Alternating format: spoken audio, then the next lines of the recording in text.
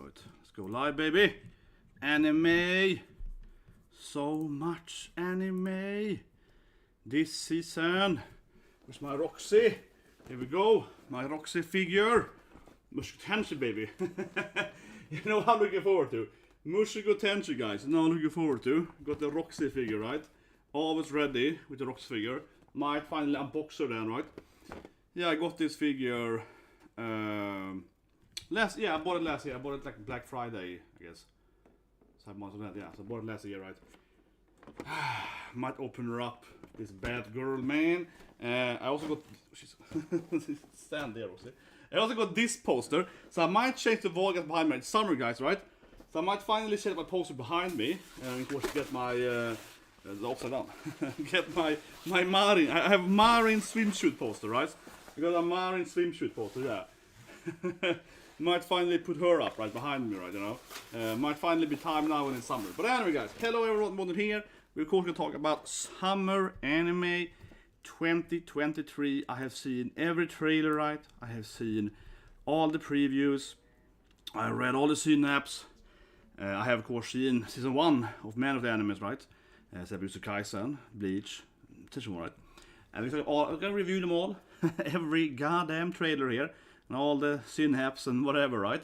And we're going to discuss which is going to be the best to the worst anime, I guess, in this, coming season, right? So it's excited with me, because I think this is going to be an amazing season. Well, at least at the top 3, right? I mean, I said before, I said what was next to me here, talking about, obviously, these, like, number 1, 2, 3 are, like, super amazing, right? You're like, oh, yeah, you're like, yeah, this is, like, my number 1, 2, 3, right? You know what I mean? You got the Bleach, MT, and of course, it's Kaisen. That being said, though, I doubt that Todo, my best man, is going to have too much screen time. Nor, of course, my Ghislaine, right, is going to have a lot of screen time in Tenchi. To be honest, yeah. I would be disappointed if Ghislaine doesn't have enough screen time. But anyway, let's go over the list, guys. Start then with... start with Kaisen, yeah. So, how this list works then, right? Do we usually do? We can go over all the animes using live chart. So you have like all the animes here, right? And the movies or their summer 2023. And we are ordering them by popularity, right? So you're talking about all the animes, all the trailers or whatever, right? And, go into them. And obviously, what I usually do, right, is that we talk a lot about, usually in the beginning, right? And then in the bottom, when we get like down here, right, we're gonna talk very, way less, right? Because it's gonna be like, oh, it's some kids show no one cares about. So, in the beginning, it's usually way more, of course, focused, right?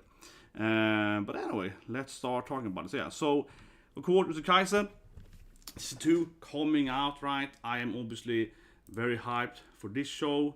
It's obviously like a watching show, whatever, right? Probably won't do that for everything, but my point, yeah, obviously, Kaisen is a really good show. I really love season 1, right? Obviously, Todo is the best character. Although the character are pretty crappy. I mean, Gojo is, like, fine. Yeah, Gojo is like, I guess I can live with him, right? But yeah, Todo is best character. Mappa had amazing fights, if anything, that they made, season 1. But I'm excited to see this kind of like a flashback thing. The movie's really good, right? I hope that Maki has more screen time, whatever, right? I was on a podcast guest this Monday, before I went back here. The wedding at Sunday and so on. And I will say that, I talked about the anime, and I will as well. I mean, I will say that it is. I like it because a lot, right? But I will say it's definitely a very focused battle anime, right? I mean, I guess my point is that it's only drawback is it's very, very shonen, right? It's very, very like punching people in the face anime. Doesn't have much else going for it. It's pretty funny too, but it is mostly an action anime, yeah. We talked about, what's the best anime there. I was like, yeah, well, I mean, it's a great anime, but it definitely is shonen, right? But anyway, let's keep going. I feel we know about anime. So, of course, Jujutsu Kaisen, right?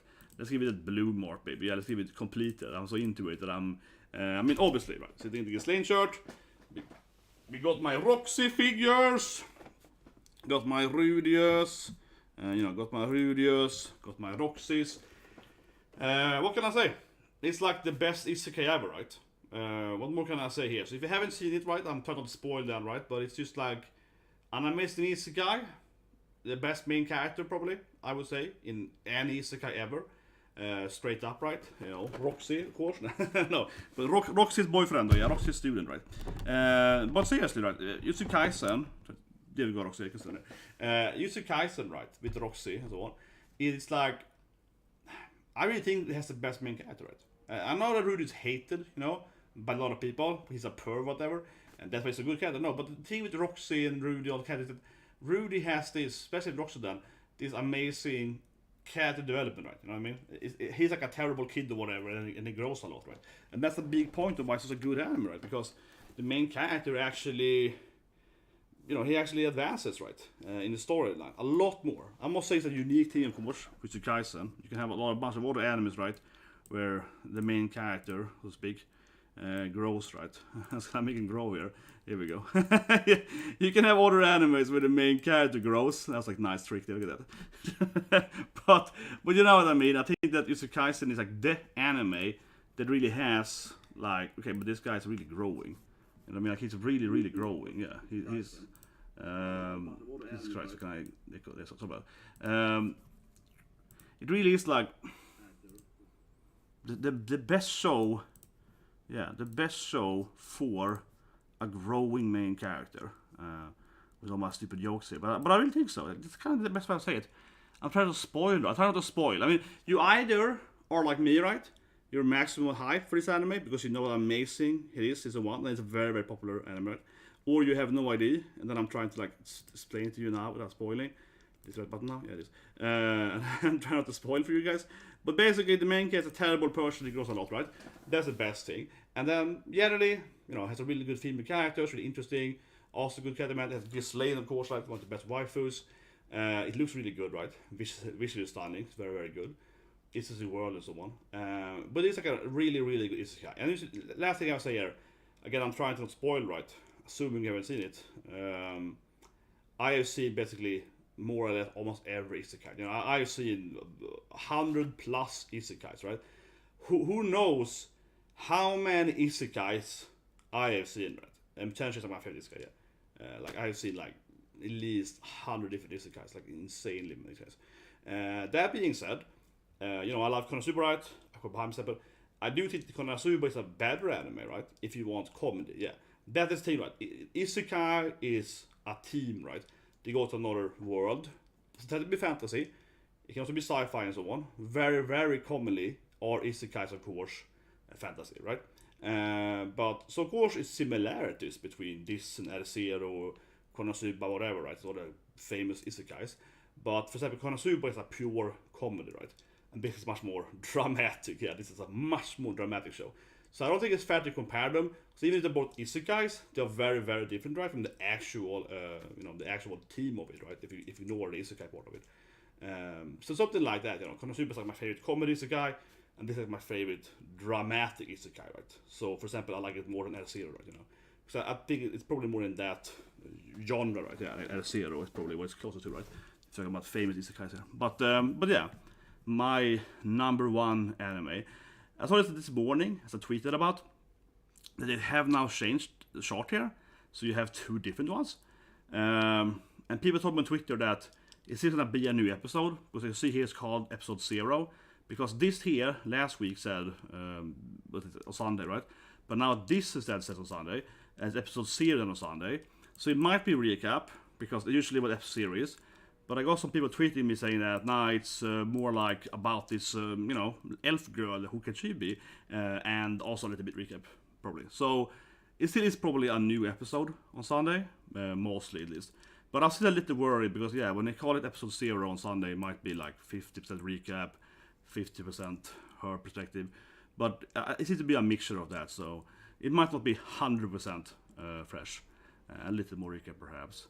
And honestly, that kinda makes sense because these animes otherwise will start very early. It'd be about the first animes air otherwise. I don't know, but usually you would expect episode 1 to actually do air. Yeah, like the current date now, in 10 days from now, that's kind of when I would expect episode 1 to air normally for summer season. So they can sneak in a half episode maybe on Sunday. Maybe we'll see on Sunday, but obviously I'm gonna watch it Sunday, of course. Yeah, gotta play. So did you buy PS5 to play it, right? I just have this memory of you not owning a PS5 to play F16. and you hear the potential, right? What do you think? It's an episode 0 on Sunday. Because I just bought a PS5 as well, right, to buy FF16. I think a lot of people are buying PlayStation 5, right, to play Final Fantasy, as I always do. And I think it's funny that this morning, right, yesterday evening, when the CEO of Microsoft was talking about like, oh, we don't have exclusives anymore, something like that. It was weird. Yeah, okay, but I remember you. What did you write down about Final Fantasy? You wrote that you weren't gonna buy it first or something. You hadn't seen it until I did that like short with Evil Mommy. Because I remember I did a short about mom being evil, right? You know, MILF is evil, yeah, something like that. But anyway, yeah, this is Misfit Demon School, whatever. Talked about earlier, right? This anime got delayed, yeah. So this anime aired in winter this year.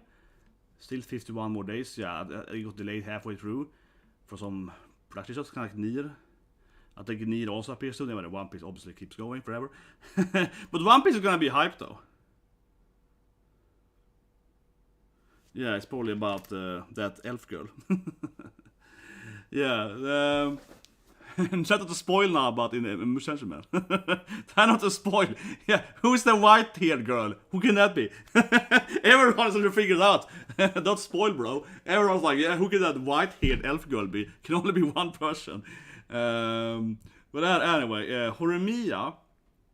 This sounds weird because, okay, so let me do this quickly here, right? I remember I read Horimiya. So Horimiya is like a rom-com. It's a pretty good rom-com. But I remember, I haven't read the manga. I remember people complaining that the anime skipped like half the content or whatever, half the dates or whatever. So this Horimiya pieces is apparently like, these are the manga chapters we didn't air last season. But last season completed the storyline. So I'm gonna watch this anime, but it does sound like it's gonna be completely, I would say unwatchable, but that's really random because imagine they were animating, right? Chapter 1 to 100, and it's a 100 story chapter, right? So that's over. But they skipped the middle part, right? They skipped like chapter 20 to 40, right? So they did like 120 and then 40 to 100. And now this anime is gonna be those chapters they missed. So it's gonna be the middle of the storyline, right? It's gonna be like the middle of the storyline of what the other anime was. So it's probably pretty watchable, but yeah, this to me sounds like a terrible idea, right? Terrible idea. And it almost feels people are gonna have to, if you haven't seen season 1, maybe you could watch half season 1 and then this and then the end or something. It sounds really weird. It sounds very weird. Because I mean, I said I've already seen how it ends, right? Who gets what boyfriend or whatever. Right? It's like a rom-com and love triangle and so on. Yeah, who wins out with some guys or whatever, right? It seems really weird. It's really weird. But that's kind of that's a good point though. I do the exact same thing, right? With almost every game. I did a video about that like last week. I think that's the way I approach every game I like, right? That I don't watch any trailers. I say it over and over again. I never watch any trailers for games that I like, right? Or almost animes either. I take one trailer, right? I'm the kind of guy, same thing with anime, that I only watch the first trailer usually. And then I like this, right? And then I will just avoid watching more of it. And even more so with gaming, and try to be not spoiled, right? Yeah. For me, it's like, as long as I trust the company, right? Of the game I'm gonna buy, right? Like I trust Nintendo to make a pretty good Zelda game, so I don't watch any Zelda trailer, the first one, right? And then I'm just like avoiding trailer 2 to 10 or whatever, because I trust them to actually make a pretty good game, because I don't want to get spoiled, right? So yeah, I did the same thing with F16. I only seen the first trailer, and then I bought the game. Yeah, I never seen the trailer between that. Yeah, well, Xbox has become that since they bought Bethesda though, and something by Division, right? Yeah, but exactly. You kind of watch the Starfield thing because Starfield has been in production for like 10 years, right? Masumane, I can't speak. I've seen season 1. Wasn't a very big fan of it, so I'm probably skipping this anime. So basically, it's called like Masumi-kun's Revenge. It's like a guy that got bullied, and now he's like, oh, I'm attractive now, so I'm gonna try to charm the girl that I hated or something. But then he actually likes her, right? So it's like a rom-com. I don't know. I didn't like season 1 as much. It wasn't like the worst rom-com ever, but I think I dropped it at maybe like episode 5 or something. So for me, it definitely didn't really like. I would say it wasn't a very good rom-com. Like I kind of got half into it. Horimiya, for example, I actually did. I mean, Horimiya I liked, right? it was pretty good as an anime only. But every manga fan was like, oh, it's terrible, right? But as an anime, it was pretty good. But I say one thing I like in Horimiya, though, as a side note, is that the main couple, they basically start dating immediately. Yeah, the one thing I like in Horimiya is that the two main lovers, they basically do it. They have like, they're basically, straight up doing it. Episode 2, basically. You're like, it's very interesting how fast the main couple actually is an official couple in the anime. Which of course is very rare for rom-coms, right? Usually the main couple takes like 100 episodes, right? So that's interesting for me actually. But anyway, Bleach, baby, here we go. Thought about earlier, of course. Let's just complete that, baby. Bleach, of course. Where's my Ichigo? Here we go. Ichigo. Well, I'm gonna watch Heavenly Delusion. I have a time at the wedding. But yeah. I should watch it, but it's really terrible. You're coming here triggering me. It's a good question, though. Yeah, I do have one. There's two things after the wedding. I haven't watched Hell's Paradise yet. I was thinking of doing Hell's Paradise, the final episode, right, on Sunday or Saturday, plus the other one I missed, right, like 12, 13. And Heavenly maybe on the same day. I don't know. Heavenly is the new 86, right? I hate 86, right? With a wild hatred for it. And Heavenly is very similar. It's incredibly superficial, right? The issue with Heavenly Delusion is that it speaks to like philosophy for like a toddler, right? So if you actually use your brain, everything it talks about is so incredibly superficial, shallow understanding of humanity, right? But for I'm gonna be old man screaming at clouds now, right? But for let's say young people, right? They had never read Nietzsche or Kant or whatever, right? For them, stuff like Evolution is amazing. It's like, oh my god, it's about life and something, something stoicism, right? And so they oh my god, it's so amazing.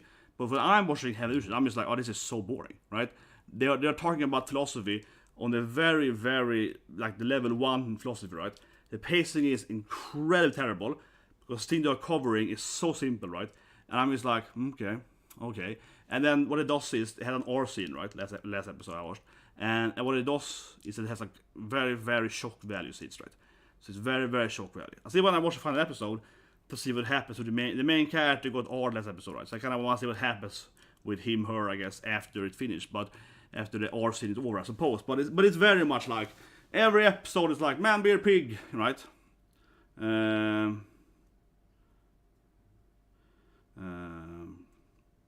But anyway, Bleach.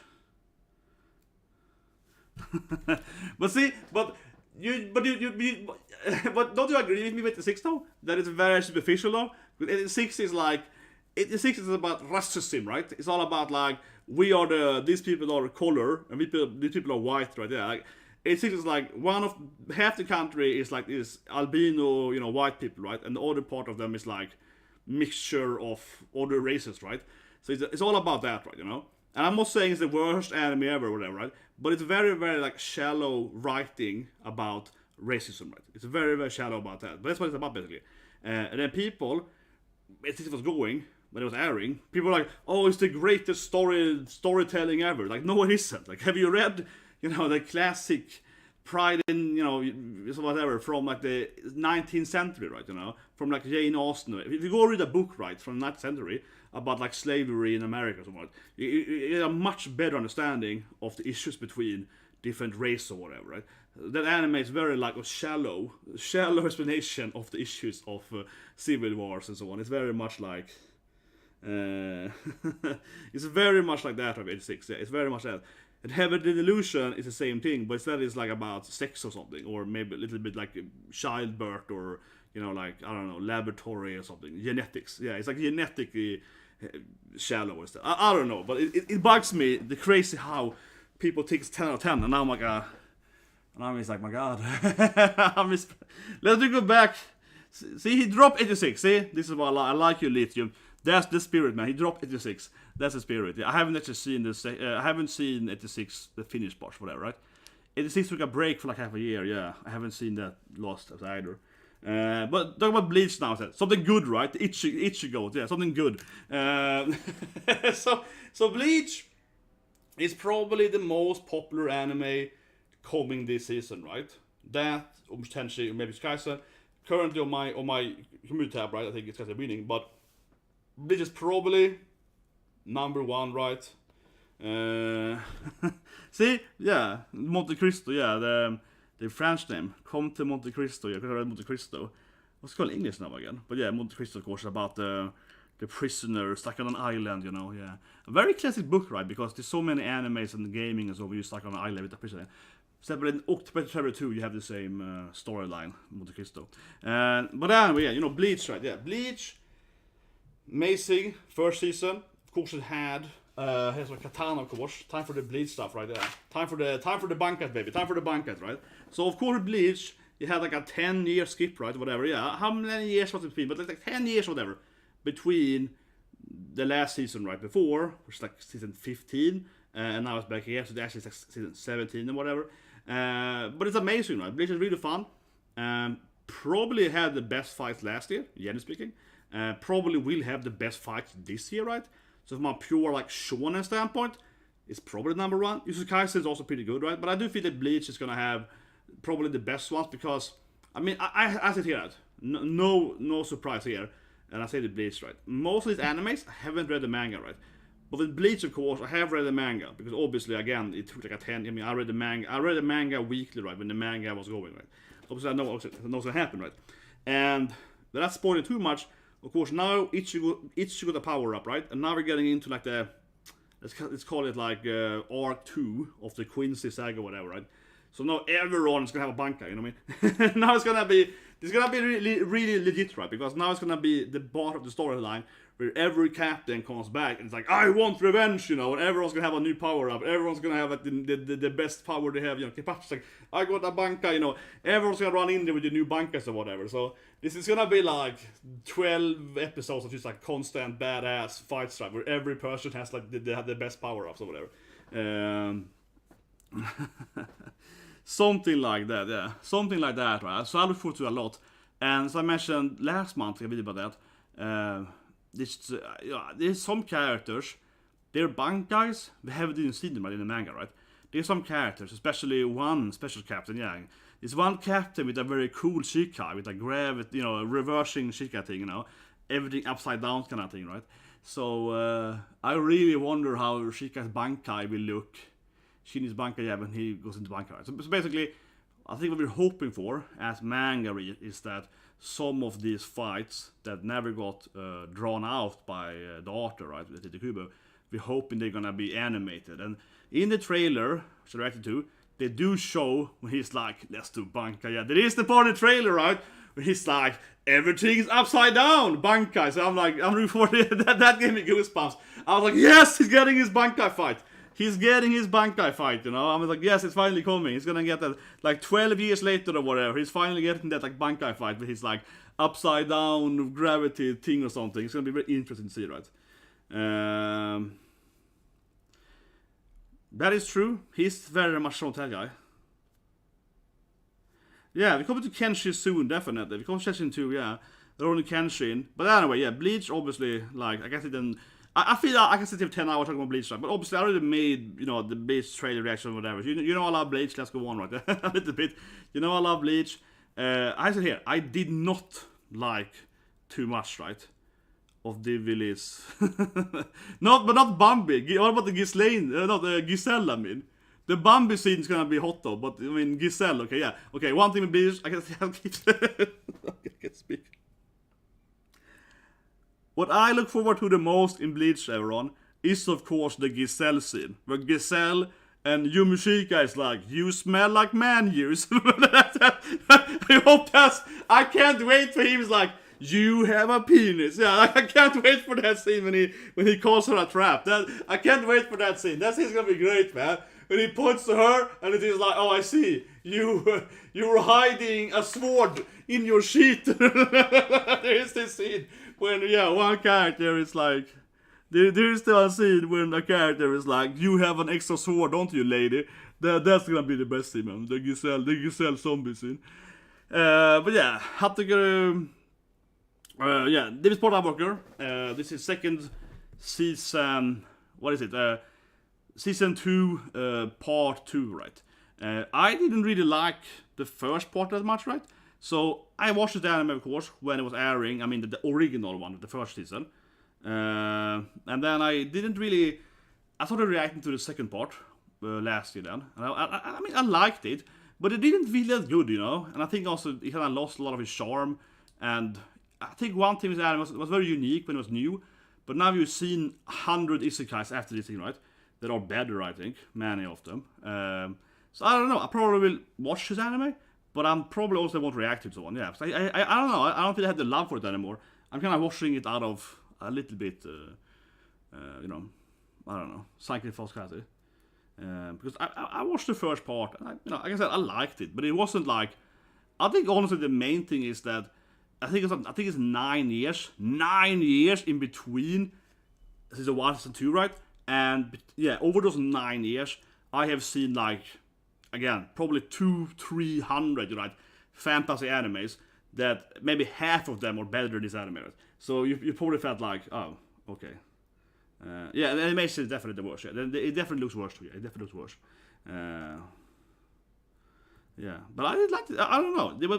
The art style definitely is different. Yeah, the art, it looks worse. The art style is different. There is something off with it.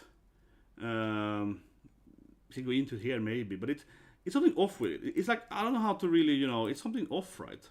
I don't know, we can look at a trailer, I don't want to get some copyright, but no images.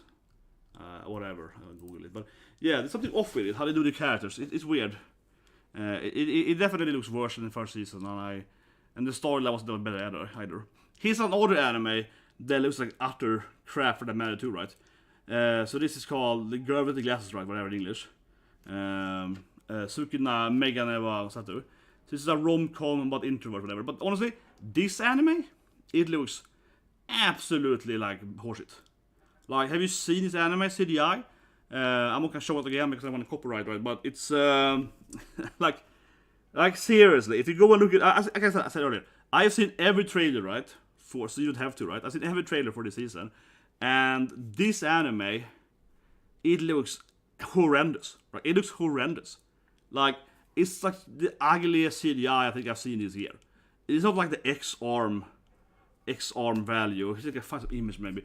Maybe a still image. I mean, it's a little bit copyright worry here, so it's a little weird something to do streaming because it's easier to get copyright, you know, issues with streaming. But if you can find some, maybe one image of it. It looks insane. Okay, we have to show you this, guys.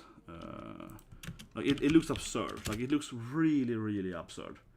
She's walking in like a staircase, and it looks like it's done like on a PlayStation 1 graphics. It looks like PlayStation 1 graphics. You're like, what is happening? I think I can find it. I want to find this. It's a scene he's walking in a staircase, and it looks like ridiculous. It's something, you know, you would have done 10 years ago. It's absurd. It's super stiff. It reminds me of like Pokemon Scarlet and Violet something when it's in the school, but the second trailer, I think it is, he's walking in like a staircase, and it just looks like, it looks insanely bad. I can't find it now. I tried to find it, but Mustache course is the number 1, right? But whatever, I can't find it. But it's like, if you Google it, you can probably find it, and it's basically he's walking in a staircase, and they're like zooming in on his legs or something, and it looks appalling. It looks like something a kid would have done, you know, it's like an 18-year-old just starting like graphic school or something. Like it looks ridiculous. Yeah, vending machine. We're coming to that soon. Vending machine should be coming in soon here. This is just like a movie or something. This anime is already finished. Yeah, of course, quintuplets. Yeah, this is some kind of like movie bit. I've seen the movie, right? Right to it. Yeah, I've seen the seasons, right? So this is like another movie or something. So I don't even know. It's like movie 2 or something. Nier, of course, coming back, right? You know, I love Nier. I have his Nier replicant, right? You know, in front of me, right? You know, very classic video game. You know, iconic video game by now. Of course, the anime has been struggling heavily, right, with the productions. Massively. The massively production titles. And this is like Harry Potter. Here's another new anime, Nanatsu no Maken ga Shikaisuru.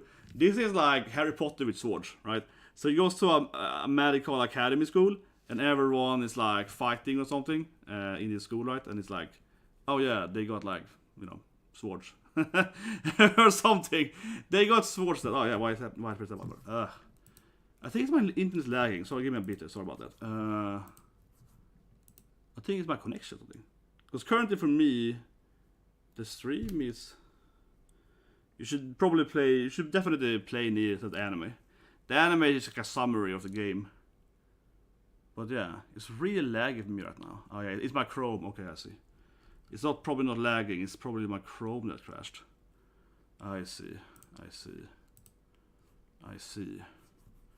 Because you can still see the stream fine, right? I think it's like my Chrome that crashed or something. It's classic, man. Sorry about that. You know how it is sometimes. Yeah, that looks fine there. Okay, I'm gonna change to Firefox. Okay, so I set to Firefox instead. Sorry about that. Yeah, but it just looked like strange for me. But it's you know, sometimes there's like your stream crashed, right? But it was my Chrome crashing and not my actual stream. But anyway, this anime then is like medical school, right? They fight and go to, but they all have swords still. So it's like, I don't know, Harry Potter with swords. I don't care that much, honestly. And this is yet another isekai. This is actually pretty fun though. So in this isekai, right, the main character, he is, how can I say? He's basically like, I don't know. It's not an OP isekai, right? He's thrown out into the wilderness. And then he's picked up by this like wolf lady, yeah. And then this like waifu lady picks him up basically, right? And she's like hot or whatever, yeah. This like the redhead there. She picks him up. She's like, oh yes, you have to be demon lord. So then he has to be live with this like super hot wolf lady, and I don't know, get, you know, his OP, right? So get the harm and so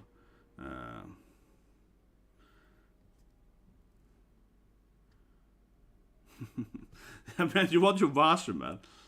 You want your washer, definitely. You want your washer, man. But anyway, I don't know. It's generic, you know, OP isekai, but it's got a hot waifu at least. Yeah, you got a hot wolf waifu. This anime is for a lot actually. This anime looks like one of the better animes, right? Let's talk about it. Watching. This anime I definitely react to. I will probably watch episode 1 of the. Oh, I see. I can't do this because my Chrome is crashing. God damn it, man. Jesus Christ. Let's refresh that. Reload. Yeah, okay. So it wouldn't allow me to change color. Oh my god, that's so annoying. But anyway, this zombie anime looks pretty good. So it's called like Bucket List 100, I guess. Or a name for it, right? And in this anime, basically the main character, he lives this typical, it's called like 9 to 5 job, right? He hates life and so on. Everything is really boring, right? And then the zombies arrives, and he meets up with this like hot waifu, like this weird lady that's like, oh, I'm a samurai or something. And he meets up with this like, how say it, like, you know, bunch of some 2 waifus and a crazy guy, and they of course are gonna go around and like just do stuff on his, you know, his list, right? He has like, oh, I wanna go and eat at this place. I wanna jump from this building or whatever. So they used to go and do crazy stuff, right, around in Tokyo or something. And it looks really well done. It's one thing I would say with anime. If you look at the trailers or one of Bucket List 100 Zombies, it looks like really, really high quality. It looks like fantastic. You know what I mean? Like it looks amazing. Like it looks seriously beautiful. And my Chrome won't work now. Jesus Christ. Okay. Sorry about this. I'm gonna try to use it on other.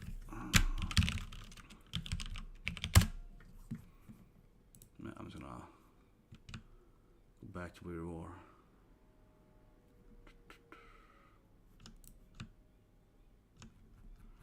Sorry about that. Yeah, it's my Chrome that keeps crashing. Every time you do a stream, man, something has to be happening, right? You see back on that, but I'm thinking of watching Dead Mountain before it returns, right? But here we go. So no, I'm using 5%. Sorry about that. I'm using 5%. I give up on Google, man. Google, you're dead to me. I give up to you. Anyway, yeah, Bucket is 100. It's probably one of the better animes, I think, coming next season. With hot samurai lady and so on. I think this anime is good, but it looks really good. There's one thing I would say. It looks really fantastic, right? It looks like amazing. This is one thing. We have a trailer here. Like the actual art. Obviously, I'm gonna play the full trailer, of course, but it looks like amazing. The actual like colorization of it and this kind of stuff actually looks really fantastic. There's even here runs and so on in this trailer, like here. It looks like amazing. Yeah, the actual running scene looks really, really fantastic. Like it's like an actual, qual standpoint. So I think that's one thing definitely has going for it. But yeah, Dead Mountain is coming back, right? So I'm probably gonna watch it when it, somewhere. I think I'm gonna watch Dead Mountain next season, right? And I watch the episodes up for it. And then of course, oh my god, yes, best anime. Oh my god, no, get it away from me, Marin-chan, save me. Save me, Marin-chan. It's like the worst anime ever. The worst. I'm gonna watch it episode 1 at least. Oh my god, yeah. So okay. It's so bad. Okay, this is the worst anime ever. Yeah, I will have to watch those 2 anime. I know. I need to watch the 2 animes. I know, I need to watch them. But I think that Zoom 100 is good. And this anime is the best, right? If you want something that is absolutely cringy, right? If you love your simp main characters and you wanna lie in your bed and be like, ugh, when your girlfriend is getting smashed by some guy, said, yeah, this is anime for you, right? So, oh yes, this is like the worst show ever. But seriously, I have reacted right to the 1 and 2, and honestly, I probably will react to this anime as well because it is such a bad anime. You know how I am. This anime is so insanely bad that I do enjoy it in a sense, right? Because it's so incredibly insane.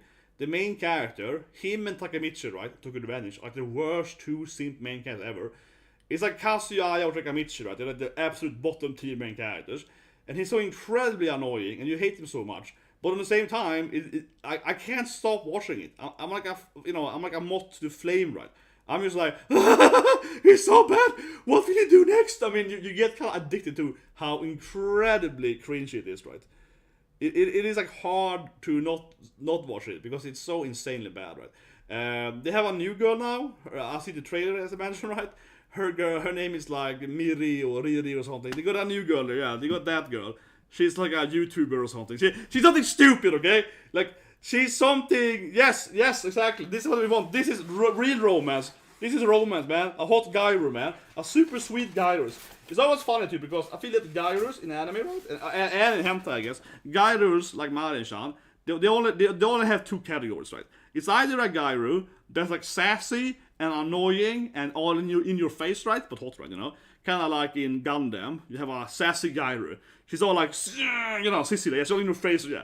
You either have that kind of gyro, or you have a Marin gyro, right, which is super sweet and wholesome, yeah. So gyros are always top girls, right, because they're either super nice or sassy, but always hot, right, yeah. So they're hot and crazy or hot and wholesome, right, yeah. They don't have anything between. But here you have 5 terrible waifus, yeah. Here you have like trash, and then more trash.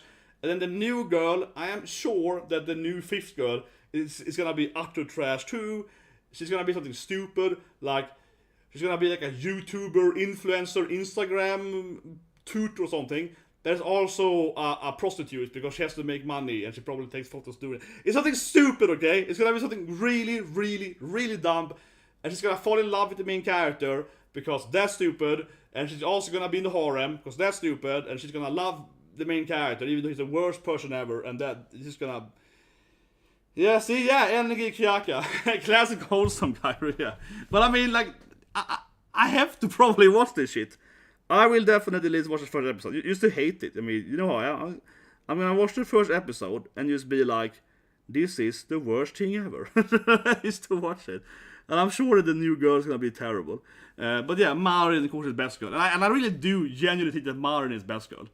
The only thing with Marin is that she comes back to him, right, and wants him back. That's stupid. But otherwise, Marin is the only, like, logical character. She hates the main character, right? She's the only one, like, F you. Yeah, Marin is the only reasonable character to some extent. Because she breaks up with the main character. That's the only logical path in this anime.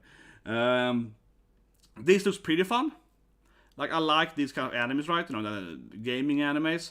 So, he gets... I'll say it, main character randomly beats the best girl at the video games, whatever, right? Now it's the up with her and have to fight or something. Yeah, cool. But anyway, yeah, I mean, I think it sounds pretty good, right? You have a lot of these, I guess, no game, no life. Don't get me started, bro. Don't get me started. That is just a mad letter. Yeah, don't get me started on the most dishonest person on YouTube, man. Which is a lot, you know. It's a lot, yeah. Don't get me started, man. I make a short and be like, hey guys, I'm making a short about run the girlfriend, but actually, I'll talk about my mom instead or something. And I sit there for a minute, and it's like, you know what, my mom is sick or something. I'm talking about that instead. It doesn't make any sense. Doesn't make any sense, man. But yeah, Liar is kind of, I don't know, no game, no life, right? You know, like, it's kind of like this. It looks pretty fine, like, you know, they're playing some kind of super chess game or something, and he's very good, right? So it might be like, you know, Kadji. I love Kadji, right, so on. But I see the trailer. It doesn't have the level of Kadji right now. It doesn't seem to be on that level, right? So I don't know, but I really like this genre, right? Kadji, Akagi, One Out, and so on. You know, I love this like gaming genre, right? Strategy genres. So I'm definitely gonna watch this anime and react to it and so on. But I definitely have pretty high standards, I guess, for this kind of animes. So I might drop it, man. But yeah, but actually, this is another anime. You said Jim Carrey, but it's a manga called Liar's Game, I think, which is amazing, written by the same person who wrote One Out. I would much rather see that. Yeah, and there still is No Game, No Life Season 2, right? Which is one of those classic, you know, strategy isekai games, right? This anime looks very similar to No Game, No Life, from everything in it. Yeah, it looks very similar in the art and so on. What we have now? Yeah, this is like another. I am the Demon Lord. His name is Blade. Okay, the main character's name in AU Hero School, whatever you call it, Hero High School, whatever. His name is Blade. Okay, I like that. Yeah, Blade is like in, you know, Marvel, very straightforward. He's like the reborn Demon Lord or whatever, right? And it's to fight these people, and they're all waifus and succubuses. So it's an ecchi anime, right? Immediately it's like, here comes a half-naked succubus, the fight scene or whatever. So it's probably somewhat enjoyable, right? It's gonna be a lot of boobs, you know, it's gonna be a lot of boob jokes and so on. Yeah, it's like, yeah, it looks pretty fun. Basically, you know, he's the Demon Lord surrounded by a bunch of crazy chicks like that. Surrounded by a bunch of horny waifus. So, you know, that's... Yeah, but you might like this show then. It's very boobylicious. These shows, I don't know, this didn't really attract me. Yume Miru, Danshi, it's called Genjutsu Sugasha. So this is a rom-com, right? The guy's in love with the girl, and then he is trying to like avoid her or something, or he's like, no, she doesn't like me, I'm trying to break it off, whatever. She gets like angry at him because he's like avoiding her or something, and then they're gonna have a date or something, right? But not really. So I don't know. It's a typical rom-com. I say it here. It didn't catch my attention. Talking about clips now, yeah. Like you say here, right? These clips didn't. When I watched the trailers, I was like, yeah. It looks very generic. Maybe I'm wrong, right? But it looks very generic.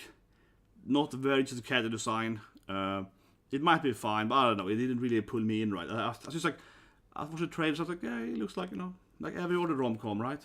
It clips didn't look very special, but it doesn't. I don't think it's terrible. But I was like, it was kind of like a generic rom-com, you know. Guy in love with a girl, can't tell her he loves her, you know. He's like, basically. Oh, this also sounds very generic, eh? Level 1 unique skill, yeah. So this anime, you know how it is. He's isekai, he's reborn. He got a harem. You can see here, it's one guy and 5 waifus. So this is very isekai, right?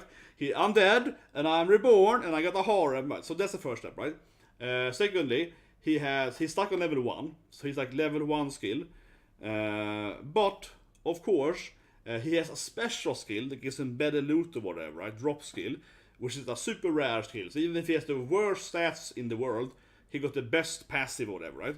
So even if he's supposed to be terrible, he's actually awesome. And now we got a bunch of hot waifus, right? And they, you know, it feels incredibly generic. Like, this might be good, but I look at the trailer and I read the synapse, I'm like, my god, this is like the most generic isekai ever. Yeah, okay. You know, oh, I have the worst power, but actually it's the best power.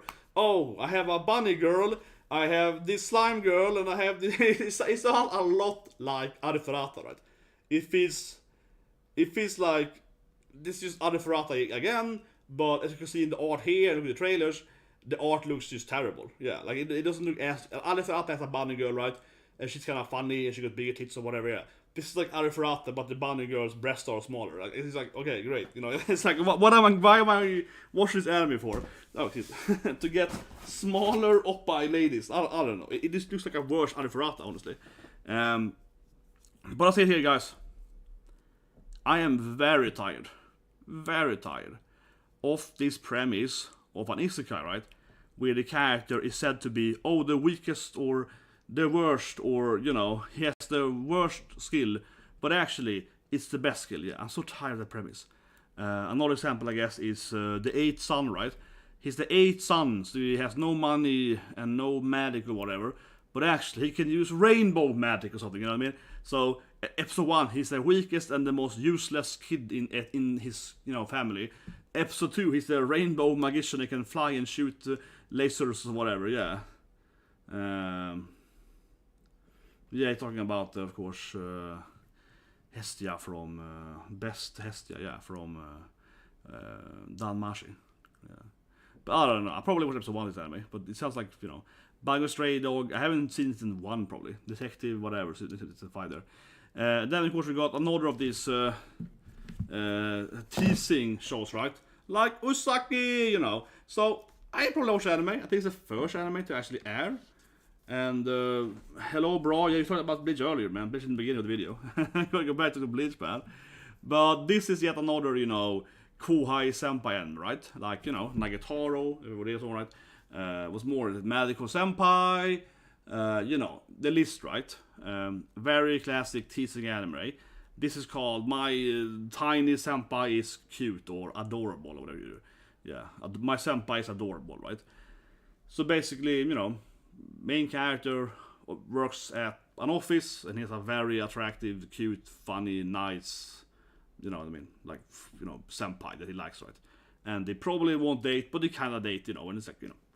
It's like, I feel I can see this anime exactly how it's gonna go, right? Because I've seen every other anime, Kohai, Senpai, stuff like that.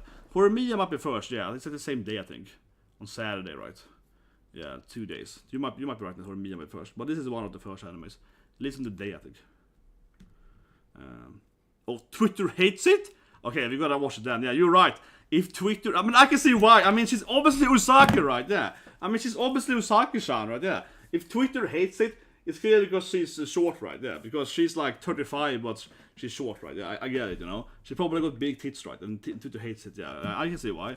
She's Usaki, right? Yeah. She's like Usaki, right? Like a woman with really large oppais, right? But she's short. Yeah, I can see why. She's like 160 or whatever. Something like that, yeah, of course.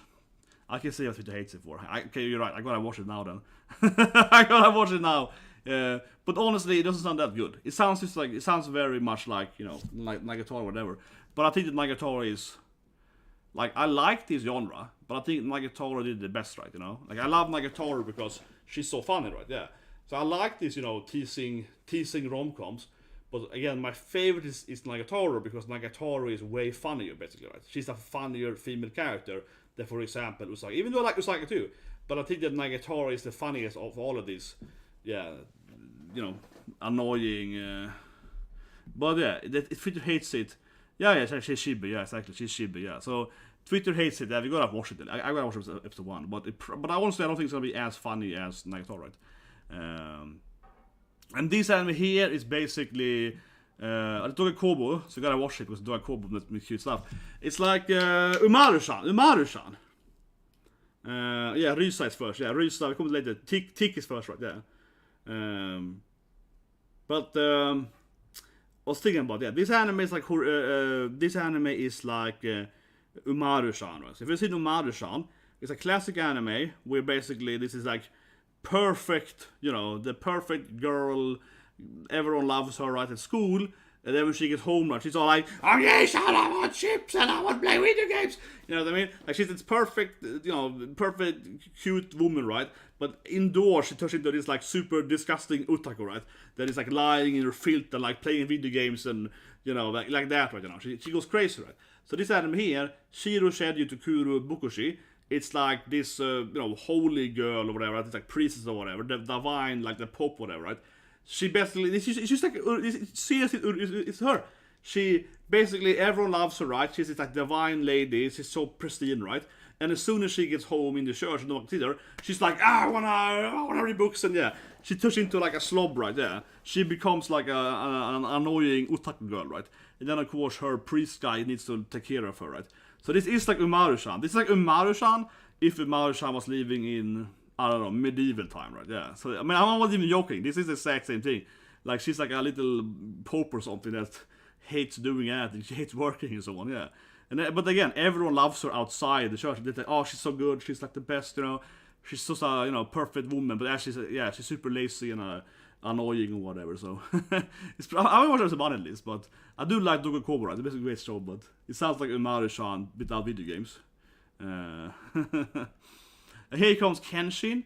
Of course, we're gonna watch Kenshin, right? I made with my katana. Yeah, of course, we're gonna watch Kenshin. We have the katana ready for that, right? As always, right? I do get excited, right, about Samurai X, right? Pulling out his legendary katana, the Batusai, with the course the katana away, like that, right? Yeah, ready to fight people, right? So, what can I say? If you haven't seen it, Rurouni Kenshin is super legendary anime, right? It's super legendary. It's like the guy that made Kenshin, been arrested for that matter, but the guy that made Kenshin, right? He's like this kind of big guy because Oda made One Piece one, right? And other people that made other mangas worked for him first, right?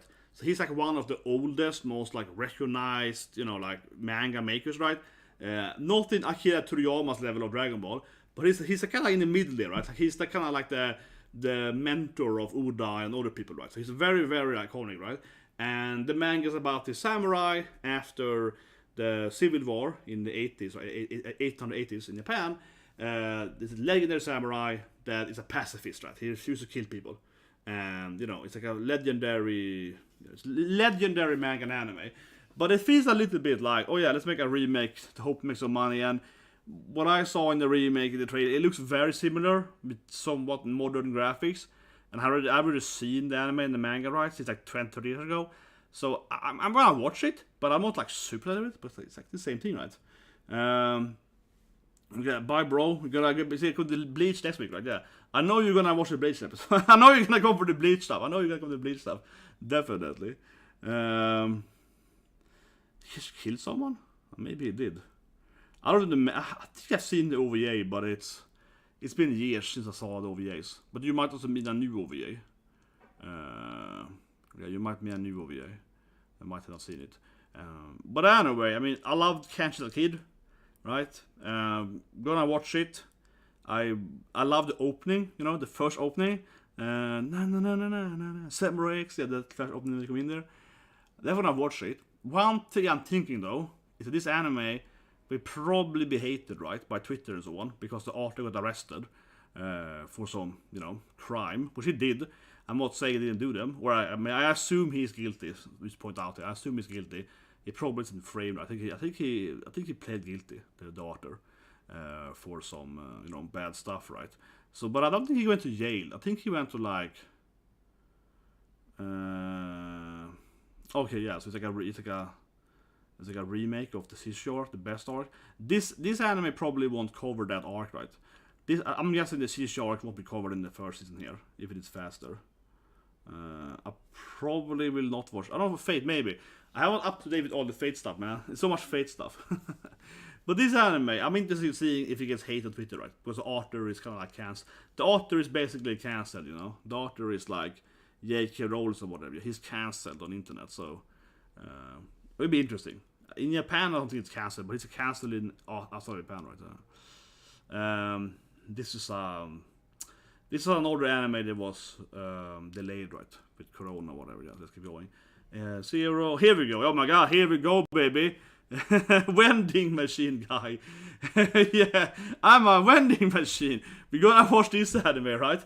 The funny thing is, this is my idea. The funny thing is that I thought it's more stream, but so back in 17, this lighting might be older, okay? But I never heard about it back then. So back in 17, 6 years ago, me and a coworker, a woman, A lesbian tomboy. Yeah, she's a very, very tomboy, man. She's like a man with a vagina, yeah. We had been bored, okay? She's an artist.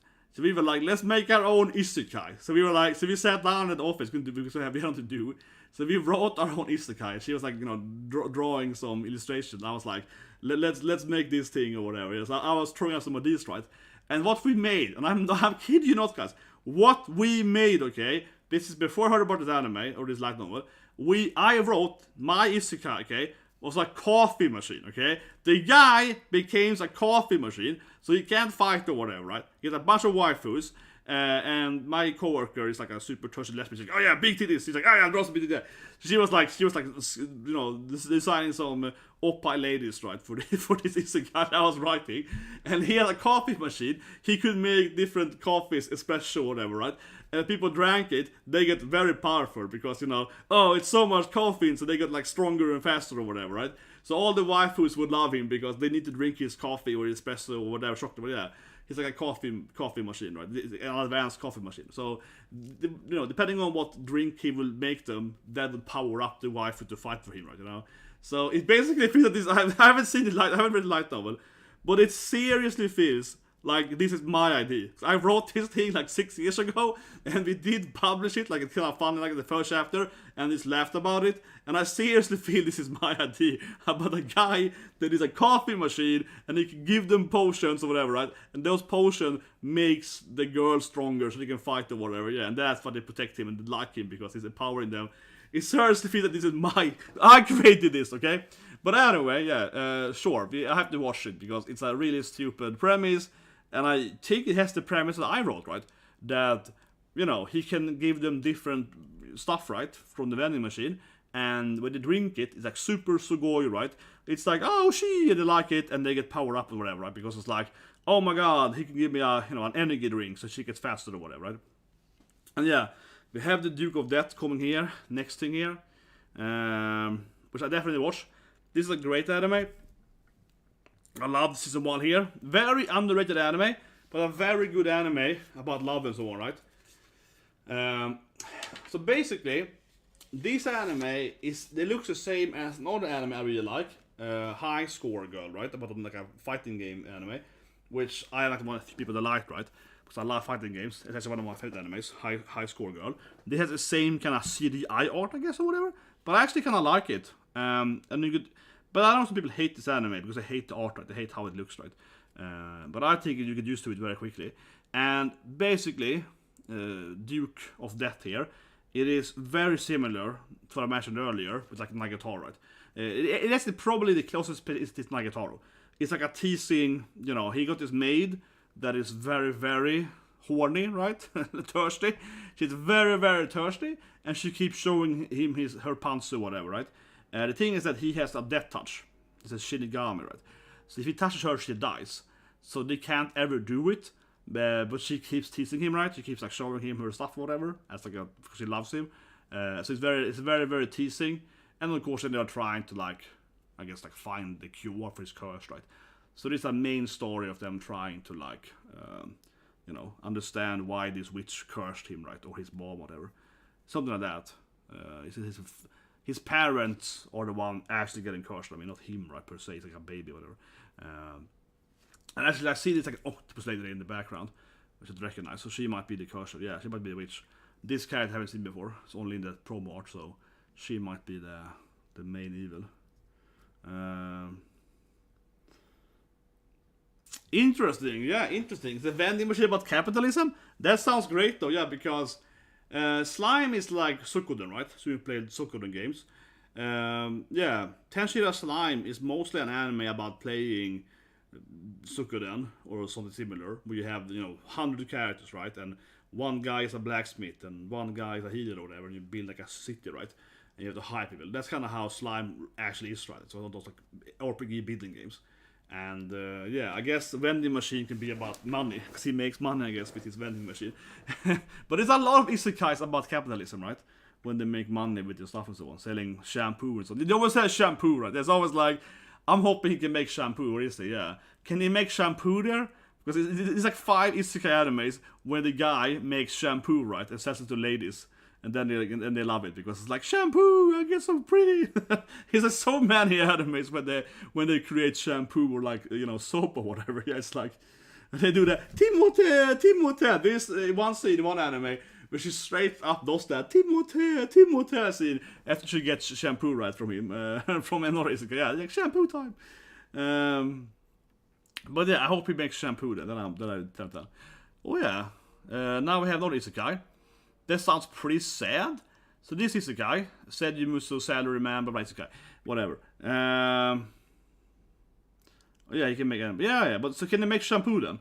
My question is, can he make shampoo? There has to be a vending machine that makes shampoo, and that's yes. Okay, that's it. That's how we become rich. See, making shampoo, right? But yeah, this anime is like, how to say it? This guy hates life, right? He's like, I'm overworked salary man. And then he dies, right? He's a guy, and then he's overworked fantasy guy or something. It's just really terrible. So he's a healer, but everyone just bullies him and abuses him, right? And it reminds me of, what's called the Redo Healer, Kairo. Yeah, everyone's like, oh, shut up, healer, bro. Yeah, so they're all like mean to him. This anime looks like, it looks really mean. Like, this like poor guy, he's being bullied by everyone, and then he dies, and he's still bullied by everyone. It's just like, okay, I guess I'm gonna watch it, but it looks like painful. Yeah, it's like super masochist. Yeah, I don't know. It doesn't look like a very good anime. It just looks like sad. Like, everyone's just mean to him. I guess it turns around eventually, but it just seems like a very, I don't know, evil circle or something. I don't know. It seems, yeah, I said that this anime looks sad. Like, the guy gets bullied, then he dies, and then he's bullied again. It's like, I don't know. I'm gonna watch it, but it looks like a very tragic isekai. Then this looks pretty good, right? Because I love Baccarina, right? I'm a huge Baccarina fan. So if I can get some Baccarina image here. Because I really, really love Baccarina. I even have a Baccarina shirt, right? Here she is. Baccarina. Yeah, I love Baccarina. One of the best animes ever. Katarina Klaus, yeah, there we go. So, this anime here is very, very similar, right? And I know there's a genre before Baccarina as well, right? So, this anime, which has a very long name, of course, it's isekai, is called Hiki no Go Kenku Tunaru Sakai Gedo Last Boss Yuvai Taima no Tamu nu Tsuki Himasu. Something like that, right? It's like, I was reborn as the evil empress, and now I'm gonna turn into, but I'm not evil actually, or something, right? So, yeah, super, super long name, because it's obviously a light novel. And basically, right, it's like Baccarina. Baccarina is super popular, right? She dies, is reborn, and she is the bad girl, right? She realizes, oh no, I'm the evil empress, or whatever, right? In this isekai world. I have to be a nice person, or else they will all kill me, or whatever, right? So it's very, very similar to Baccarina, where she's like, oh no, I'm the evil stepmom. I'm gonna change my world,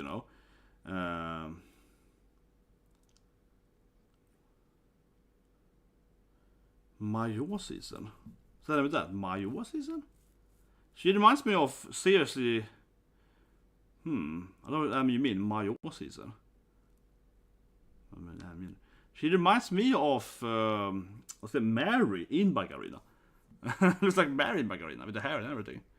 But anyway, I definitely watch this anime because I love Baccarina. This is like Baccarina again, I feel, and this is Otome Villainess, right? I guess it's called, right? Yeah, I think that's what it's called, right? Otome Villainess. It's like the genre, right? Otome Villainess. That's kind of like the genre, right? I think there's... Here's like, yeah, here's like a top 13 Otome Villainess animes. Or mangas. So I think we're gonna get more of these animes coming, right? So I'm the evil princess. Yeah, of course, Baccarina's in this list. What more is it? I'm the evil fairy mom. Spunky nun. I'm sure we're gonna get a bunch of these animes, right? You know what I mean? Over the years, we're gonna get more of these animes with more of these, like, oh, I'm the evil nun lady, but actually I'm a good person. I was reborn as the evil nun or something. Here where the Nemsimis. Why am I blanking here? It feels like I probably have seen this thing. The hero and the Oppai demon lord falls in love with the hero. This sounds still too generic. That's the problem with instant animes. You're like, haven't you seen the anime about where the main character is the demon lord and they fall in love? I'm like, I think I've seen it like 4 times. It's like, what is it? The hero, I think about that Dominatrix anime, where she's like a Lady D or whatever she calls it. Hero and the Nemesis. It feels like I have seen this thing. Okay, I gotta Google it. Hero and the Nemesis. No, it doesn't give me anything. Mayo. What's the full name of it? Mamoya Yusha. Oh, Arc Enemy and the hero. That's what I call it. Not Nemesis. It's called Arc. That's the English title for it. Yeah, Arc Enemy and the hero. Okay. Yeah, she does. Now when I see it again, yeah, she does have that red dress. That's true. Has red hair. That's true. She has that hair. Yeah, she got that red. Yeah, she's similar with her. If you give her horns, yeah, if you give her horns, she looks like her. If you give it 2 horns there. And this is another rom-com. I didn't really, I don't know. Did it attract me? It's maybe. So this is like, I guess like married. I'll say it, Dowry marriage, like what's it called? Arranged marriage, right? Marriage where a blessing is like, rich girl, rich boy, gonna get married, right? And then it's like, not really a rom-com, I guess. It's more like romantic drama, right? Historical drama. About 2 people getting married. And then it's always looks pretty boring. It always looks pretty boring. It looks like pretty boring. I don't know. Maybe it has a twist or something, but it looks pretty straightforward. It looks pretty straight, I don't know. I probably don't like it. Here, finally, guys, thickness, baby. Now we get thicker, guys. Guys, now we get thicker. I think I have an image here of her thickness. So now we get Raisa, right? Yeah, Raisa. And she's super thick, right, That's her thing, yeah. Like, she's thick. That's her thing. That's like the whole thing with this anime. Is that she's very, very thick. I played the game, right? I played the Raisa game. I have it more there. I play all Japanese role-playing games, right? Japanese. So this anime, right, Attila Raisa, is famous for her being just really, really thick. That her legs are like super thick, right? Absolute territory. It's like, I just feel the whole anime. This is the first anime that aired. Yeah, I think it's the first anime. Less than 2 days now. This is the first anime to get in airs. And basically it's all about her super thick tights, right? See, I feel everyone is gonna make like a YouTube reaction and be like, thickest anime ever. See show thick, Raisa of thickness or whatever. I can see it coming. I can see like every video is gonna be like the thick anime of the year or something. Yeah, I mean I know. In Mayasha they have to get married for they have to get married for world peace, right? Yeah. But most animes never get SN2, right? Yeah. I know, I'm sorry. Most anime is like into 1 season, right? But anyway, this anime then, like I said, I played the games. I also played other Atelier games, like Atelier Sophie and so on, right? So the JRPGs, and they're all about being a chemist, right? That's kind of different, right? So you have your little alchemist lab, and then you make, your, I don't know, items or whatever, right? And it's pretty fun games. It's a lot of focus on getting stuff right, so you can craft stuff, and then when you're crafting, it's like a game itself, right? You have to put this thing in the lab, and it's like lightnings or whatever. So every basically Atelier game has like a new crafting mechanic or a new little mini game. So that's like half the game, right? And so on. And then otherwise, it's typical JRPG. Gotta save the world or whatever, right? It actually is probably less than that. This game is actually pretty like chill on that, I guess. Yeah, absolutely. Why not play the game? Because, like I was coming to, is like most of the game though is the gathering, is the grinding, is the crafting, right? It's a very craft-heavy game, more so than normal JRPG games, which of course are kind of crafty anime. So it does feel like a really weird game to an anime, because I don't think it will capture that much of the actual feeling of the game, right? Because the game again is like a grindy, crafty game. So this anime is only going to be the story, right? But it has a very hard time capturing the kind of grind or whatever. So I don't know. It's going to be hard to kind of capture this game. And honestly, to be that guy, the storyline is probably the weakest part of these games. I mean, okay, obviously the main character has very, very thick legs. She's like Chun-Li, yeah. She's like, she got bigger thunder tights than Chun-Li, man. She basically is like Chun-Li. If Chun-Li was even bigger. That's kind of her only attribute as a person. No, but seriously, this anime is kind of, or this game is notorious for having her, you know, with her thunder tights out. But I really do wonder what the anime is going to be about, because again, the storyline is actually pretty weak in the game. And I mean, the reason they make this thing, right, is because I'm pretty sure that Raisa Atelier 3 will come soon. So this is basically a commercial, of course, for number 3. Let's see that. I'm pretty sure that we have like a third game coming. Release date. Whatever I can spell. Interesting.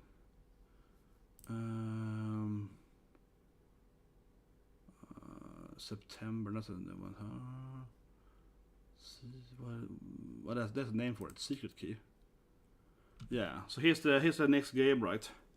Yeah, the Final Secret. They usually make 3 of them per time if they sell a lot. Risa, they usually make 3. So yeah, it's having a third game coming. You know, she's all thick and so on. Yeah, she's very thick. Like the whole game is just thick, right? The whole game is just fan service. The whole game is just yeah, buy now. Yeah, the game yeah. So the game is very fan servicey. I've seen a little bit of the Spice and Wolf, yeah. But they may read about it. But anyway, I don't know. This anime is probably just like commercial, right? Because the first 2 games have sold really well. It's actually probably the first time the Atelier games have sold really well outside Japan. Because this is like the 16th game or something. I don't know how many Atelier games there are, but I'm pretty sure it's like 16 or 17 from that. It's a lot of games, right? But Raisa is probably the first one I think that sold really well in America and Europe and that. So this anime is basically like commercial, right, for the games, right? More or less, right? Yeah, and they have a shower scene. Like Parasite Eve. No, of course, Parasite Eve isn't an adoption, but it starts with a shower scene, yeah. Parasite Eve is like, you see the main character in the shower immediately, like, yes, a good game. It's like, this game, it's female main character, yeah, capturing that. We got the Fates, that I am not up to date with for years, right? It's like a movie, I think, though, yeah. This is a movie, though. This is not a show, right? And this is all isekai, where they use Sheila make food, right? So there's this like subgenre of isekais where they just kind of hang out, right, you know? And this is like, oh, I'm a chef in this world, you know? I'm just chilling out and making food. There's 2 different versions, I guess. Either they're chefs or they're like making potions, right? I'm just gonna chill out and make food, you know? Yeah, it's like that. But yeah, Parasite Eve, man. That's the best, man. Parasite Eve, you like see the main characters immediately. It's like, yes. It's like it starts, shower scene, then the game keeps going. You're like, yeah, good. Good video game. A good video game. This is not an anime, it's delayed or whatever. Here's another ecchi anime, Temple. This also feels incredibly generic. I mean, I'm probably gonna watch it, right?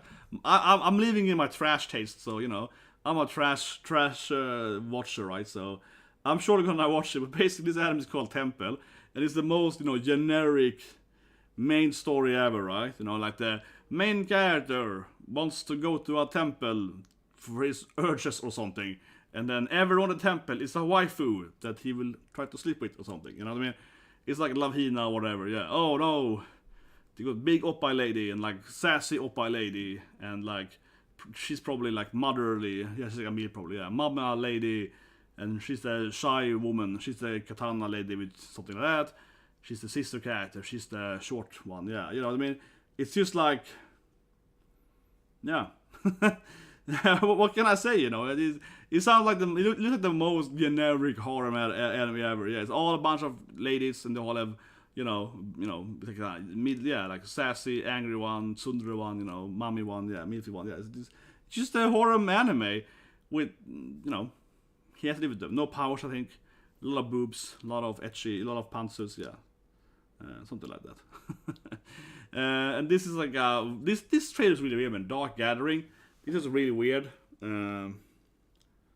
Yeah, where's Tension? Yeah, well, yeah, exactly. It's like Tension movie, but honestly, okay, one thing I say more about the anime, Temple, is that I'm not a big fan, you know, of most horror animes where they use normal people. You know what I mean?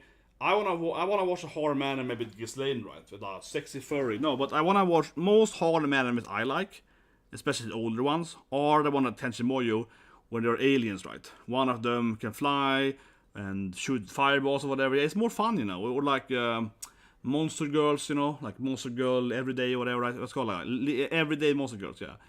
Stuff like that, I think is more fun than horror animes, where it's just like, oh, there's a bunch of normal girls living with him for some reason, right? Yeah, those are usually not as good. Of course, there are some good horror animes, but usually they have to have some really stupid, like a really crazy main story, like he has to marry all of them or something immediately. You know, it has to be something crazy. Temple looks to me just like a horror anime where it's very, very generic, right? It's a bunch of generic ladies. There's no crazy storyline. There's no powers. He lives with a bunch of waifus, and you know it's gonna be punches and asses fight, something like that. Girls Bravo is good, but Girls Bravo, for example, is a good example of in Girls Bravo, right? The main character he's afraid, right, of he can't touch ladies, right? Except this one woman from another planet, right? So right there you have a main story that is not just a horror man, right? There's some kind of supernatural element to it, right? And there are aliens to it. So immediately there you have that, but otherwise it's kind of like a basic horror setting anyway. Then it's crazy with like playing strip mahjong or whatever. But it's like it has a little bit of that supernatural theme to it, right?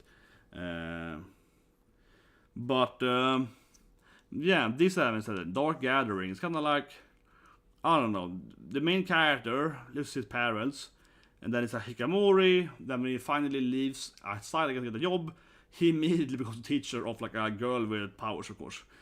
Which seems really silly, yeah. He's like afraid to go outside basically for spirits. And his first job, the day one, is like ghost lady girl hires you. Yeah, I guess Bravo is crazy because Bravo has a lot of crazy scenes, man. Like so, and that super annoying perv guy that goes with them on. Yeah, it's a weird anime. It's a weird anime. It's very fan service. Yeah, Ghost Bravo is very. Another anime airing on the same time was Green Green. That also has a lot of ecchi moments. Yeah, Green Green was also very naughty, man. If you go to YouTube, this is on YouTube. If you Google Green Green opening on YouTube, they are naked in the opening. Yeah, that's crazy. Yeah, in Green Screen opening, they are naked in the opening, and I'm pretty sure that opening is on YouTube. I've seen it on YouTube. I'm gonna show it here, but it seems so weird because I think you literally can go and watch it opening right now on YouTube, and it probably shouldn't be on YouTube because it's like. You know, it's probably it's like old school anime dirt stuff. But this anime, I don't know. It is kind of weird. I don't know. The girl has like scalds in her eyes or shit, but I don't know. It looks kind of like I guess he's gonna run around with her. It's like I don't know. I gave it a chance, but I'm a little bit torn on it. Anyway, yeah, Spy Classroom. This anime I dropped, right? I don't know, but this anime was so weird because Spy Classroom has all the best actors, right? It has, you know, Aqua, Aya Sora, Aoyuki. It got all these like amazing voice actors, right? It's very stacked. It's very, very stacked, right? With it's very stacked voice actors. not stacked in opposite, but stacked in it got all the best voice actors. But it was just like dreadfully bad pacing or something. I don't know. I just could not watch this anime. I was just so bored. I was just so bored after like a few episodes. And I know a lot of people hated it. A lot of fans hated it because they rewrote the storyline or I don't know. I'm actually surprised I read it here because I think this season 1 had a really bad reception. I think it had really low scores. So I'm surprised that this anime read as season 2. But it has all the best voice actors. So you kind of want to watch this because of the stackedness of the oppa ladies. But it's like, I don't know, it's weird. So I haven't finished season 1, okay? So I'm not going to watch it because I couldn't even get through season 1 of it. There's another anime that keeps airing. This anime is interesting, okay? Helk, okay? A weird name. This was very interesting actually. So basically, right, they have this demon world. You know, demon lord has died, right? So they have a tournament to establish who should be the next demon lord, right? And then this human appears, which is called Helk, and he's like a level 100 superhuman, right? And he beats up everyone. Yeah, he's the strongest guy ever. So even if he's not even a demon, he can easily beat every demon on the planet. So he becomes a demon lord basically, right? He's the demon king or whatever, yeah, demon king. And then this girl, this like demon chick, has to like be his, I don't know, sidekick basically or whatever. And I guess her main job is to follow him around to see if he's actually trustworthy, right? Because they don't actually want to have him as a demon lord because they want to have, he's a human, right? But he wants to kill everyone, right? He wants to go and destroy Earth, I think. So they still let him become Demon King, and it's her job to kind of follow him around and be angry at him and try to, make him. Maybe. See what you mean. I don't know. I mean, obviously, I just watch all the trailers and all, right?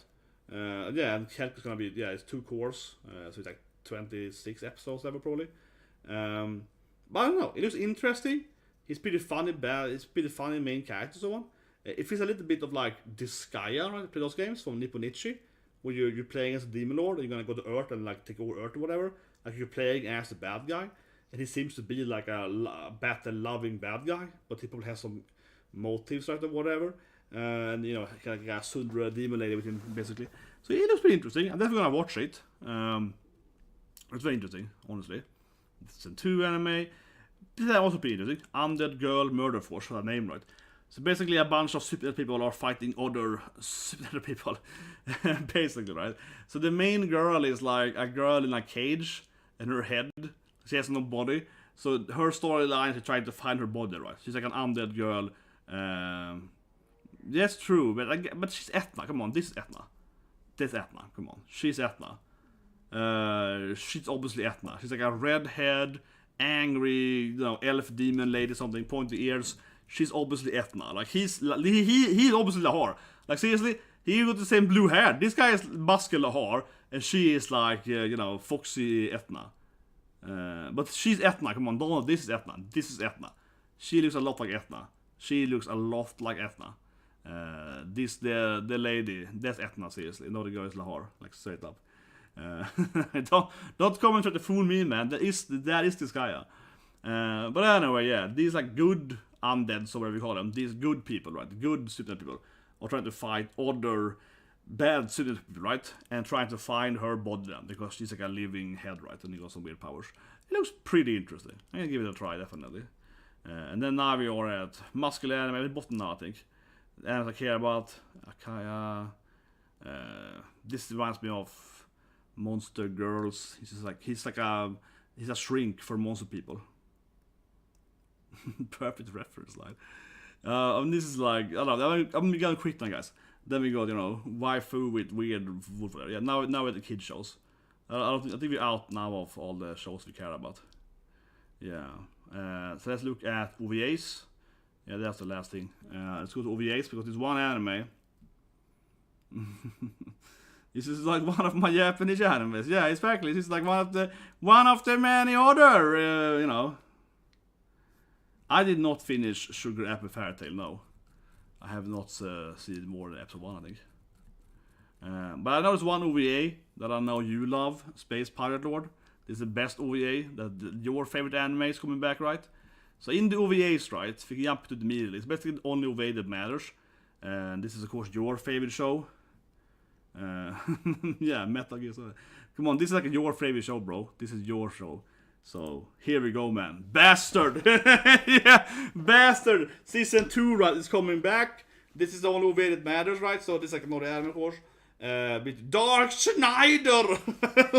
I mean, I love this anime. I love this anime, but so if you haven't seen season 1, actually I was at a podcast, right, this Monday, talking to a guy that has like so I don't say too much here, but the guy, the podcast I was a guest on, he's also like a music producer.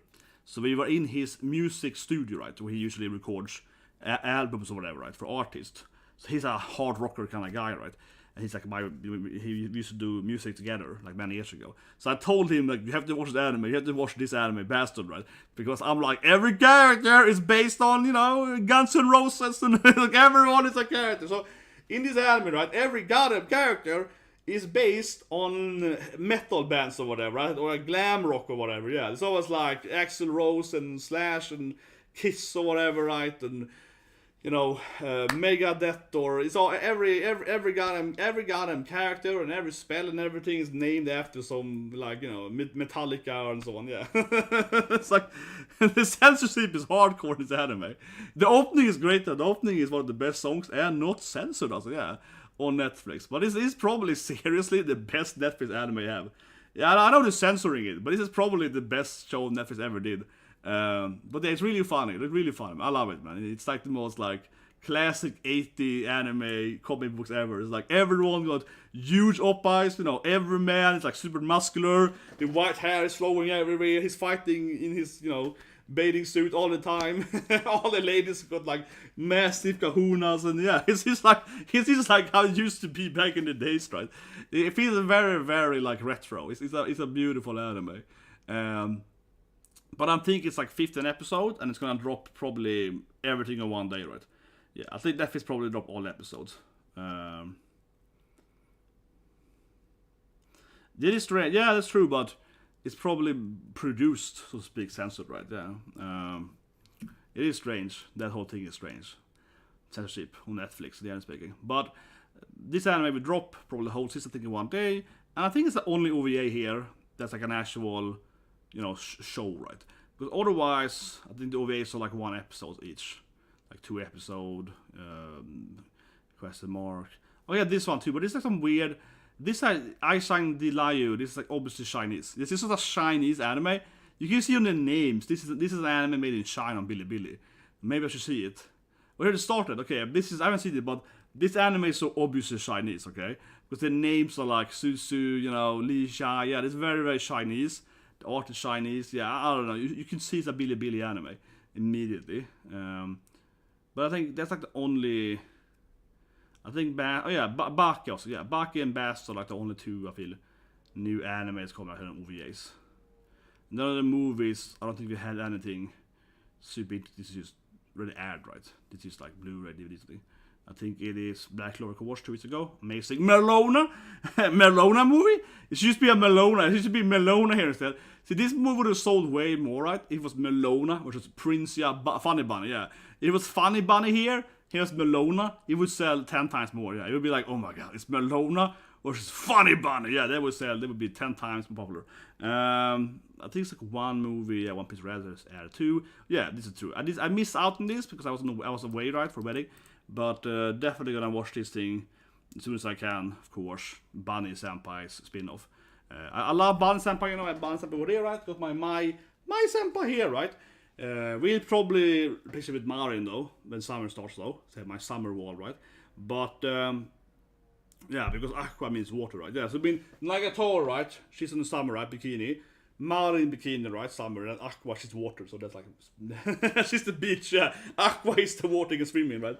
That would be my summer wall. But this anime, right? I love Bunny Senpai, and this movie is basically about, of course, the sister. Hikamura, right? She got bullied, and she got mental damage or so on, right? From going outside, right? So this movie is about her life, like finally trying to go back into school or so on, right? So probably it's gonna be a gripping, heartbreaking movie, right? I haven't seen it. Sorry, yeah, it's airing last week there, but it's probably gonna be a very emotional movie, I feel. Uttashan, yeah, the red thing. One Piece Red is a weird movie, so I watched it last year, of course, and I can say here briefly that I also liked in the beginning. I thought it was a good movie in Film Red, the first 30 minutes or so, and then I hated it basically. No, but it was a movie. It starts out good. It's funny, They all go into that and at this party, and Luffy and her are like dancing, and it's funny in the beginning. But then it just gets really tedious. I think the main issue with that movie is that it gets very, very tedious.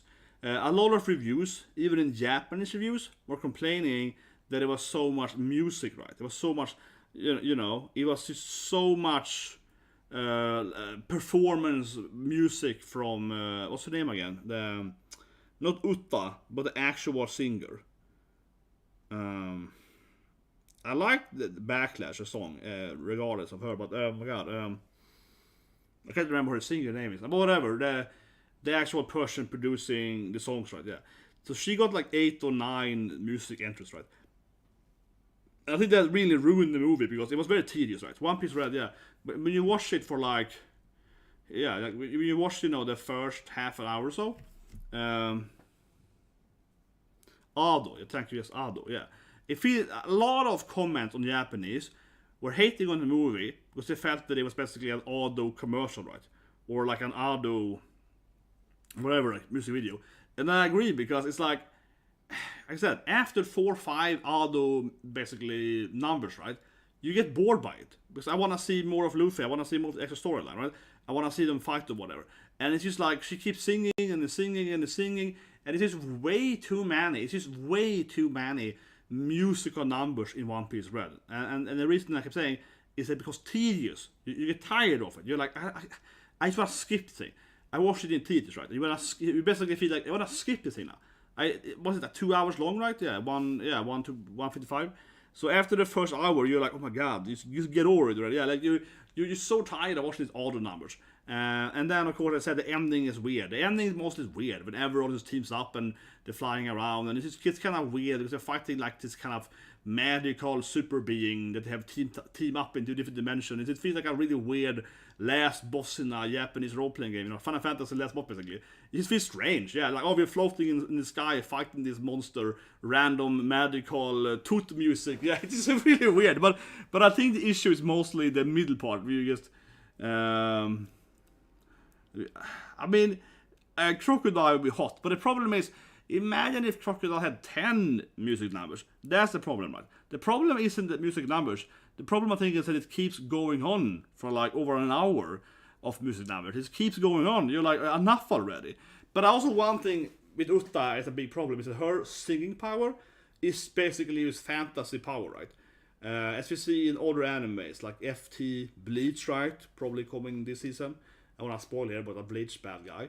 And so on, they have this like fantasy magic basically, right? Like, I can use dream up stuff and it works, right? The way Uta works is that she sings, and when she sings, she can kind of create anything, food or music, like weapons or I don't know, magic or whatever, right? And it gets really weird because she basically has every power in the whole One Piece universe. She just creates whatever she wants, right? Because with singing powers, singing power turns into reality.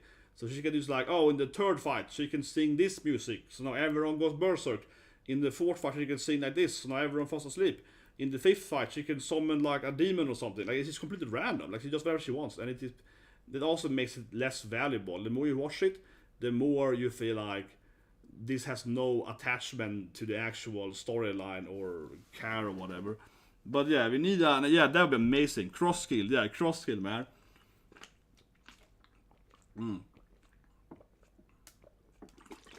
Right, so hot. Yeah, imagine cross skill. Yeah, Buggy the Clown. I can't wait though to see the live action, right? Buggy looking like a goddamn it monster. I suppose everyone has seen it, right? But I put it up on a video about it. Was it last week? I made a video about it recently, of course, with Buggy. I have it here on my. So you can go in here if you haven't seen it. Okay, not in that folder. Should have it somewhere here. Jesus Christ, my computer's lag is crazy. Oh, I closed the wrong. Sorry. I'm gonna get the Buggy up. Come on, where's my Buggy? I'm trying to find. I'm sure I should have it on my PC here somewhere. The Buggy. No, here it is. The Buggy. Here it is. It's so hideous. Oh my god. It's so hideous, man. Look at this thing. Oh, it's so hideous. This is the Buggy. It's so hideous. This like, oh god, oh, it's so terrible. The live action with Buggy, man. The live action, yeah. The Buggy. It's just so terrible. It looks so weird. Buggy is supposed to be funny, right? That's just. I mean, obviously, I have zero hopes, of course, for the live action Buggy. I have zero hopes for live action in the beginning, but.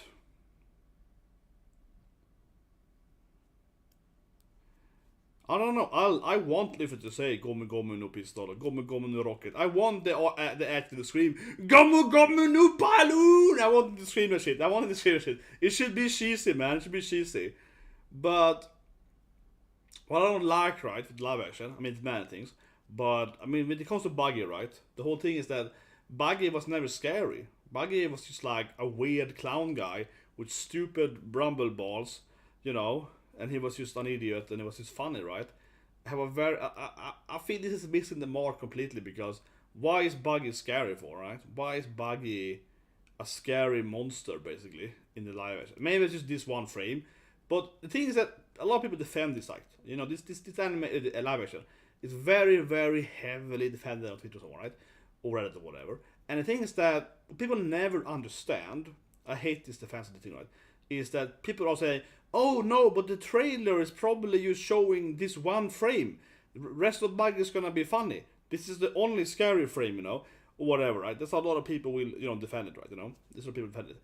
But that makes sense to me, right? Because I worked on trailers. Right? I worked on game trailers many times, and every time you make a game trailer, or at least you try to at least, is you try to show the best effort, right? The trailer usually looks better, right, than the actual game. You know what I mean? The trailer, and so of course it does. And the trailer usually portrays what you think you have succeeded with, right? So if they portray Buggy as a scary, demonic, children-eating clown, right, like It the Clown, in the trailer, I have to assume that the much more likely scenario is that Buggy is gonna be way more like scary than funny in the live action. People defending it makes sense. But anyway, I have very low hopes for Buggy, the It Clown. He doesn't feel like Buggy at all, man. This has nothing to do with Buggy, man. It's completely missing the mark, man. And then Alvida isn't fat either, I like to. Have you seen that? Alvida isn't fat. She's just kind of chubby, yeah. It's so stupid. What's gonna happen later? I mean, I thought one of my best friends today, he's a big One Piece fan. We talked about Love yesterday. He's just like, I'm like, you think they're gonna make her slim, you know? I mean, Alvida is supposed to be really fat, right? And then become very beautiful when she slims down with the fruit, right? How will they do that in the live action? Like, are they gonna have the fat actress, like, just exchange her out? You know what I mean? Like, honestly, I'm just like, how are they gonna do that? So in the end of the live action, we see Luffy punching Alvida, right? With the Gomu pistol. That's basically how it's how it ends, right? Yeah. And she's just kind of chubby, right? So it's just like her normal outfit, right? They should have like a fast suit, maybe smarter, but yeah. But I'm just like, how are you gonna do it? I have no way. Imagine when, you know, they come to Logtown, right? And then the Alvida actors will probably be there. What will they do? Will they just like change the actress? Will they make her be slimmer somehow? Will she go on a diet between the seasons or whatever, right? I'm just gonna be like, you know, I have a hard time imagining how they're gonna deal with Alvida in like a let's just, for lack of better words, right? It's a Vogue live action, because I'm just gonna say it here, right? I said it before too. One of the second, I believe, director, whatever it is, like the vice director, or whatever, of the live action, he has said some really weird stuff about Luffy and Trump and Camilla Harris, which is really weird too, because he's basically like, Luffy would be Camilla Harris and stuff like that, where Camilla Harris is, you know, famous for a lot of convictions and incarceration and all this stuff, right? She's kind of like much more harder on crime than Biden is, right? I'm not saying that's better or worse, I'm saying that's how she is, right? Luffy is the freedom anti-government guy, you know what I mean? Luffy and Camilla Harris is nothing alike at all. And yeah, the director of the live action is like, Luffy would be Camilla Harris in real life. I mean, like, it doesn't make any sense, you know what I mean? Like, it doesn't make any sense. When I read that last year, I think he tweeted, I think, last year, it doesn't make any sense, right? And it just annoys me too, because if you want to be a director, right, on a live action, and you want to, you know, whatever, use your political agenda, whatever, right, to, you know, push your ideas or whatever, I'm not a fan of that, but at least make it logically, right? If I'm gonna say that Luffy is, let's say, a left-leaning character, I would argue that, yes, Luffy is fighting the evil governments, right? So Luffy is fighting, you know, corruption, he's fighting the Marines and so on. So if you want to argue that Luffy is like a left-leaning character, from a political standpoint, like left and right, I can definitely see that argument, right, you know? I see that argument. But if you're going to argue that Luffy is basically like the most incarceration Democrat in America. I mean, that doesn't make any sense, you know. I mean, it doesn't make any sense. Like, it's logically incohesive. Like, you can't argue that, right? Like, it doesn't make that's you're telling me that the director is a fool, right, so to speak, because he can't even make his own argument make any sense, right? He wants to push left-wing politics, which he can do if he wants to, right, on Twitter or whatever, but at least do it in a proper way. But yeah, I mean, Luffy's just kind of crazy. Luffy probably wouldn't be that. Luffy is kind of like a typical liberal, right? Yeah, Luffy would be kind of a middle liberal. Just whatever he wants. Yeah, Luffy isn't left or right. He's just kind of like he's like a crazy guy in the middle. He just goes he doesn't really care about that stuff, right? Does whatever he wants to, of course. He's like a chaotic guy, so he wouldn't be either anyway. But I mean, you can at least argue, right, that Luffy is fighting, you know. Yeah, too much food. No, but you can still argue at least for that Luffy defeats a lot of corrupted kings or whatever, right? He's like he's fighting evil authorities, right? He's fighting for freedom. So you can at least argue he's progressive in that way. At least you can argue for that, right? And also with, like, you know, Fishman and so on. You can argue for that. But argue that he would be the Democrat. But anyway, not to get too much rant on that, of course. I already talked about it last year. That's one of the reasons I don't have any hopes, right, for the live action. And one of the boss on the live action is like, oh yeah, by the way, Luffy is a hardcore Democrat. I'm like, why? And also, why are you saying that for? Like, it's double bad, right? Double negative. Yeah, it's bad in both ways. It's bad that the director of the live action goes on Twitter or whatever, right, and trying to push his political views with his live action, right? That's bad no matter what. Even if it doesn't matter if it's left or right, or up or down, right? It's a bad look, right? And it wouldn't happen probably in Japan. A Japanese director would never go out and be like, oh yeah. I mean, it probably never happen. So that's one thing that's weird. It's very American. And the second thing is that his argument doesn't even make any sense, right? I'm not gonna watch Bang Dream, I don't think so.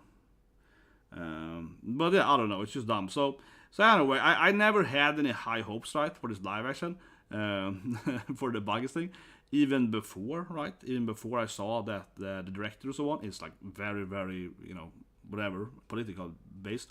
But after seeing that, of course, I have even less hopes, because there's been two people involved in the production, like two higher ups, saying really weird stuff, right, on the internet and so on.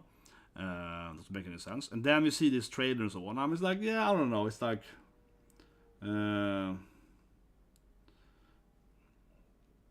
but yeah, the Bang Dream. Yeah, I know I'm not interested in Bang Dream, man. And the other question, I talked about earlier, I was with Kaiser, of course. But yeah, I'm a little bit on delay, you know. So I'm a little bit like, you write something and you see me a minute late saying it. What's the thing about lastly here with the live version? Well, yeah, one thing I'm on the rant here about One Piece live version. I rant about this. I feel I rant about this once a week. I get on a live action rant once a week. I feel. The last thing I want to say, at this point though, is that I used to like, you know, that they couldn't find actors that liked One Piece, right? Like I said, I talked to one of my best friends yesterday about this live action speaking, and he's just like, yeah, it's weird. How can you not find actors that has read One Piece, right? I mean, it's the most popular sold manga of all time. So if he's like, couldn't you find an actor that can play Luffy or Zoro or whatever, and they're actually also a One Piece fan? Because I don't know, it feels to me that usually you want to have the actor actually being, you know, into and passionate for playing it, right? Nami is the only one that likes One Piece, and you can really see how she has talked on the social media, on Twitter or YouTube. Everything from the Nami actor feels way more authentic. She's like, oh, I get to play Nami. She's like, oh, look at me, mom, I'm Nami. You know, she's way more of that. Right? She's really into being, yeah, she's really, really happy, you know, getting to play Nami, right? Where the Luffy actor made a video when he got the role, being like, oh, I never read One Piece, but I'm sure it's good, you know, it just feels bad, yeah. Jamie Lee should be Nico Robin. No, she should be Nico Robin. Jamie Lee is like, I want to be Nico Robin, come on. Jamie Lee Curtis gotta play Nico Robin. Don't ruin the woman's dream, man. Sure. Jamie Lee Curtis has said several times she wants to play Nico Robin. You gotta let her play Nico Robin, man. She got an Oscar, right, for, what's it called, Everywhere, Ever at the Same Time, right, you know. She gotta play Nico Robin, man. She gotta play like, you know what? Who she could probably play? Nico Robin's mom. She can play the mom though. She can play Olivia, yeah, come on, let her play Olivia, come on. Let her play her mom at least. She's too old now, come on, let her play her mom then. Let her play Nicky Robin's mom, come on. Let the woman have her dream. No, the mom, no, not the Korea, no. She looks, I know she looks like Dr. Korea, I know she looks like Dr. Korea actually. She really looks like Dr. Korea, so it's like the perfect fit, but come on, the woman wants to play her mom. And also, her mom, Olivia, she has gray hair, right? Yeah, she has like white gray hair, even in her mid-20s or whatever. She was gray hair, right? I'm not gonna play FF16 16 today, probably on stream. It's just too hot here, honestly. I would love to play more 16 on stream and so on, but honestly, I just feel it's too hot. It's so hot here.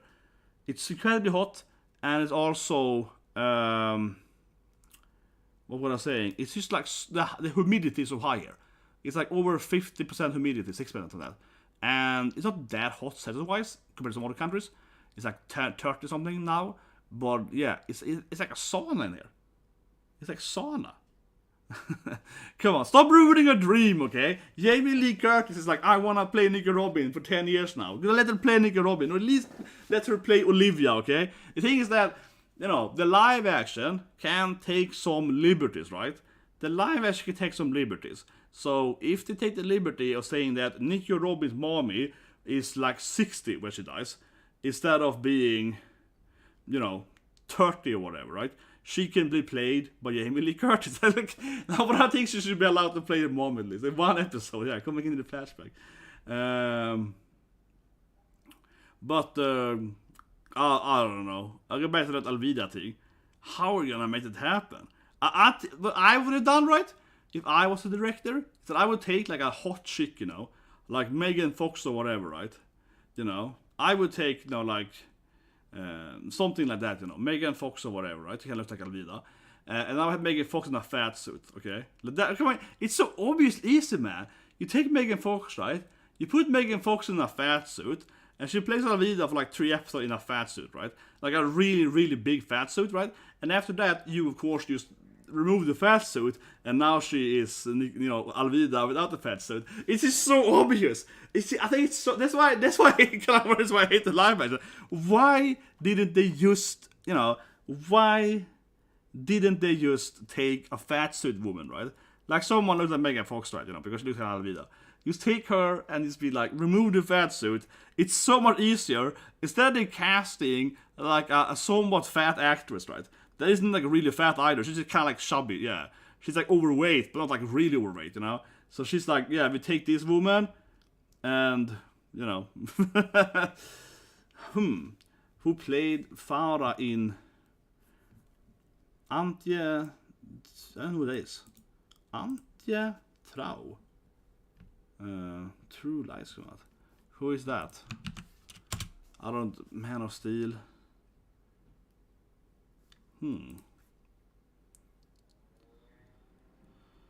Yeah, I recognize when I see her. I don't know. She kinda looks like... Yeah. Put her in a fat suit. Yeah, put her in a fat suit. That's the only thing important. Put her in a fat suit, man. But seriously, I mean, imagine if they did One Piece live action like 30 years ago, right? Kind of like the Hulk or whatever, the old Hulk live actions. In those stuff, they would basically just put someone in a fat suit and no CGI, man. Yeah, I mean, she looks kind of like Alvida. Yeah, I'll give you that, but kind of similar hair and so on. It's longer hair then. But come on, yeah, put her in a fat suit. You remove the fat suit, right? And then she just plays Alvida without fat suit. It's also cheaper, right? It's no CGI. You don't really have to recast her. I used to understand why it's so hard for some of these companies to do the most obvious thing, right? The only thing, obviously, they're afraid of getting casted on internet or whatever. Oh, there's this vocal, anti-vocal, whatever. Have a woman in a fat suit. But it's clearly what they should have done. It's just an easy solution to it. It's just an easy fix to it, right? You just put her in a fat suit, remove the fat suit, it's done, you know? Because also remember that Alvida eats the fruit, right, off screen. It is never shown in the manga or the anime that she actually like slims down, right, like magically. She just, you know, becomes hot, right, in between the chapters, right. So you also never have to show her with off the fat suit, right? I mean, you have to animate, you have to CGI it, right? When she slims, right? You have her as a fatso, and then the next episode she returns, and she's, you know, without the fat suit, right? You don't have to actually have a show in between there.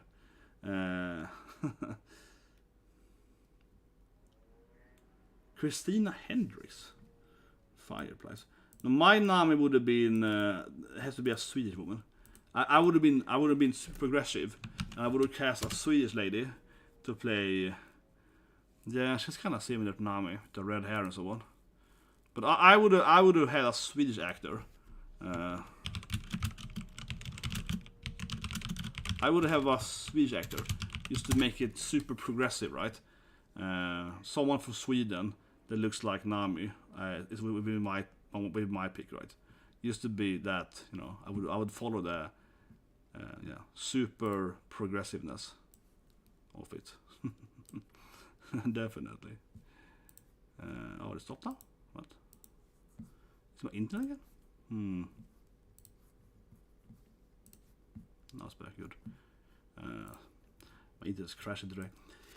But I don't know. I could rant about live actions for hours. And obviously I like One Piece, and let me say this at the end of the day, right? End of the day, I don't want the live action to fail, right? And actually, honestly, this actually fits this stream. Think about it. This is one, I guess, 2 points. This actually fits the stream because it's a bit pronounced. This live action of One Piece actually comes out in this season, right? Yeah. This live action will actually air in like a month from now. It will air in August, right? So this actually does air in the summer season. So I suppose it fits to talk about One Piece here. Honestly, when I think about it, it actually does come in this summer season. So yeah, that's true. And also for that matter, of course, One Piece is gonna have, you know, the ultimate Kaido moment, right? In like a month, 2 months from now.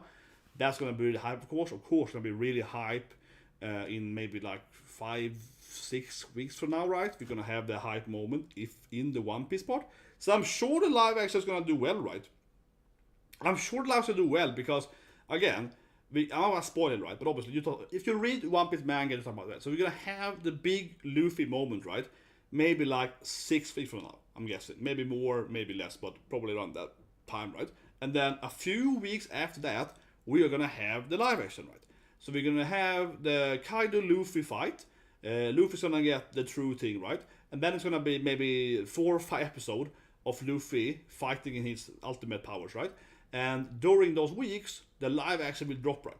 So I'm sure the live action will perform tremendously well, right? Because it truly is gonna, I mean, the live action in the summer season will seriously probably drop at the perfect time.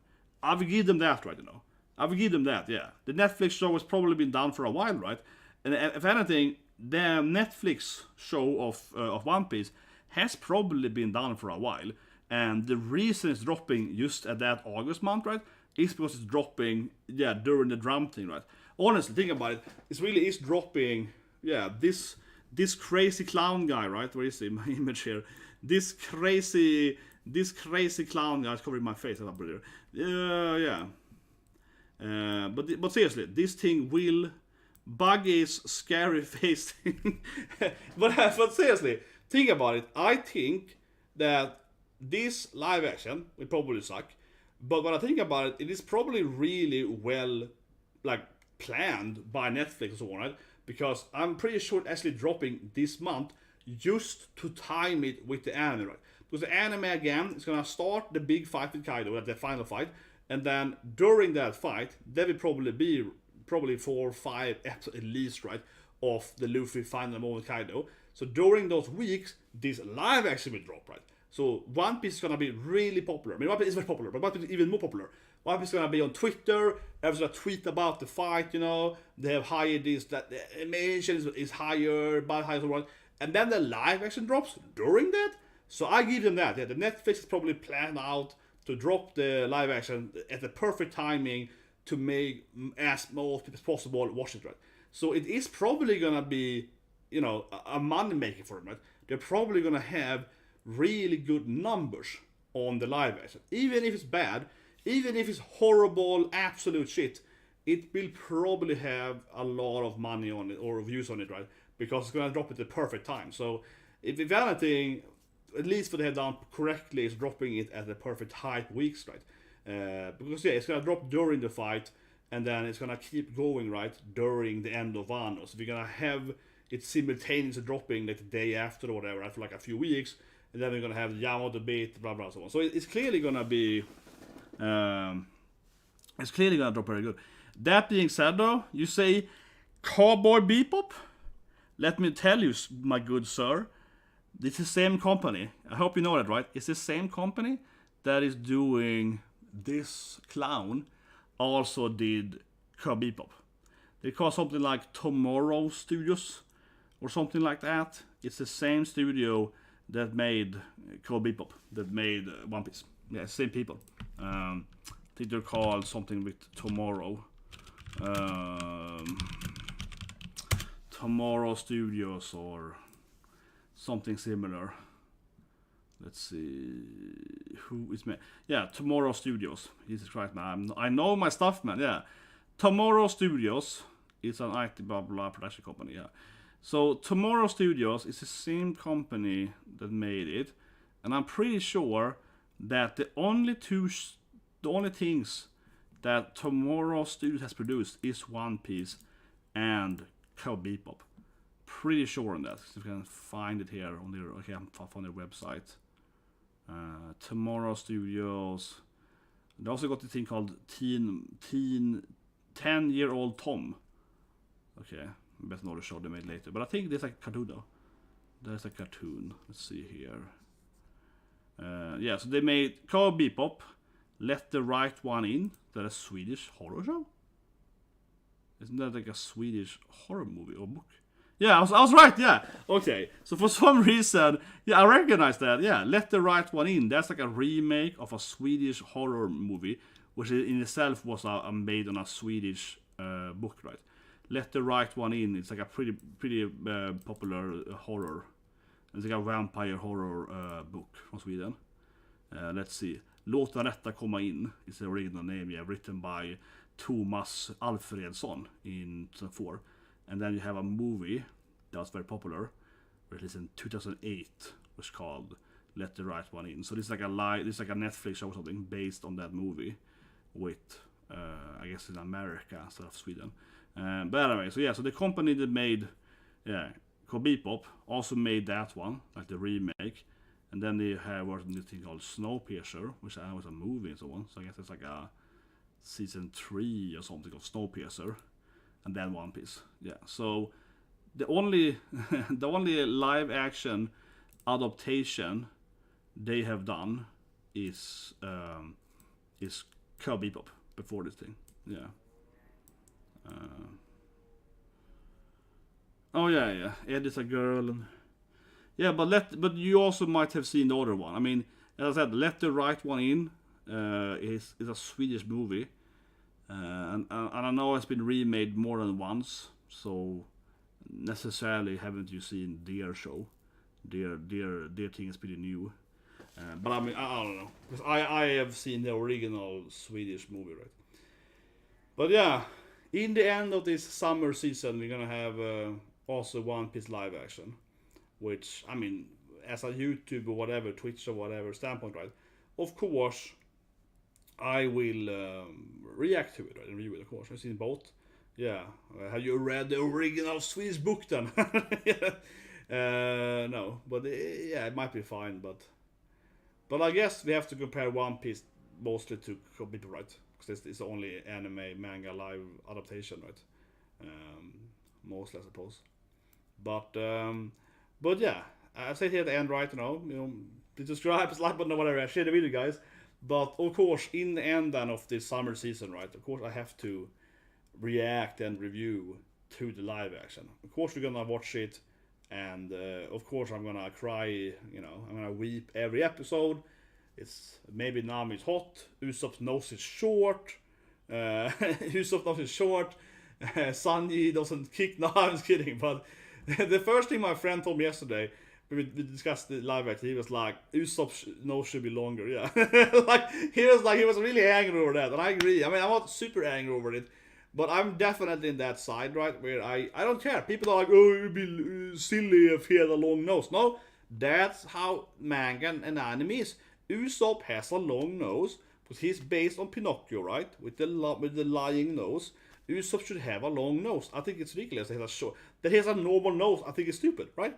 I hate that stuff. Yeah, it's true. Sunny doesn't have the eyebrow. Good point. Yeah, Sunny doesn't have the swirly eyebrow. Usopp doesn't have the long nose. Stuff like that actually matter, right? Because that is like a part of the character's creation.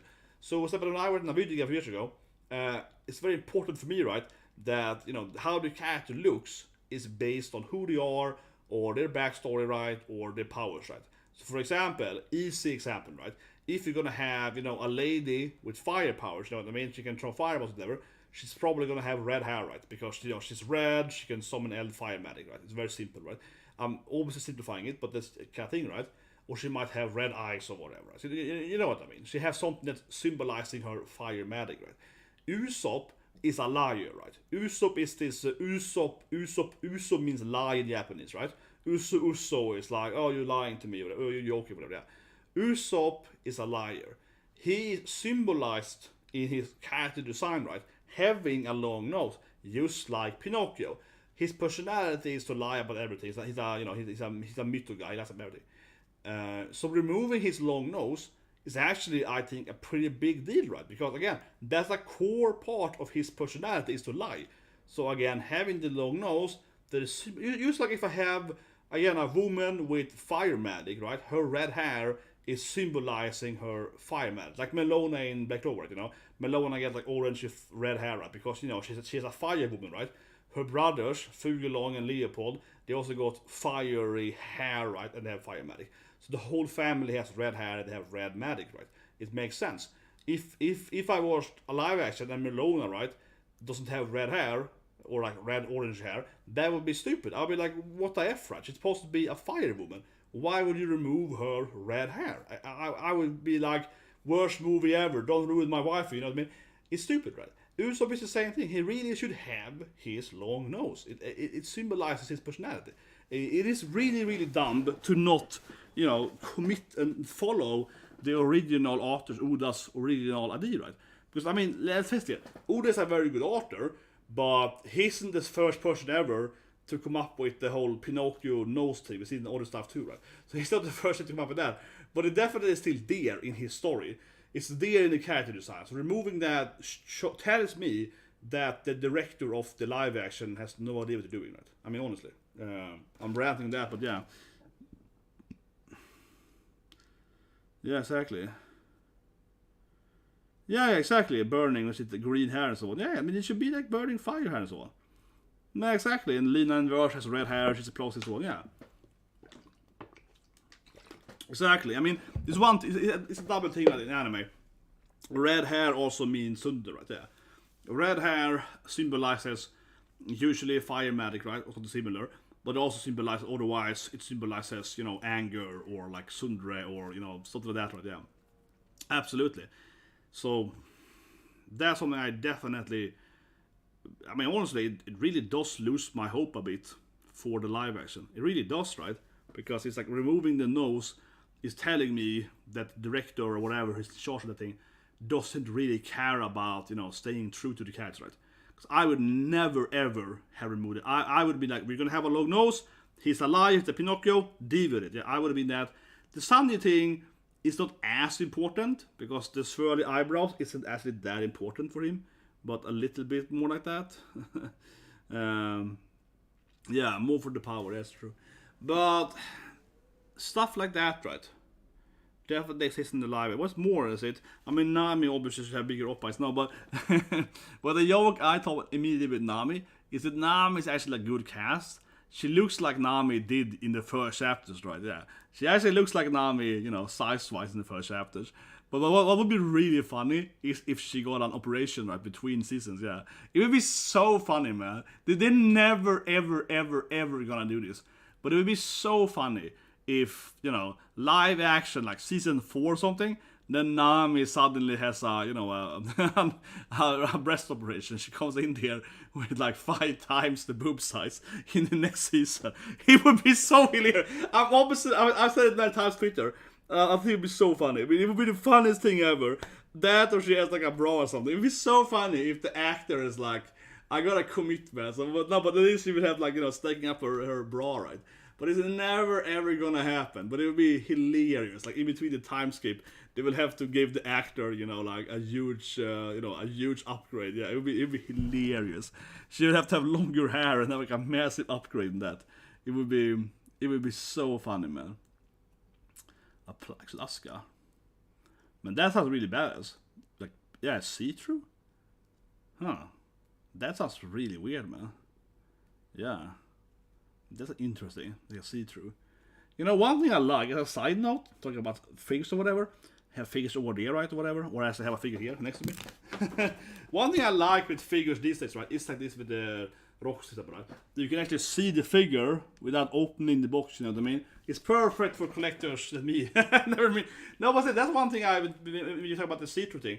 I think it's very interesting that it feels like when I was younger and you bought figures, they only had, the figures in a box, right, you know what I mean? So you couldn't actually see the figure and open it. This definitely an improvement, right? I mean, it wasn't so new, but that these days you make figures, you should see them. So I have a figure over there, right? That is like glass all the way through. I have a Yamato figure over there also. That's basically the whole box is like just glass, you know what I mean, transparent. It looks like glass cutting, so you can kind of see the whole character. But yeah, I have a Satama figure over there as well, same thing. It's like a complete transparent box, right? So you can always see the whole figure. I had to open it. Yeah, that's true. The suit, yeah, a special suit there for a short moment. But that's a good point, though, I think, yes, because of figures. I really love those figures that has like the whole box is like see-through. So you can see the whole dress and everything without having to open it. It's interesting. On a side note. But anyway, I hope you like the streaming, so I'll talk about all the animes and also then the live action. But like I said, it actually is coming in this season, right? And what can I say? I am still excited just to react to it. I mean, let's be honest here. Last point again, I suppose, about with live action, right? Because again, it's coming this season, right? And of course, I will react and review to it, right? Even if I got banned or whatever, I make a new channel. I will have to talk about this live action, right? If my life depends on it, you know what I mean? Even if I lose internet or whatever, I have to sit there and record it and drop it later or whatever. Yeah, I will of course record whatever and review or so on this live action, no matter what, right? No matter what happens in my life, we have to talk about live action. But I feel it can only go either two ways. It's either just gonna be good enough, so you actually love it because it's gonna be like emotional and wholesome, whatever, and your like emotional part with Trigger, right? Because even if I didn't really like live action, the first time I saw it, right, the trailer, I still got goosebumps because it's like, oh my god, it's the Steven Luffy save story, in a way. So you still like it, right? From like a very like nostalgia trip, right? So it's either probably gonna be really amazing because it's good enough to trigger your nostalgia. So you probably actually will love it, right? You know what I mean? Honestly, I can see it coming. That I actually will really... Even though I logically know that it's shit, right? Basically. I can still probably like it as long as it's good enough to trigger those moments. At least for the first watch through. Probably never rewatch it, but like the first time. I think that's probably how it's gonna be. That one scenario. And the other scenario is that we're sitting here in the summer season of live action, apparently. And we're gonna hate it, right? Yeah. And it's gonna be absolute garbage. Absolute garbage. I haven't actually played 16 that much so far, honestly. I really want to, of course. I had a wedding, right? So I got home late 2 days ago.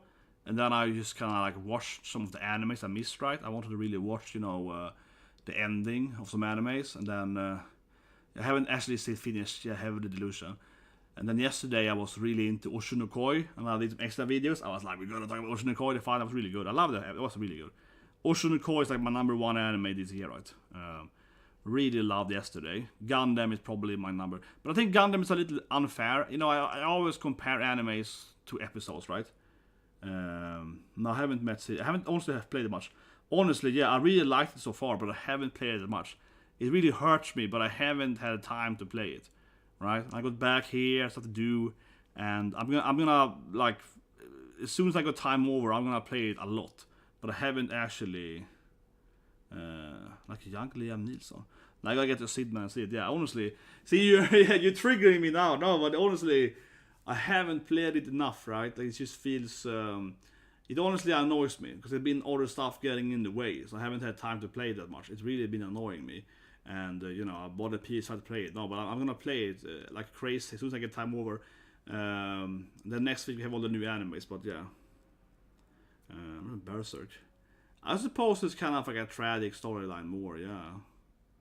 It is a little more like Berserk. Yeah, it did actually remind me of Berserk immediately when I saw his branding, When I saw the branding, right, the kind of the brand face thing, one of the first things that I said in my first stream was like, oh yeah, that's like Berserk, right? They got that like slave branding in Berserk, yeah. That's one of the first things that put in my head was, what's it called? The branding, the sign, whatever it's called, that Casca and Guts gets, right, during the eclipse. Yeah, like branded, I think it's called, like, in English. Whatever, you know what I mean? The weird triangle thing you get in the face, right? On his neck, yeah. That immediately reminded me of Berserk when I saw that thing. Absolutely.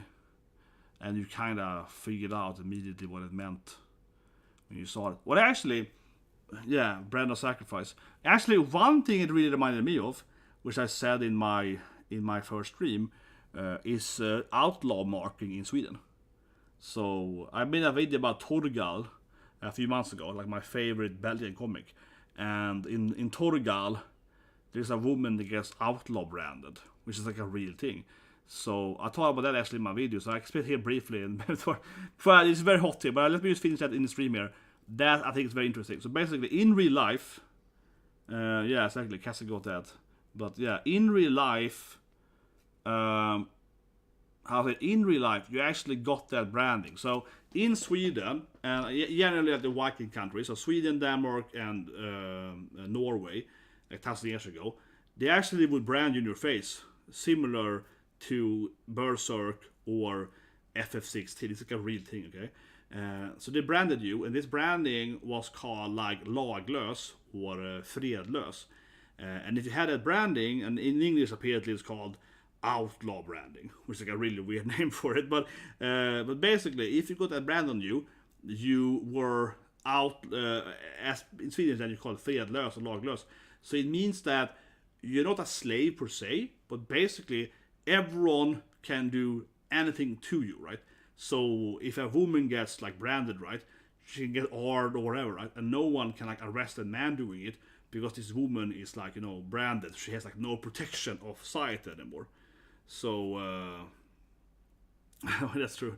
But anyway, let me finish this thing. So basically, the whole branding thing, like in Berserk, is probably actually based on that, because basically, if you got this laglös branding in Sweden, right, or in Norway, or whatever, you basically got, killed or enslaved or whatever, right, by anyone else, because you could defend yourself, but no one's gonna help you, right? So everyone kind of haunting you, and the reason you got it, right, was because you did some crime, or whatever.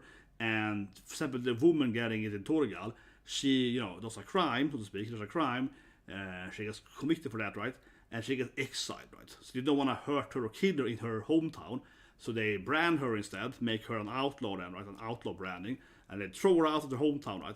And then she's like fend for herself in Sweden, like against whatever, men and whatever, right? Trying to, get with her, right? And so on. So it's actually probably based on that, in Berserk actually. And Torgal is actually older than Berserk, also having this branding thing. But in FF16 then, right, you get that branding thing, right, also. So I thought about that immediately when I saw it in the game. I was like, oh yeah, that's kind of like the old, like Scandinavian outlaw branding thing, right? And of course, Final Fantasy 16 is obviously Europe, right? It's medieval Europe. It's very clearly based in Europe, coming to your tweeting, right? So yeah, say that last, that is really funny. That's something that I agree 100%. It definitely made me also wanna buy the game even more, right? When Twitter, or generally speaking, some people on the left or whatever, right, in America mostly, were complaining that FF16 has too many white people, right? It's taking place in Europe.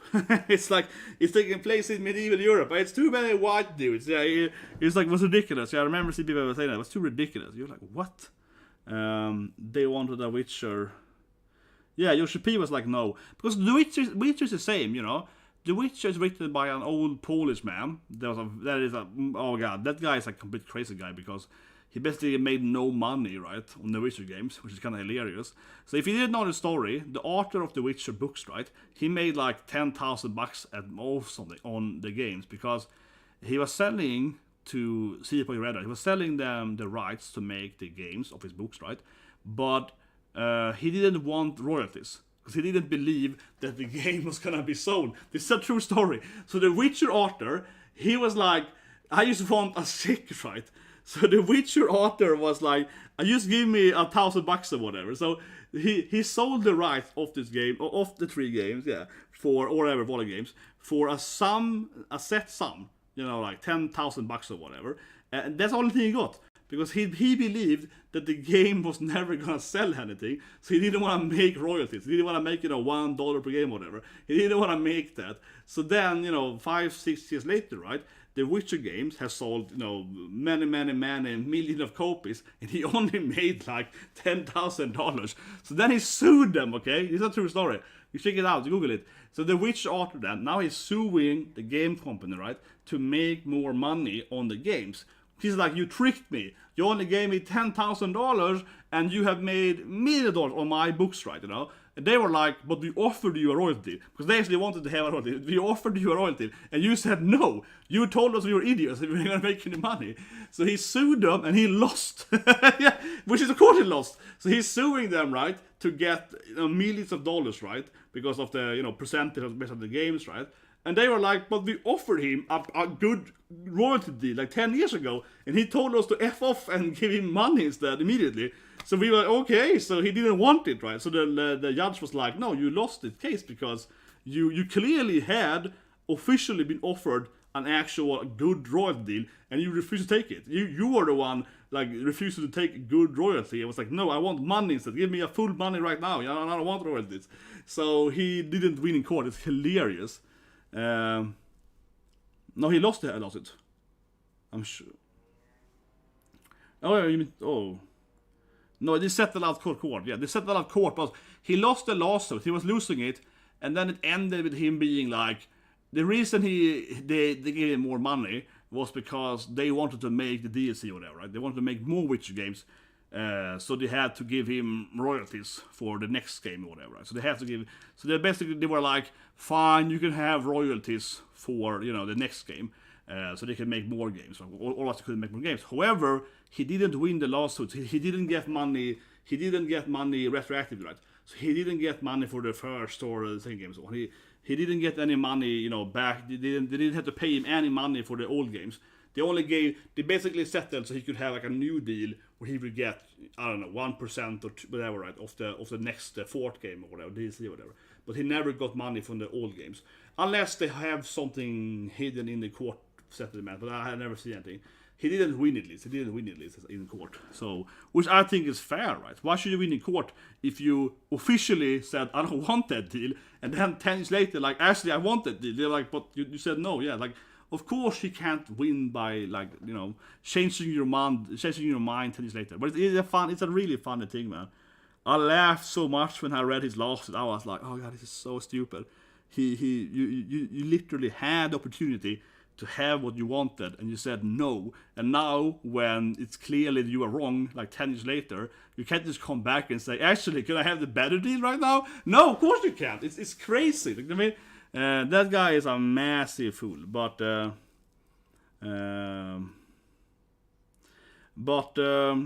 anyway, yeah, the actual TV show is very weird because they have all these, weird characters, and some season is stacked, man, on the live action stuff. We even got the freaking It the Clown coming right in August, yeah.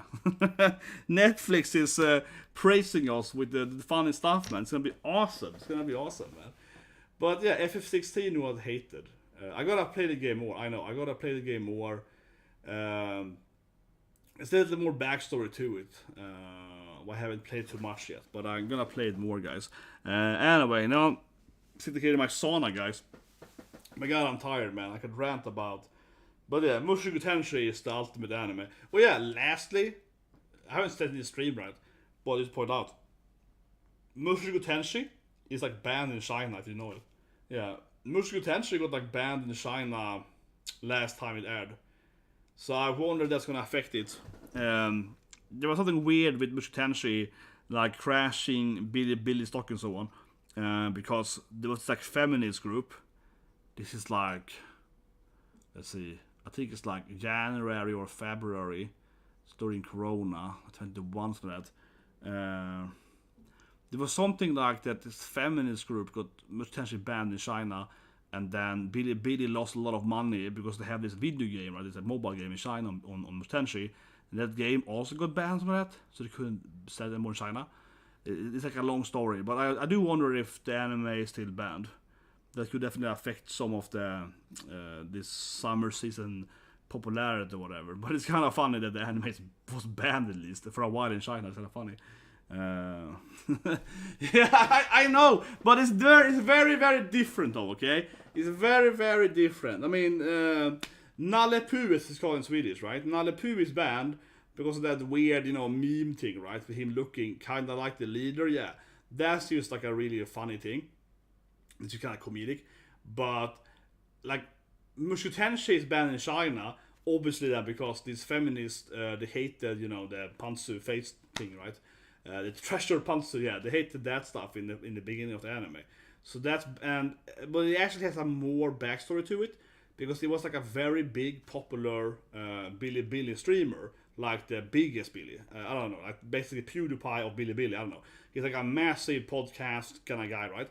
He, for whatever reason, was hating on Mushoku Tensei and some other animes because, I don't know, he said something about animes, so he got some backlash, and then they were like roasting him, right? Some anime guys in China. So he then went out and made some list of animes that should be banned or something. So I remember I was following this thing, and it was back and forth thing. And when he made a couple of videos like shitting on Tensei, and that's why he got banned, because he was like one of the biggest streamers, like top 5 or something in China, with like over 1 million subs, So he was like that's why he got banned. And then he got banned, something like that, by Bilibili, because he was like breaking contracts by being too aggressive against other companies or whatever. Because typically, of course, China, you can't just go out and complain, right, on other stuff. So they got angry and banned him or something. So he got banned and lost his YouTube or Bilibili channel. It was like 10 million subs or whatever. So there is like a really long story there, because then he got banned, right? This like huge Bilibili streamer, and he had, like I said, 10 million subs or whatever. So now those subs, his fans are like really angry. So they then wanted to cancel Mushoku Tensei and other animes, right? And you can see how this goes, right? So that's how he got banned. That's why they got these feminists involved, and then these feminists were like contacting some ministry in China. And I mean, I was following that when it was happening. It was like a huge, crazy thing, right? That is hard to follow. It's all in Mandarin and it's all this crazy stuff. But he basically, his credit score was 0, which is like a really long, very weird way. So yeah, the anime got banned, at least temporarily, and it's much more complicated, right, in China, where Nalle Puh is just banned because he looks like the guy. Yeah, it's very, very different, extremely different. But it's something like that, and it might not be banned anymore. Reason why, of course, is because Bilibili, right, is owned partially by the government itself, right? Something like that, yeah. Bilibili is owned by the government to some extent. I also believe that some other companies, like Tencent or whatever, also owns Bilibili a bit. So I think that it got unbanned eventually, right? Because the government also makes money on it, right? So they were like, we can't ban it as long as we make money on it. You know how it goes. This stream is turned off. You're gonna hear my conspiracies. No, but it's interesting. I was following this thing, but my Mandarin isn't very good, right? I had to use like some translate system or read on Reddit or whatever. It's very hard to follow this thing. The inner works of Chinese anime, yeah, it's very, very complicated. It's very complicated. I was following it mostly because I had stocks in Bilibili, right? I had invested a lot of money in that company, and the stocks was like crashing when this anime got banned. When they started banning anime on Bilibili, the stock went down like 20% something in one day. So it was like a really bad news for that thing. So that's why I was following it very heavily to understand the stock valuations and so on of the company. Pluto anime. I didn't know what that is. What is Pluto anime? Something I missed earlier? Pluto anime. What? Netflix Pluto anime. It was on the list. Oops. This crashed when I entered it. Oh, it's the tech thing. Oh yeah, no, Ark. Oh yeah, it's with the robots? With the dog robot or something? Yeah, when he goes out and he pets like a pet or something? Okay, maybe I missed that anime. Pluto. Oh, that's a good point. Now when you say it, did I miss? Is that coming this season? I didn't see it in. Maybe it's coming. It's probably like an OVA, right? It's probably coming. When is it coming out? I don't see any date here. Maybe it's probably like Bastard would it release it all in one day, right? Pluto. No. Yeah, I don't see Pluto on database. Here we go. I know it's next season. Okay, so according to the chart, Pluto is airing in fall of the summer. Yeah, now you say it, I do recognize Pluto, yeah, with this like dystopian future kind of thing, but it's coming in the fall anime, according to this site at least. So it's probably not coming in the summer. Yeah, I was thinking that, because I didn't see it on the database earlier. So I guess you can look it up in the next live stream. Well, anyway, guys, again, subscribe to that. I might watch Heavenly tomorrow, because I don't think I order it tomorrow. Maybe. I really should watch Heavenly. I feel like it's a show, right? Like, I don't care about Heavenly, honestly. I kind of want to see what happens to her. I mean, the main character just got into sexy stuff, right? So I kind of want to see what happens, but at the same time, I was like, yeah, but you have to watch art history, of course you do. When I went to become an engineer, I had to also, go to engineering history class, right? This is how I used to build a bridge, yeah. But it's interesting. I saw this video with a guy talking about how they have made math class still have source stuff into it, right? By always making math, talking about all this stuff, whatever. That's another video if we go into that stuff. But yeah, please, smash the like button, share videos, right? See you guys. Otherwise on Saturday, right? I think it's a Saturday. We have the new animes, and of course the first anime I will have to watch is Tick, right? Talked about it earlier, but we have to watch Tick. Is the image? Yeah, we gotta watch Tick, right? She's the first coming out there. Rise of Tickness. We gotta watch it, right? She's super Tick. Maybe the anime is good, who knows? But it's very Tick. And then we gotta watch probably Tiny Senpai, right? If Twitter hates it, we gotta watch that, yeah. Tiny Senpai. Then I go to Sunday, we have the final of Gundam. And potentially, yeah. Sunday's gonna be hype, man. You get the final bit of Suletta. Will she finally get married? Oh my god, I'd be so angry, I'd be so raging if Suletta doesn't marry Miyurini-chan, if they don't have a beautiful, heavenly wedding, right? Yeah, if they don't have a beautiful wedding in the final episode, then I'm gonna be disappointed. But yeah, I just feel like I'm gonna watch Heavenly. Yeah, you write like, oh, Heavenly. Yeah, I feel that too. I'm not a big fan of Heavenly, right? I said it earlier, but now I've seen 12 out of 13 episodes. I do feel like I really feel I have to watch it just to finish it. Oshinokoi ended yesterday. Oshinokoi ended yesterday. Yeah, very good ending. Oshinokoi was great. In the end, yeah, yes, you should binge it. You should definitely binge Oshinokoi. It so far had the best ending, I think. I think it had the best final episode so far. But I see that Gundam might beat it, right? Yeah, I do have very high hopes, right? For a Yuri wedding on Sunday. Man, the internet's gonna rage, man. My god, if they don't get married, I see it here again, right? If Suletta and Miyurini-chan, yeah, if they don't get married on Sunday, the internet will rage, man. I can see so many people losing it. Yeah, it's gonna be crazy on all the anime forums if those two little lovers doesn't get married in the end, right? They're gonna get crazy, man. The Oshinokoi is great, man. Same author Kaguya-san. Oshinokoi is awesome. Oshinokoi is a really, really good anime. Have you seen episode 1 of Oshinokoi? Have you seen the first episode? It's an hour long, or have you only heard about it? Because the first episode will definitely start. The ending of episode 1 is the best ending so far. Episode 1 is Ocean Coast episode 1 is easily the best episode this year of anime. So far at least. It's an incredibly good, like, episode 1, the last ending there. It turned you away. You were like, "No, mommy." yeah. I can see in that sense though. I was like sitting there like, "Oh, it's gonna be a sweet, wholesome anime about idol mommy." It's like, okay. In one way, I can see some people dropping it absolutely, because you're getting in there like, "Oh yeah, it's gonna be like Zombieland Sega or something with, you know, happy little mommy. Mommy's a good dancer, singer." And it's like, okay, I guess now we guess. Yeah, I can see that, definitely. I can see that. Yeah, sure, okay. Well, yeah, I can see that. Right? Yeah, I can see how people drop Oshinokoi after the terrible scene in episode 1. Yeah, I was genuinely shocked. You know, as I said earlier, right? I never watch more than, you know, like the first trailer, right? Normally, you know what I mean. I never watched most of the trailers at once. I was definitely blind. I got in there, I was like, "Oh my god, it's so wholesome. I gotta love this mommy." Yeah, it's a wholesome show for friendship. My god. It is less dark later though, I suppose. But yeah, it is very dark. This one girl that's gonna jump off a bridge or one. It's a very dark anime. Yeah, Zombieland Sega.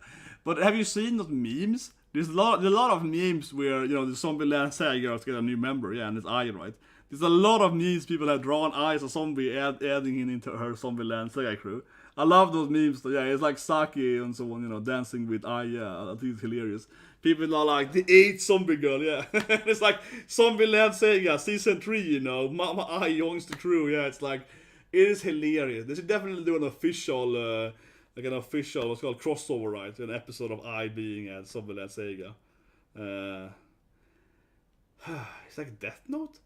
It's not that similar to Death Note though. I mean, certainly the guy is like, "Oh, I'm gonna try to kill my mom," but no, it's nothing like Death Note at all. I don't think so for a second. It's definitely had that psychological part of it, right? But it's more similar to like Cuddy or something. Yeah, it's more. I don't think it's similar to that at all. That's a terrible comparison, honestly. It's only similar in that like superficial psychological anime, but it's not really similar at all. Not really. But it's kind of like Kaguya-sama, same author, is that, you know, Kaguya-sama is very similar to Cuddy, right? So it's more like that, you know, the psychological feel of the author is more into it. But yeah, if you didn't like Mommy dying and you want to see more, I can see why you don't. If you didn't like Mom getting killed, though, yeah, I can often see it. But otherwise, what anime did air this season? I can give you one last trick then, pushing off the stream. If you want to watch a new anime that aired last season or this season, what anime haven't you not seen that you might want to see? I don't think that the last anime season is very powerful. You almost seen Konosuba. You could see Heavenly Delusion and get triggered like me by it. Have you seen Otaku Elf? That's an anime I like that I'm talking about. Otaku Elf. That anime is adorable. With Erna. Super kawaii elf girl. Medical Destroyer is pretty fun too. Yeah, Medical Girl Destroyer is whatever it's called in English. Also pretty fun. If you're in the mode for like a weird meta comedy about many girls. Hell's Paradise is definitely a show that a lot of people have dropped so on, right? I mean, I like it, but yeah, Hell's Paradise is turned into like a fight episode. The storyline doesn't make no sense to me. Have you seen Skip to Loafer? I love Skip to Loafer, man. Skip to Loafer is awesome. Skip to Loafer is one of the best animes I did this last season. This like wholesome anime, man. Have you seen that anime? Another anime, but one anime I think you would like, right? With Oppais is of course Isekai Nesan. Otaku Elf is fun, man. Otaku Elf is like, it's about a Hikamori elf, right? She can't go outside. Hikamori elf is like, she's like, "Oh, I don't want to go outside." So she has this maid, right? This Miko, this like shrine maid that helps her to get video games and toys, basically. She sits inside her shrine and plays video games and watch anime and complains about weather and so on. And it's like, "I don't want to go outside," and then everything is like, you know, "Oh no, I can't afford this thing," or "I want to buy this, you know, special merchandise. I need to send someone to buy my how I say, like my favorite toy. She collects this thing called like Kairo Panzer. She has to send her maid to buy her Kairo Panzers. But the best part with her is that she's like a hardcore nerd, right? I love her as a funny nerd. So every time her maid visits her, right? And she gets into like, oh, you want to see my nerd stuff? And then she has like, she's like a 600-year-old elf, right? She opens up like her boxes underneath the bed. And then it's like, look at this thing! I got that crystal ball! And so she got this like old, nerd toys from like 100 years ago. And she's gonna be like, look at this thing, it's so pretty! And the human guy's like, yeah, it's like a glass bottle. Oh, you don't understand! This was so rare 500 years ago, She's like, yeah, I understand. When you were young, this glass bottle clearly was very hard to get in Japan, but now it's like everywhere. You know what I mean? So it's a funny show. Yeah, she's like, look at this amazing glass bottle or whatever. She's like, yeah, it's glass, good for you. Like a great collection, Erna. So that's really fun. But have you seen Isekai Nesan with super thirsty sister, which is a really weird anime? But you like oppa ladies, man. It's it's like if Saitama was your big sister. And she was a hentai character, yeah. if Saitama was very, very thirsty and was your older sister and tried to get with you. Like, seriously, have you seen so? Isekai 1 sister is a massive harem show, too, because, of course, he immediately picks up the demon lord, basically, right? With gigantic oppas, and she likes him for some reason. So then he has his super Saitama sister and the demon lord trying to get him, right? And then he picks up a bunch of other waifus, like some princess and the elf, the clerk lady and the healer lady, and he picks up like another gang. You haven't heard of it? I made a video about it. Check out my channel. Isekai one turn kill sister, or Isekai one turn kill Nesan. One thing I will say though, on YouTube as a side note, when I made my videos about it, it was very hard getting any views, because even if you Google its full title, you get a bunch of other stuff. So it's title of one turn kill or whatever. It is triggered by everything else. So it wasn't a very good show on YouTube or whatever, because its algorithm could never find it. But yeah, Isekai Nesan. Isekai Nesan, yeah. He dies, right? They get isekai'd. And then she's like, no, I love my brother. She's like, she also, so she deletes herself on purpose so she can follow him into the isekai world. This is so stupid. She's just like, it's the dumbest backstory ever, He has that typical like isekai backstory. Oh no, I got Truck-kun. She's like, oh, he got isekai? I also want to get the isekai. Basically, just jumps after him. You're like, no, it's so stupid. The show is hilariously stupid, man. It's absurdly stupid. Like, you're like, oh my god, this is so dumb. And then she keeps trying to get with him all the time. It's like, it is obviously very, very similar to Mamako. Have you seen Mamako? Don't you love your mom and her multi-pronged... Is that what it's called? Like, don't you love your mom and her multi-pronged attack? Don't you love your mom and her multi-attacks, or whatever it's called in English? Yeah. Do you love your mom and her 2-hit multi-target attacks? Yeah. Simply referred as Okasan Online, yeah. Okasan Online, yeah. Shuri Kokoge Senta, Kokodino Nikai, Kokodino Okasan, Vaisuku Deska. Yeah. Have you seen that show? With Mamako. I love her name is Mamako. Her name is just straight up like, yeah, Mamako. And, she's super in love with her son, right? And she follows him into, she follows him into the isekai world to help him fight, and she's basically, she's basically like a Saitama character. Yeah, I wanna see Vending Machine. Yeah, but you read Mamako. So basically, Isekai's sister is the same thing, right? It's basically the exact same thing. It's very, very similar, but instead of being his mom, it's his sister instead. Yeah. And, it's a harem and so on. But one thing that I will say though, Mamako, that anime, think about it, had a better team though, because it's kind of absurd, right? Like everyone is a mom, you know what I mean? All the older girls have their mother also in the storyline, and the bad girl is a guy with mom and so on. Yeah, that show was very mommy focused. Yeah, everything turned into mom stuff. Yeah, it was like every character had like a mom, and it's one episode, right, where it's like a bunch of moms try to attack a tower or whatever. Yeah, so that show really went for it. Yeah, the sister show is more like premise-wise same thing, you know. Oneshan is there, and then it kind of turns into just like a general harem with like an elf lady and so on. Yeah, then it doesn't really follow that. Whew. But anyway, I'm dying in the heat, guys. Yeah, exactly. Yeah. The MMO world is exactly. It's like MMO. Yeah, it's like mom instead. Yeah, it's something like that. It's instead of being like massive multiplayer online, it's like mom. It's like massive mom is online. It's something stupid like that. Yeah, it's like mom is online or something. It's something like that. Yeah, it's something dumb like that. Like they're playing an online game where the MMO stands for like mom is online or something. It stands for something stupid, right? It's something stupid joke about it's being moms instead of game or something, and every character is like a MILF or something that appears. But exactly like the main girl, her mom is like Gyro, you know. The main girl, she looks like Hibana from Fire Force. Her mom, yeah, like the exact same thing. She's like a share with men, right? And sitting in a chair, she's like a gyro with some fan or whatever.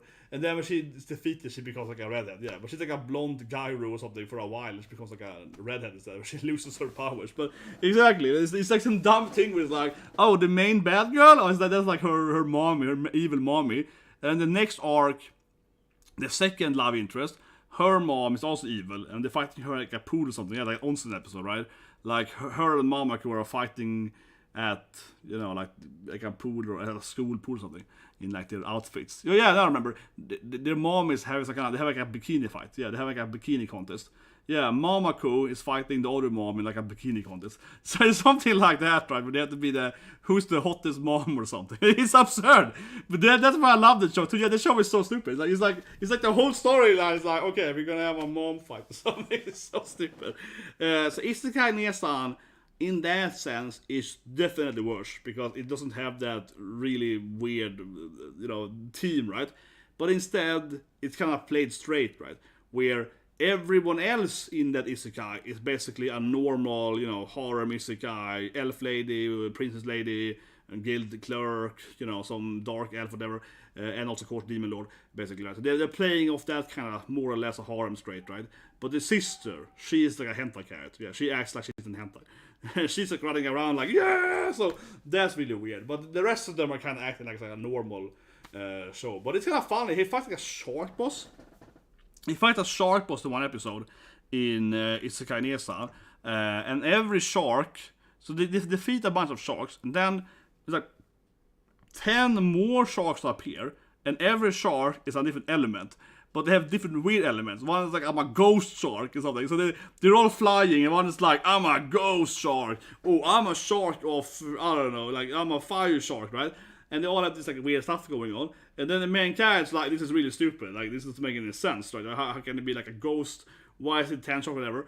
And then they fuse it and become like a giant super shark or something. Like a giant mecha shark or whatever.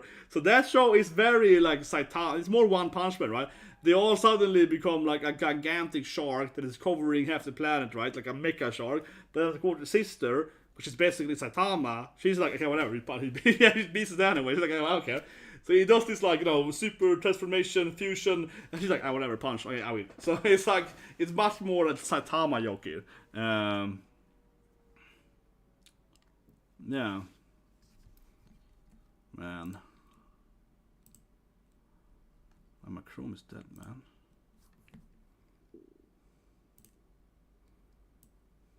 But it's always Netherare, you know?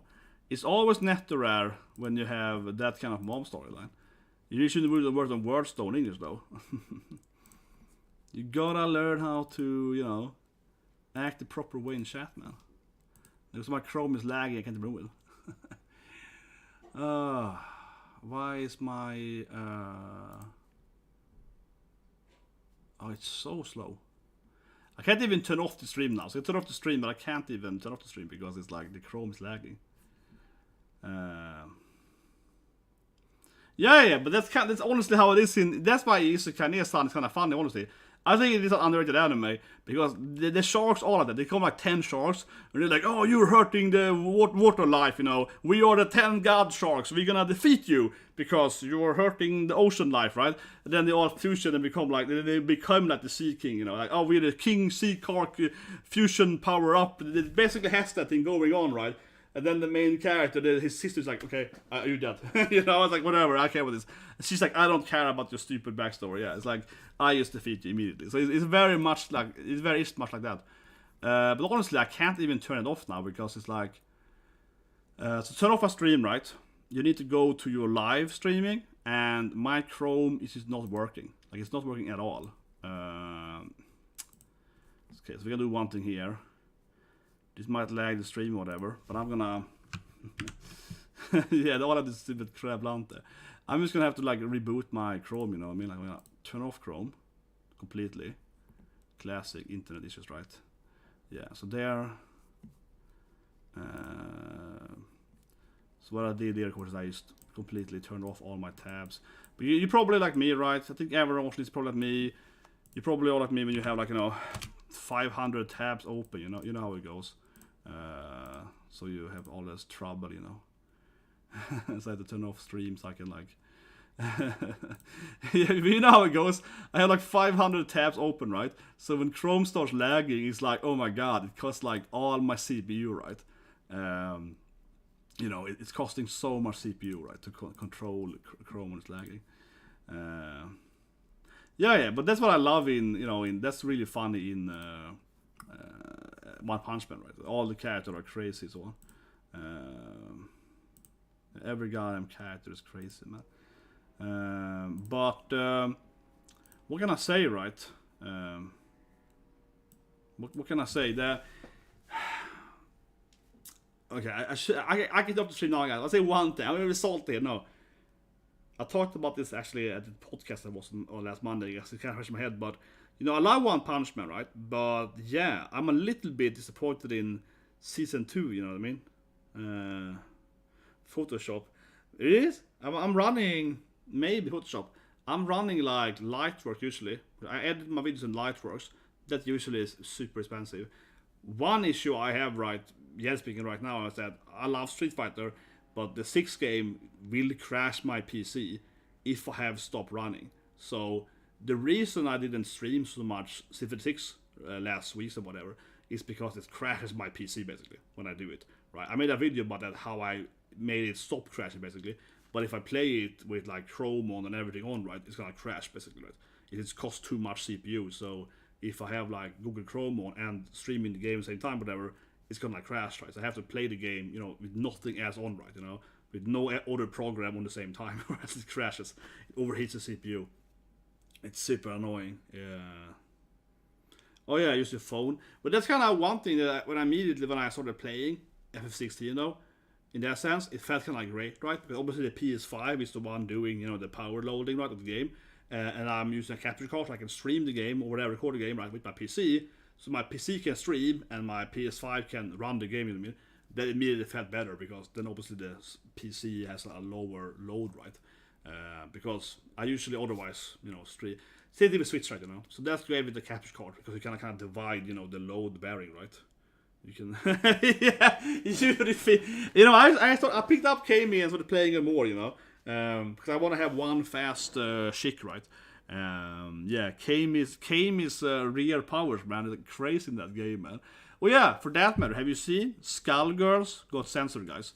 Have you seen that? I really stopped my stream now, but whatever. I was thinking of making a video about this thing, so might as well bring it up here then. I fixed my Chrome now, so we can talk about it here before I turn off the stream, because that's kind of hilarious. So they actually censored Skullgirls. This was on the news yesterday. A lot actually, so I can show you. I show that the last thing, you know. It's kind of funny. It's kind of funny, man. If you haven't seen it, the Skullgirl censorship. I'll show you one panel here, guys. So you can, if you haven't seen this thing, guys. I was thinking of making a video about it earlier today, but then I was like, whatever. But I actually did play the game and it was new, right? So you can see here, you know, that the girls. Yeah, so you can see here, right, like they've removed her skirt right there.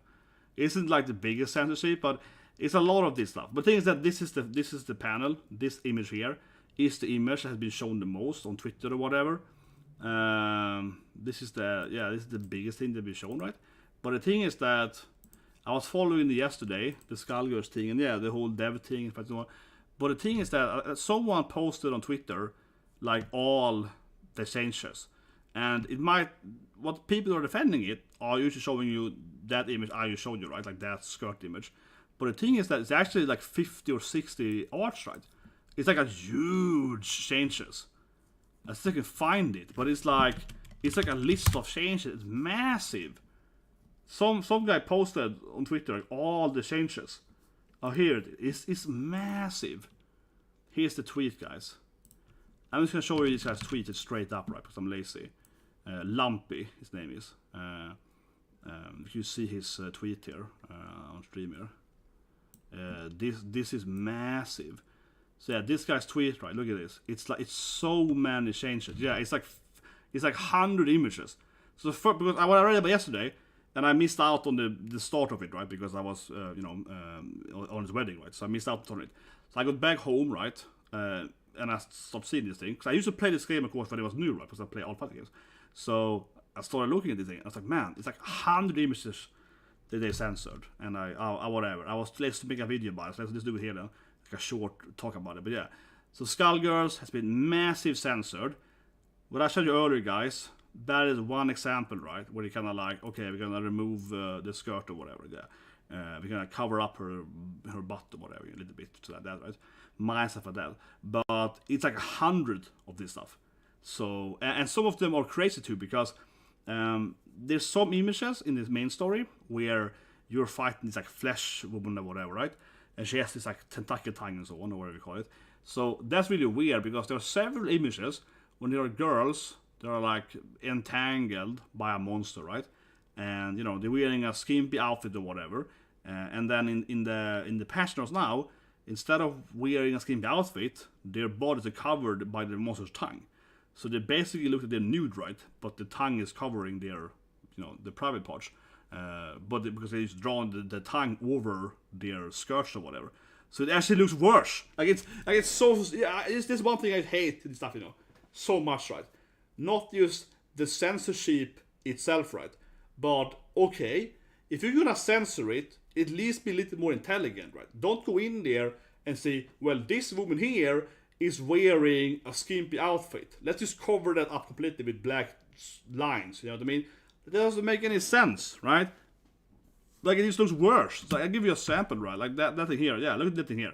That's how it looks, right? What if I just draw like a black thing over it? I mean, what if I went in here and instead of having that image, right, with just your ass or whatever, I just took and made like a massive black circle, right, over her, her back or whatever.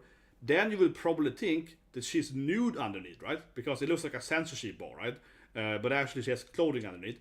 But if I draw a massive black thing over it, you're gonna think that it is, censoring her complete part. Like it's gonna make it look worse because it's so stupid. So all those tongue images, it's like 10 or so tongue images.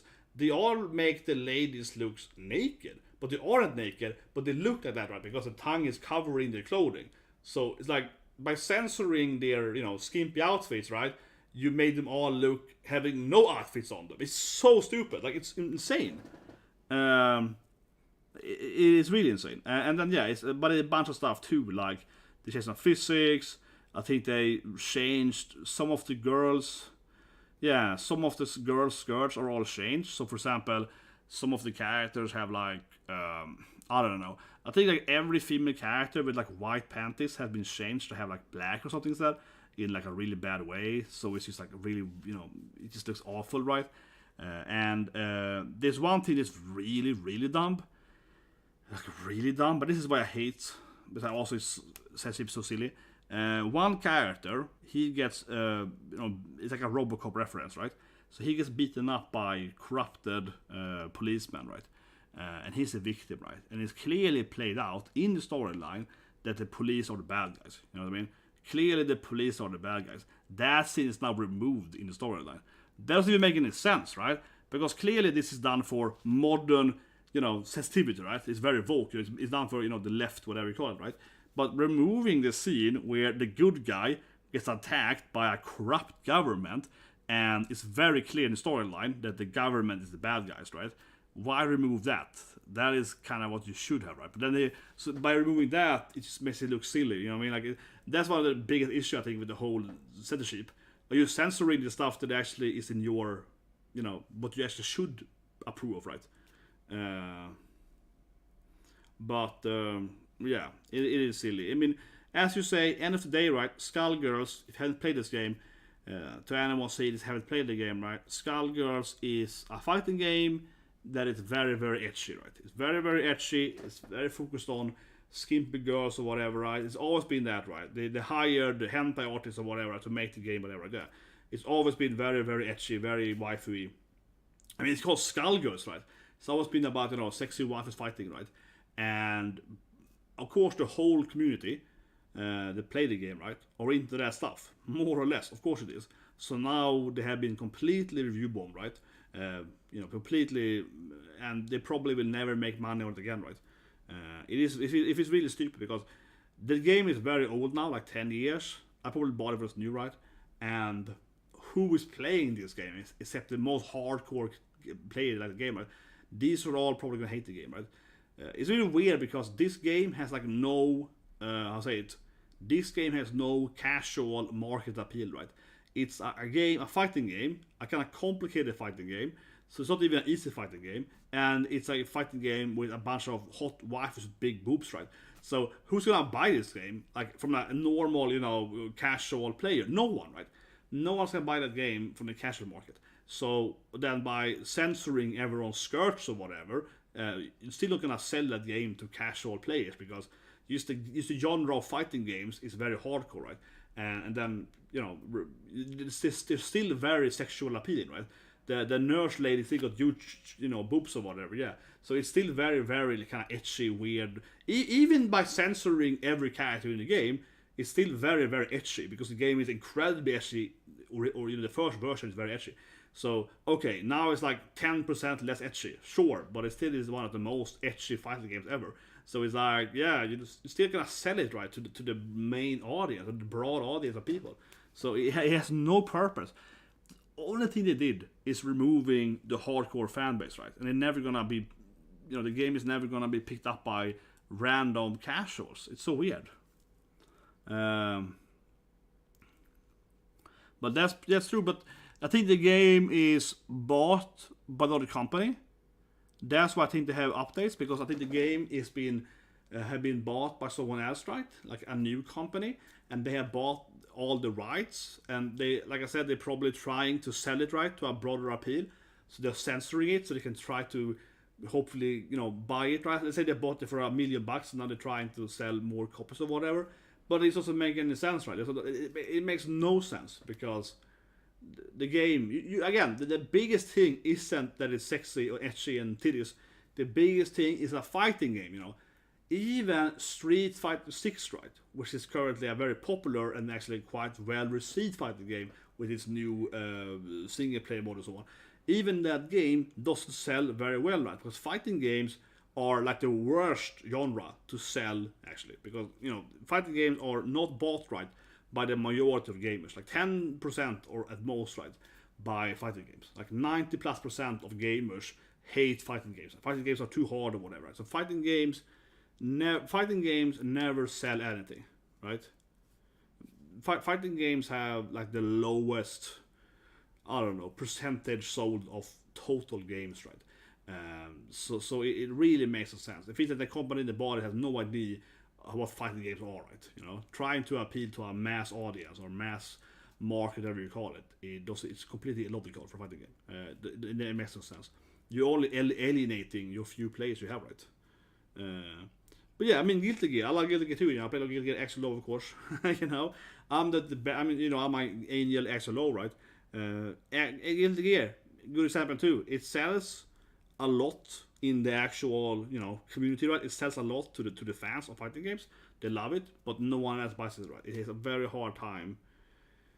Yeah, it's very hard for fighting games to sell outside it. I think one thing about fighting in general, fighting games have the strength though of having a very hardcore audience, right? Generally speaking.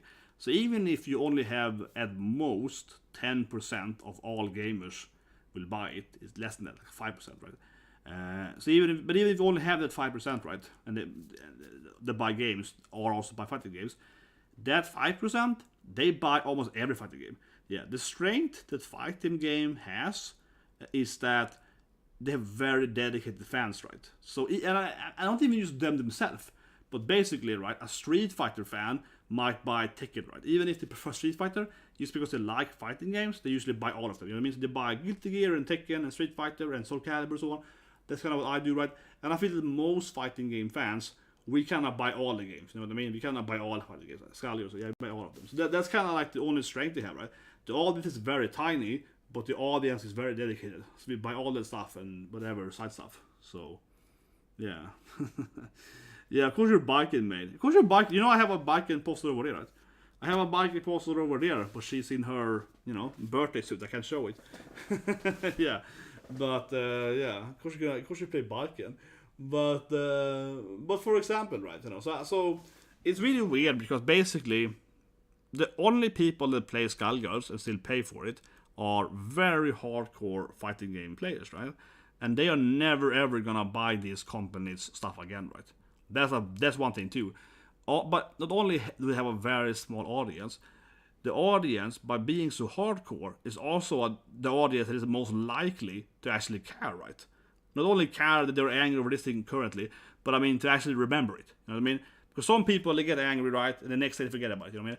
Some people, they get angry and then the next game comes out and they don't care, right? But fighting gamers are at the most hardcore gamers, right? So they are also the most likely people to remember that this thing happened, right? So this company is just dead now. This company is basically bankrupt now or something. At least in fighting games. They can, with a man, you're playing a male character? I'm disappointed, man. You're playing a man in Persona? What about the wifers, man? But don't agree with me. Basically, this company is dead now in the fighting game community, right? The fighting game community is like the most hardcore community. So they just lost all their fans, basically, right? And other fans, like me, so to speak, that is not like a massive Skullgirls fan, but I love fighting games, right? There is no way I'm gonna buy Skullgirls 2, right? Because I feel like, what is this thing? Like you said earlier, by them censoring stuff, they also censor stuff people had owned. They have retroactively censored art books, right?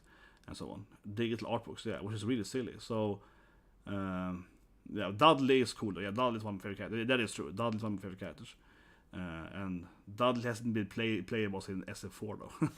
Yeah, I would love to see Dudley as a DLC in 6. He definitely could be my main. I used to play a lot of Dudley in 4. Yeah, he's like one of the best characters in 4. Probably my third best character in 4. But yeah, like I said, right, fighting game players, we cannot play all this. Yeah, but it only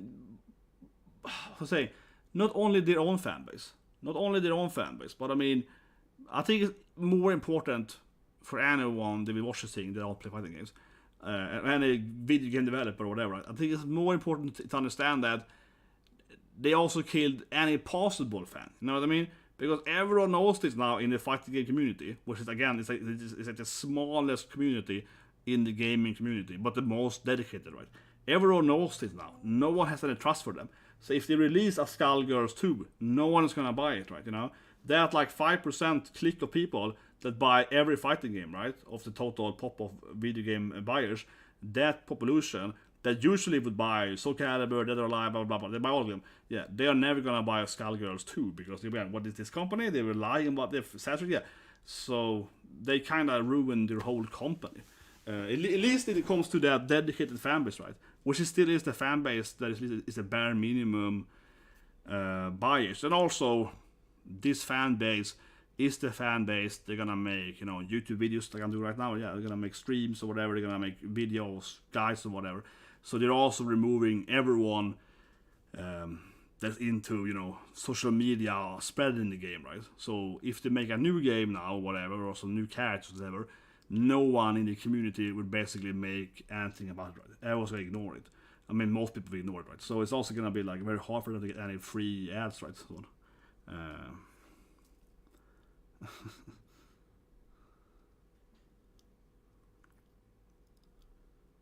Yeah. I mean, it's so weird. It's really, really weird. Like the old developers, and I think they fire some of the old developers. And it's really very strange.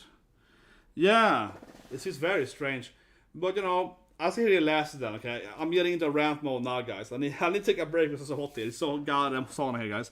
I'm sorry to talk about it longer. I should have made a video about it. Maybe I'll cut the video out because I think this is an interesting topic. But on the same time, I'm just like, I mean, I haven't played the game for like 10 years. So I don't care that person that much.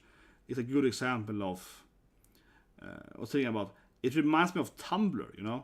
That's the thing about. Yeah, it reminds me of Tumblr, right? It reminds me of. If you didn't know this, I think people probably know this thing. It's pretty famous right now, right? So Tumblr, of course. Very big social media site, right? Very female oriented for that matter, right? Very furry, yeah. Tumblr banned everything to do with adult stuff, yeah. Tumblr banned everything to do with furries, or right?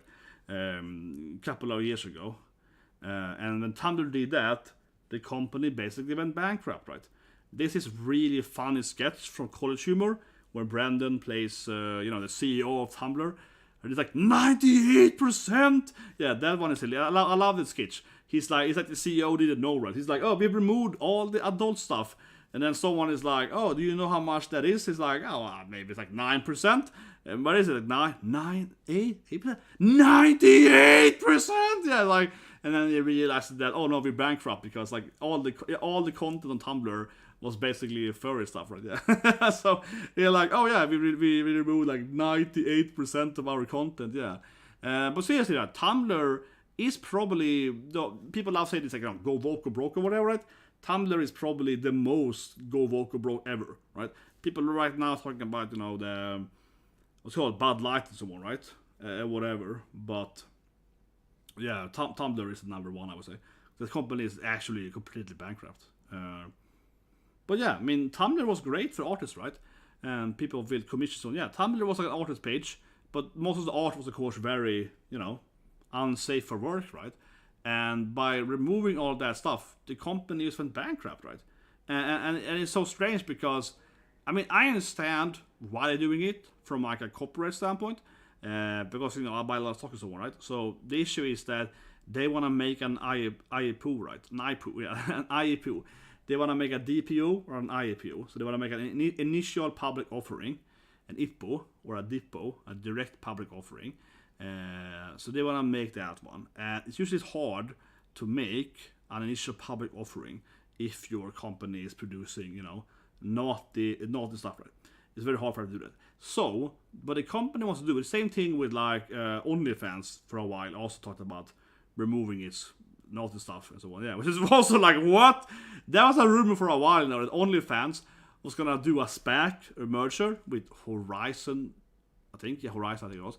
And then we're gonna remove all of their, naughty stuff. So Tumblr also, OnlyFans also was like, what? People were like, what? Yeah, there was like a few days there where OnlyFans was starting to ban, their users or something like that. It was very crazy.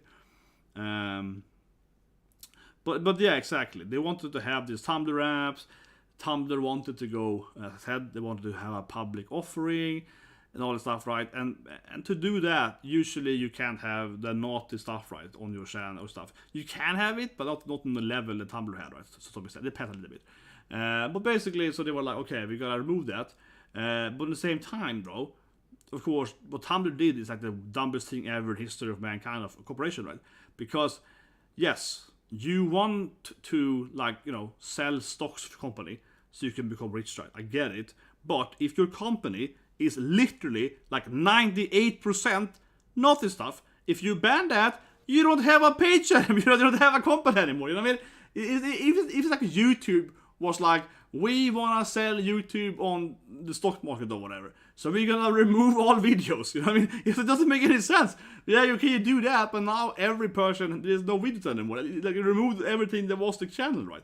Like, Tumblr literally like removed everything on Tumblr, and then they're trying to like go on the public market.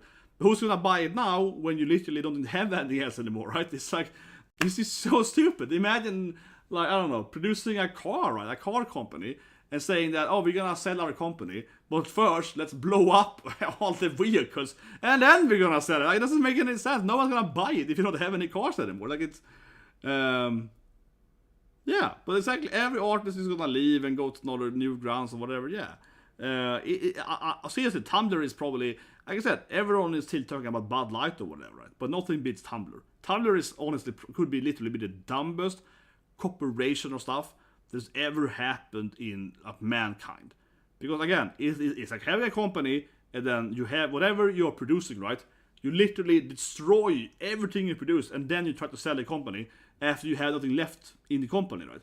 You still have like your, let's say, if you have a building, right, if you're producing a car or whatever, you still have the factory or something, I suppose, but you removed all your merchandise, all your products, yeah, whatever, yeah, you only have the shelf, the left, right, the skeleton left, basically, and everything else is gone, right, yeah, so Tumblr is like, oh, we removed every channel, here's Tumblr, you're like, oh, I guess.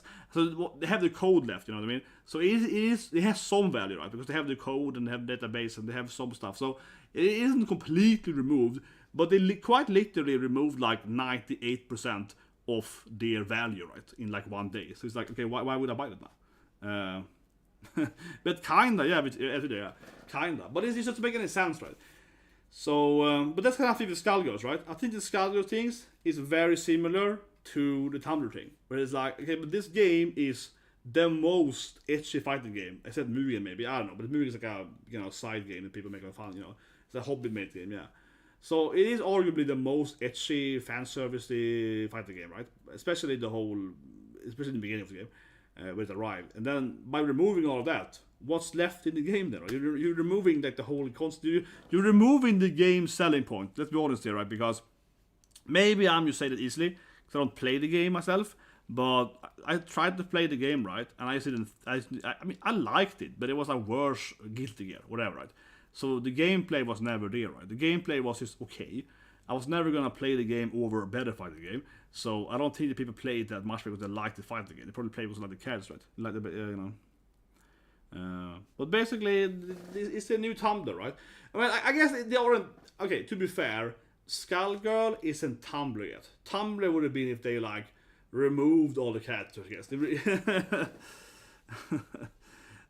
No, imagine if they have removed all the female characters. That would have been a Dragon Crown censoring it, yeah. Imagine if Tumblr removed all the playable female characters and all the art. So you could only play the male characters. That would have been Tumblr, right? That would have been a Tumblr move. It's like, okay, yeah, these girls are too sexy, so we removed every female character. You can only play males now. that would have been Tumblr. That would have been what Tumblr did. That's like so stupid. So they're not on Tumblr level. Dragon Crown would be fun to censor it, but they're not on that level yet. But it's basically in that direction going, right? They're kind of softing the Tumblr issues of like removing more stuff. But yeah, but Dragon Crown is also a good example of a very waifu ecchi game, right? It's the same thing that if they removed the ecchi of Dragon Crown, that would have ruined the game completely, but they would remove a lot of its unique selling point, right? Or whatever you call it, of its selling point. I guess you can see on Street Fighter, right? With Kami's button, Yuri, and Yuri's feet and so on. If they removed all that if they removed like Kami's, whatever, they also be weird. And I mean, one thing I like in SF6, right, is all the muscles, because me, I love my also, I love my abs girls, right? One thing I love in SF6 is that everyone has really good abs. So like Kami, she's fighting with abs, Kimberly, whatever, Yuri, they all have really good muscular body shapes. Yeah, they have really good body shapes, right? That makes the game look better and cooler. What if you just remove that? It's going to make the game worse. Like, why would you remove that, right? Yeah. But yeah. But exactly, it's gonna have dwarf pics. It's gonna be husbando dwarfs instead. Oh man, okay. I should have made a video earlier. I don't know. It is fun to shit on these companies. It really is. It is so weird that it's like I said. It's so weird. They did that. Yeah, they did that. And now they're sitting here and that's a good. Let's end the video. Let's end the stream on that, right? Oil dwarfs, no, but it's a. You're making a really good point, and that is that the double standards, right? The hypocrisy, I can speak.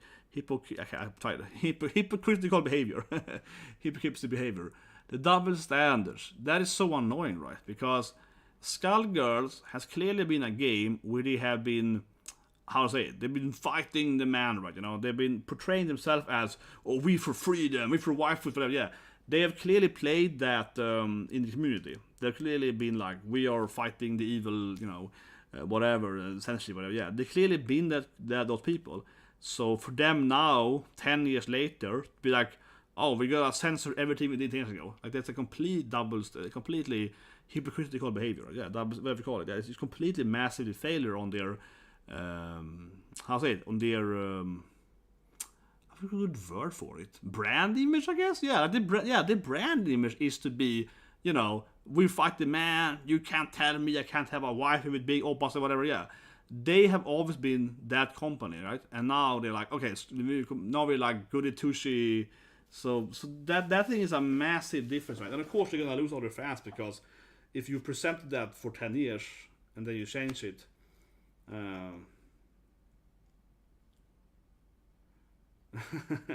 yeah, that's true as well. They make a lot of muscular men, but yeah, you're right. But it's also a double standard. That's true. But I didn't mean in that way. I meant in the way that I meant more in the hypocritical way that they have been saying that they are fighting for freedom or whatever, right?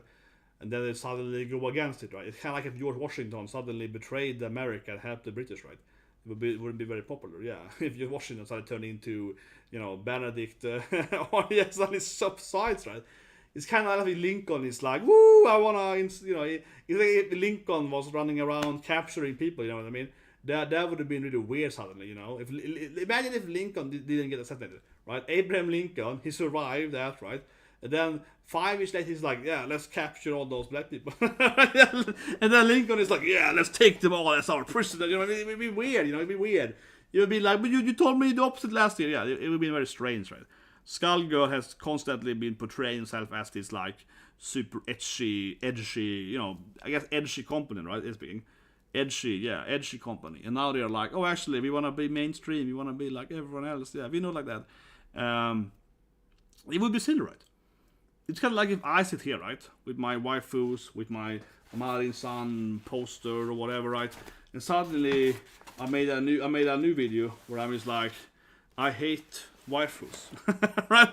I hate female characters, right?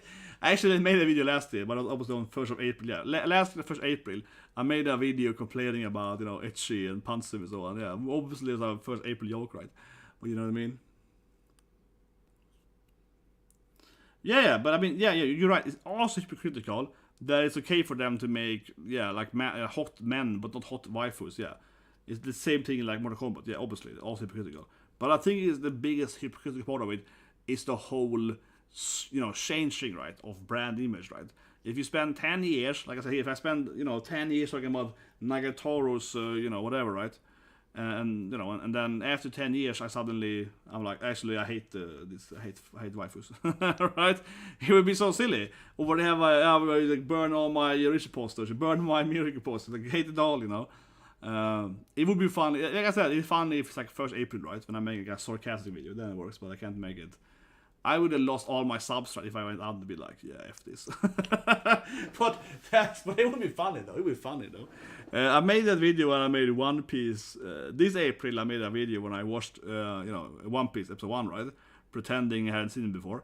So I was like, this fat shaming this woman, oh, Alvida-chan, what a terrible anime, they're fat shaming, right? And I was like, yeah, I'm gonna tell them like it is. Yeah, it's.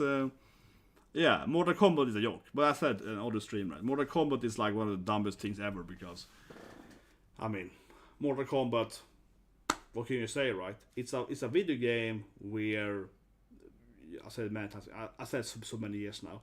I don't buy the games anymore because I'm so tired of it, right? But it's like, Mortal Kombat is like super brutal video game, right? But they're censoring the oppas. It doesn't make any sense. But you're right, yeah, you're right, absolutely. Mortal Kombat in the past were just like live action capture people, yeah. So the old waifus in Mortal Kombat are actually, they're real women. The reason it's like that, right, in the old game, is it's cheaper, yeah. It was cheaper for them to use like, like motion capture people, right? And put them in the game like that. That was cheaper than actually animating in the game, yeah. So that's how it started for NetherRealms. It was a cheap production thing. But yeah, you're absolutely right. The first females in Mortal Kombat are actually, real people, right? Real body proportions, yeah. So that also kind of weird. Censoring that's kind of weird. But I think yeah, absolutely, they're actually more. But I mean, the issue with that, of course, is that most people that are body shaming, attractive women, right, is because they're fat, right? You know what I mean? It's basically how it is, right? Most of the time, when you see someone complaining about, oh, this woman has impossible proportion, right? And it's like a muscular woman with big oppas, you know what I mean? And they're like, oh, that's impossible. Damn animes with their proportions. And then it's like, no, you can definitely have that body, even you can, if you train a lot. Yeah, you have pretty big oppa, you fat lady. So you can, if you just train for like 5 hours a day for like a month, probably enough to have that body. Yeah, if you just really go to the gym like crazy, or then an hour per day for like a few years, yeah, whatever, right? Yeah, if you train for a few years at like a modest pace, you actually will get that body, right? But you don't want to make the effort because you want to be fat instead. So of course you can complain about non-fat waifus, right? That's like 9 out of 10 times, right? When a woman is complaining about oh, impossible, whatever, it's always like that. Original är det? Resident Evil? I barely remember Steve, man. Don't get me on some other rant now. Don't get me on some other rant, man. You mean the first movie? I barely remember how she looks now. Oh, Riva de Paula. Oh, she's the voice. Who's playing her? Who's the actor? I can't even remember who's playing. But I see Anita Sarkeesian hated her. I'm trying to figure out who played her, and then immediately I see Anita Sarkeesian complains that she was too hot or something. Yeah, Anita Sarkeesian was there complaining. Yeah, Anita Sarkeesian was there complaining that she was too attractive. Of course she was. Jesus Christ. Who was the actor? Oh god, I can't even find who played the actor now. God, stop ruining my stream with annoying. No, I can't figure out who played her. Oh, here it is. Her name is Linda Rodriguez. Okay, finally, she's very famous. I can't even get anything. Because she's a very non-famous person. If I Google her name, I can't get anything.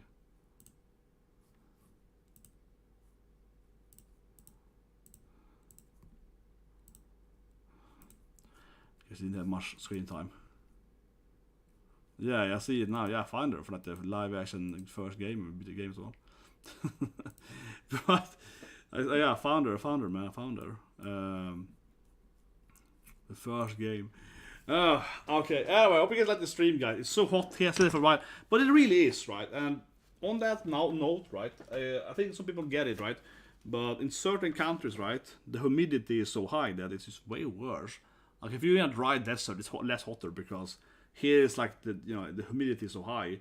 Even if I have all my windows open, it's so high that I'm sitting here like, oh my god, it's like I'm inside water, It's like, but my hometown is even worse though. Yeah, my hometown is West Coast Sweden. It has incredibly high humidity, so it's also very cold in the winter, right? Because it's like biting cold in your body. Yeah, it's like you're walking around and it's very often it's mist or what's called not hailing, but it's what's called when it's like I guess mist, but what is the word when it's like it's really heavy mist? Fog maybe? Not really fog, more like cold, What is it called? It's like a Pokemon move. What is it called when you're walking into, I guess, a fog, right? But it's really goddamn cold. Is that a mist? But I don't think correct word is mist, because it's more like a really thick mist. When the mist is like dangerously cold for you. Because a mist for me is kind of like a shallow, a little bit, ice in the sky, right? But it's like when it's so thick that you walk into it and you like, and you like die on the other side of it. What is that called? Help me out now with ice stuff, okay? Mist, Hashira, mist, ice. What is it, like an ice cloud or something? Like an ice cloud or something. I want to figure it out now. Because fog is like really condensed. A fog is like a really condensed water, right, in the water.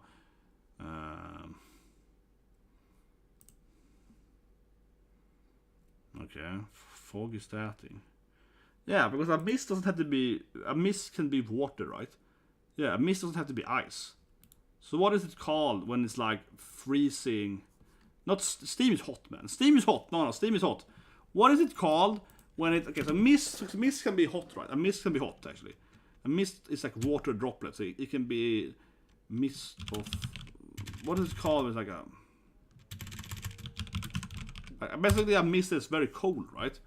A mist that is so cold that you basically it looks like it's like flying ice basically, like floating ice, and you kind of like you walk into it, and you basically die from it because it's so incredibly cold.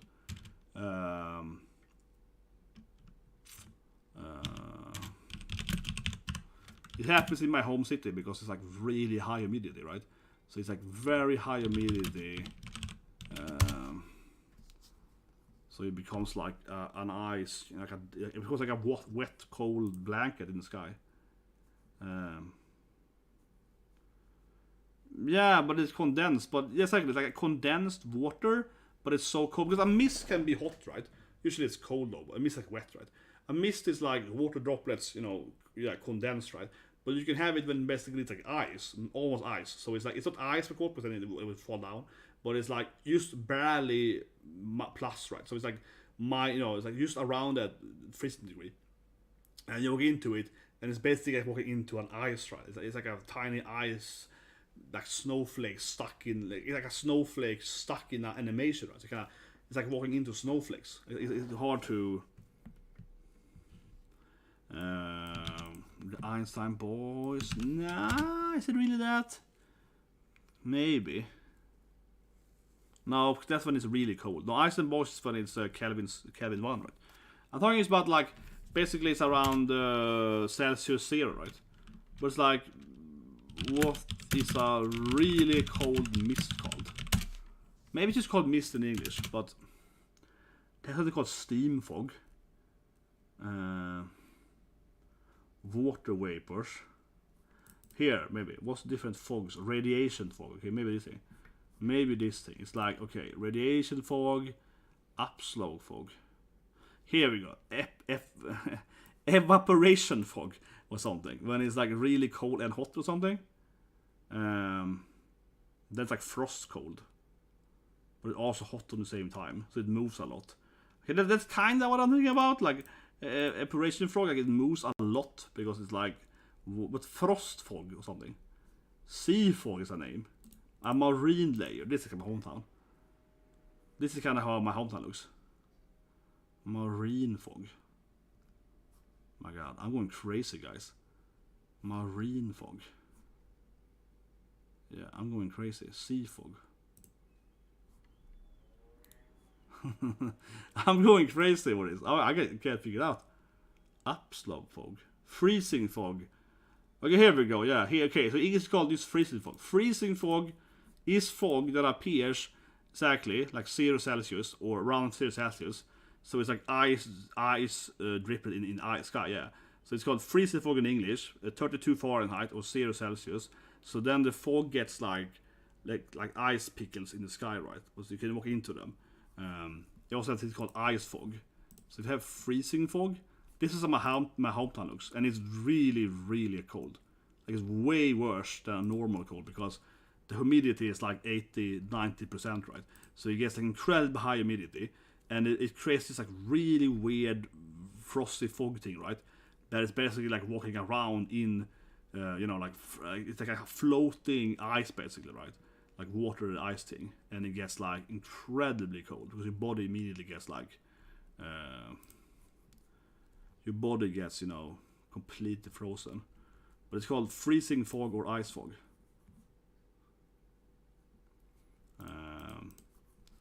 See if I find another one. Ice fog. I'm trying to find a good image of it. Alright, I can't turn off the stream now before I find an image of it that looks kind of like how my hometown looks. Ice fog. Okay, what is it called in all language now? Oh, okay. So yeah, exactly. Frostdimma. That actually makes sense when I read in Swedish. Frostdimma, yeah. Dimma is fog, yeah. So it's like, if I Google that, I'm gonna find it, guys. I'm gonna freaking find it, man. It's, where can I find an image of it? Doesn't work either.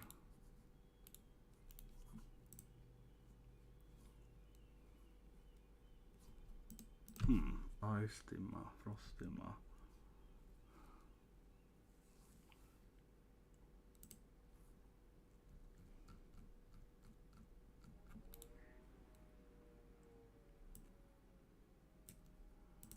A rim.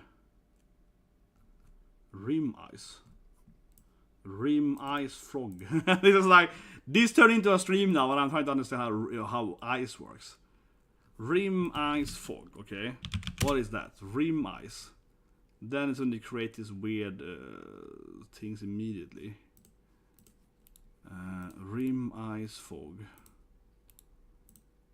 I am like stuck in this thing now. I can't unstuck this.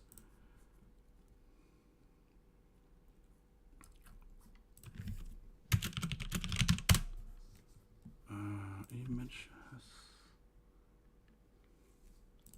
Okay, this is kind of how it looks. Okay, I finally found something. Like, it gets really, really cold. It's gonna look like a fog now on the image, but this is kind of how it looks, right?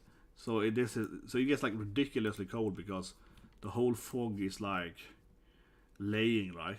And it looks like fog, but it actually isn't fog. It's like ice, right? So it looks something like this, right? Yeah, I gotta find image of Juvir's feet instead. I'm like, no. It kind of looks like this, right? It looks like fog now, but it's actually ice. There's like floating ice pickles, right? So it's like -degrees. This is how my hometown looks basically during the winter. My hometown is very, very cold. It's like 20, sometimes it's like 30 minus Celsius, and it's you know, incredibly high humidity. Then I thought about.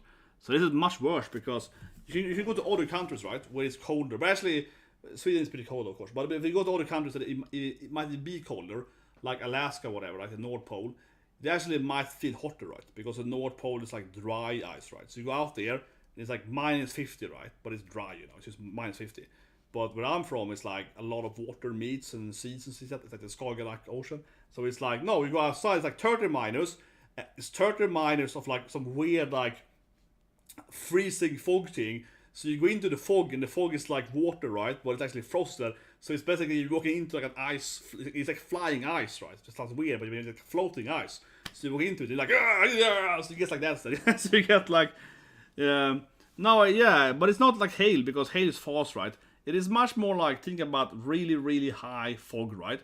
So you walk into a fog, right? And the fog is like, your body wet, right?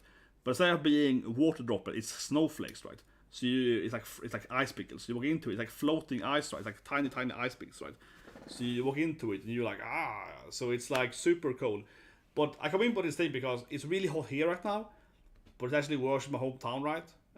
You know, I was there for the wedding and so on last week, right there. My hometown's even worse because my hometown gets like this, right, during the summer as well sometimes, right? But it's hot instead.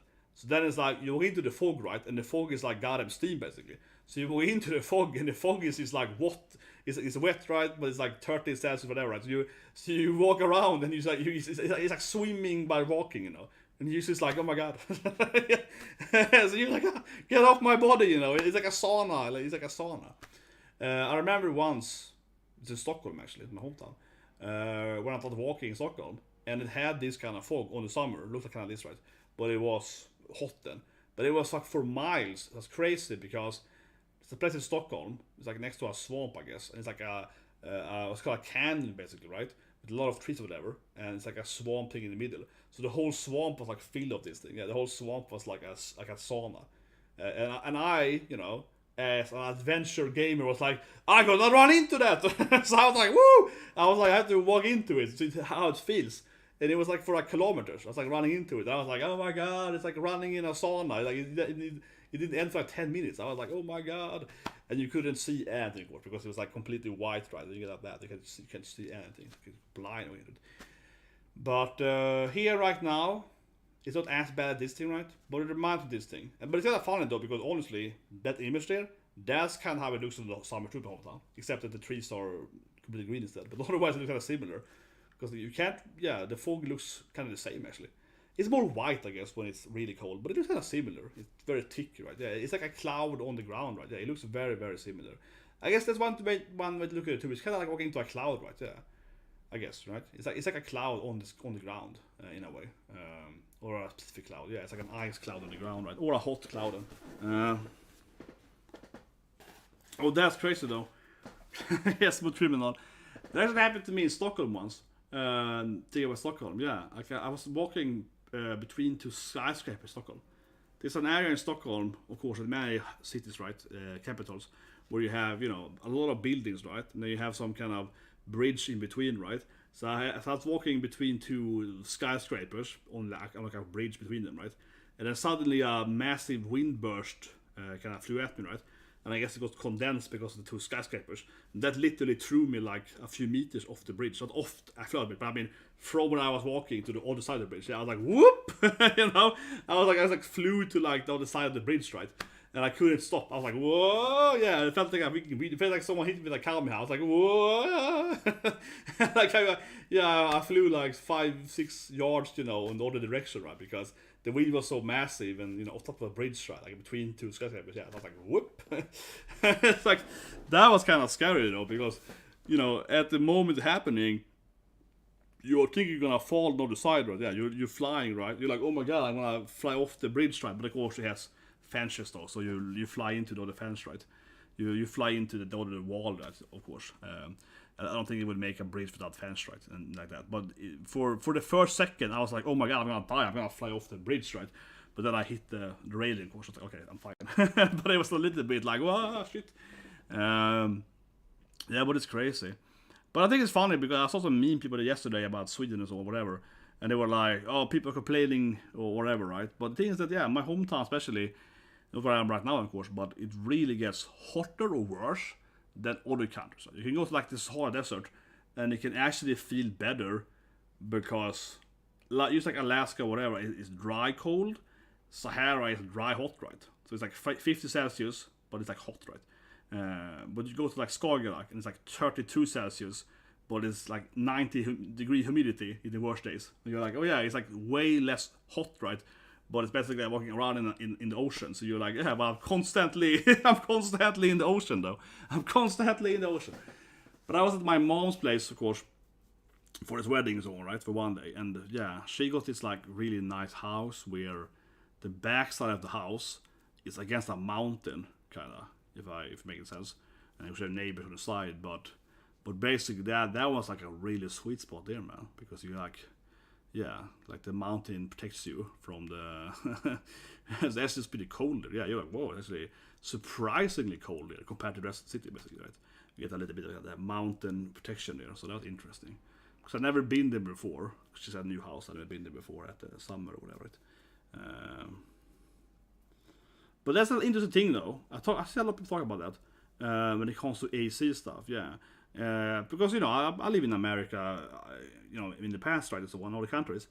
I've been around the world. I feel by now, but it's interesting because in America, everyone has AC. Yeah, in America, it's like every goddamn building has AC, except of course a few ones. Then it's like crazy.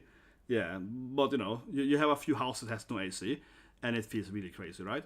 But the thing is that if you go to like step away from in Sweden, at the west coast of Sweden, no one has AC there. Yeah, like it's not a thing in like Europe, especially in Sweden.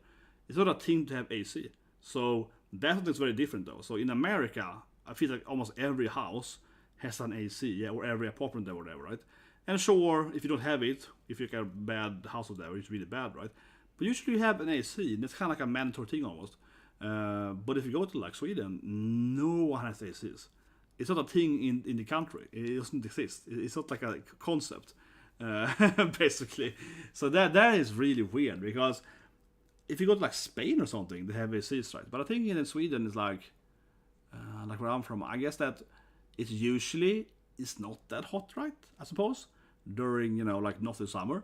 And then the summer is really hot though, and it's way worse than most of the countries, but it's not that hot during the summers. So I guess they never built ACs because they're like, well, you will only use them for like 3 months per year. You know what I mean? Like, it's only like 2-3 months, so you don't need an AC. That's probably why you don't have AC in Sweden. But of course, during the hot months, you're like, oh my god, this is unbearable. So it's really weird. Yeah, that's classic. Oh yeah, that's a classic meme. Yeah, my god, it's a classic, man. Yeah, going into the theater to watch. Going into the theater to get the AC. That's just a classic strategy. You go to like some, a theater or something similar to just cool your way down. I remember when I went to college, talking about cold stuff, right? So I went to college, and my college, actually my master program, my postgraduate, not like the first bachelor specific here. But anyway, it was located on an island, okay? So it's a really cold city, right? Yeah, speaking. And it's an island, right? And the college is at the port, literally like the water is at the water. The water is next to the college, like a inch right from the lake, so to speak, from the ocean. Oh my God, did it get cold at that college in the winter? Like this basically, but worse basically, yeah. So I remember it was always like every time you were waiting for the bus or whatever, right? You know, go back home, right, from the college. Everyone went into like the stores or whatever. Yeah, everyone went to the bus stop. You know, and then the bus stop had some convenience stores or whatever next to it, right? So it's always like, oh, I'm just gonna buy like maybe one candy bar or something. Yes, everyone walked in like bought one item, right? So you can kind of, oh, what should I buy? So everyone was like, you walk into the store and it's like, what should I get? Yeah. Like everyone was like getting into that store because it was way hotter right inside the store. And like, and you walked around for 10 minutes and then you picked up like one item and, went out and, on the bus or whatever. Yeah, it was like classic right there. But yeah, but Seattle is also very rainy, right? Seattle's also very wet, right? I've never been in Seattle. I've been on the West Coast, but I haven't been in Seattle. I've been up north in America. But I've seen Seattle from a lot of movies, I guess, so. But yeah, you get all that wet stuff, right? But Seattle, in my, I've never been there, but in my viewpoint, Seattle is very rainy, right? I feel Seattle has a lot of rain, right? Like it's a lot of water there. That's kind of my impression of it, right, from different TV shows like Grey's Anatomy or something like stuff like that, right? It's probably overplayed, of course, in TV. Yeah, of course it is. It's probably overplayed, right? Sweden is everyone is blonde and have blue eyes, Yeah, everyone in Sweden looks exactly like you imagine. Yeah, so everyone looks exactly like you imagine in Sweden. So that's a perfect image, man. People always say this thing, but I think I agree with this thing. That the place in the world that looks the most like you imagine is New York. You get to New York, it looks exactly like you imagine. I think New York is the most one that is accurate in the movies. Everyone is screaming is the one. Yeah, it's exactly the same thing. Yeah, it's like it's moisturized. You know what I'm talking about? It's like my hometown. Yeah, it's super moist. It's moist here too, though. It's very moist here too. But it's not the moist level of my hometown now. It's actually this thing. My hometown in Sweden is the hottest city in the country, basically. Yeah, I'm from like the hottest place in Sweden, or at least it's a city that has the most sunny days usually. It usually has the most sun days per year. So sun days, you know what I mean? Sun with the days with suns on. Yeah, like it's not raining and so on. So it usually is the hottest city per year, or one of them at least. But usually wins that, or like top 3 or whatever, and usually wins the most number of days where it has sun on it, right? So it's a very, very hot place, yeah. So I guess I'm used to it. I'm used to it in that sense. I should be. But actually, I am much better with cold, right? I'm much better with cold, yeah. I'm a Viking in that way. It can be minus 30 degrees, like I talked about earlier. It can be this, and it doesn't really bother me. This doesn't bother me, yeah. This to me, this is, I mean, I can do with it, yeah. This thing I can be like, I can get through it, But if it's hot instead, that is way worse, yeah. Yeah, that's true, yeah, exactly. That's what I think about That's what I think about Seattle, yeah. Seattle for me is like Grey's Anatomy, I think, right? Something like that, yeah. And Amazon, yeah. Seattle for me is like Bellevue, Washington, yeah, it's like, it's like, I don't know. When I think about Seattle, I definitely think about these IT companies, yeah, like Bill Gates, something like that. Isn't he from Seattle or something like that? I was thinking about, yeah, big IT corporations starting in Seattle. That's kind of my head in my brain taking to. I've never been there myself, but it definitely is kind of what I imagine. I see a lot of images of, Amazon's buildings or whatever. That's kind of what in my head when I think about Seattle. I think like, yeah, that thing. And also, I guess, Fraser, isn't that in Seattle? Classic old Fraser, right? Is that in Seattle? And then the Googie Space Needle. Of course it is. But isn't the whole West Coast America woke? I mean, isn't the same thing in like Portland and so on? Portland is in Orlando, right? Or where's Portland now? Yeah, Portland, Orlando. There's 2 different Portlands right in America, right? There's 2 different Portlands. I'm thinking about Oregon. I think it was Orlando. I'm thinking about Portland, Oregon, right? Isn't that like super woke? That's my understanding. I've never been there either, but yeah, Pacific North, right? Most populous in Oregon. My understanding is that West Coast America is the most left leaning, right? Because you have Portland, you have Seattle, you have California generally, right, and so on. But then you also have Portland coast in Maine, right, which is probably not at all like that. I would imagine that Portland in Maine is opposite. It's like an old English town, right? Like old New England, like classic traditional city, much smaller, more rural. That's what I would imagine it. But Portland in Portland in Oregon, right? Portland, Illinois. I mean, I know you have several. That's nice to escape, but you have several Portlands. No. Not Portland, Illinois. I'm talking Portland in Oregon, the biggest city in Oregon, right? Isn't that the most left city in America? You have several Portlands. You have Portland in Maine and so on too, but you have Portland, Oregon, right? Isn't that like the iconically super this city, right? Did that work? Yeah, that's it, right? Isn't that the most left-leaning city in America? I think this stream now is all about politics now. No, but I was like, isn't that the most left city in America? And I am obviously very left-leaning. I'm just saying that a city that, that's pretty interesting, right? And that, like, I've never been there. I don't know, this stream is super long now, but I say it here. I think it's interesting because I've never been there, right? And I'm very politically caring. No, but I buy a lot of stocks somewhere, right? So also I follow politics to kind of measure company values or whatever, right? And so on, right? So I've never been in Portland, Oregon, because I've been more in California, right? Yeah. So, but I've never been in Oregon. But my understanding, right, as a guy sitting on the outside of America, right, mostly, is that Oregon, especially Portland, is like crazy left, right? And I'm not saying that as to be really. I'm trying to be objective here, right? I'm not saying that that I am not on the left or the right or whatever, right? But I think it's important here is that isn't that city the most left, right? So I think it's really interesting. Like, what is the most left? You know what I mean? Even if I would be super left myself or super right or whatever, right? It's like whatever direction I would go into, it's interesting to know like where's the most left. It's like what city is the furthest to the left, right? What is that city like, And one of my best friends, he lives in California, still does. He's in Irvine. He talks about it all the time about how California has changed. He's lived there for 35 years, right? How much has changed over the years and so on, right? But of course, I mean, as you say, no, right? That's always how it is, right? The left, from a political standpoint, right? Most left people that are very left, it's kind of like if you're not with them, you're against them, right? So if you're not as them, you're right wing. And it's kind of funny. This I shouldn't say this. It's more about our channel, but I have no problem saying it.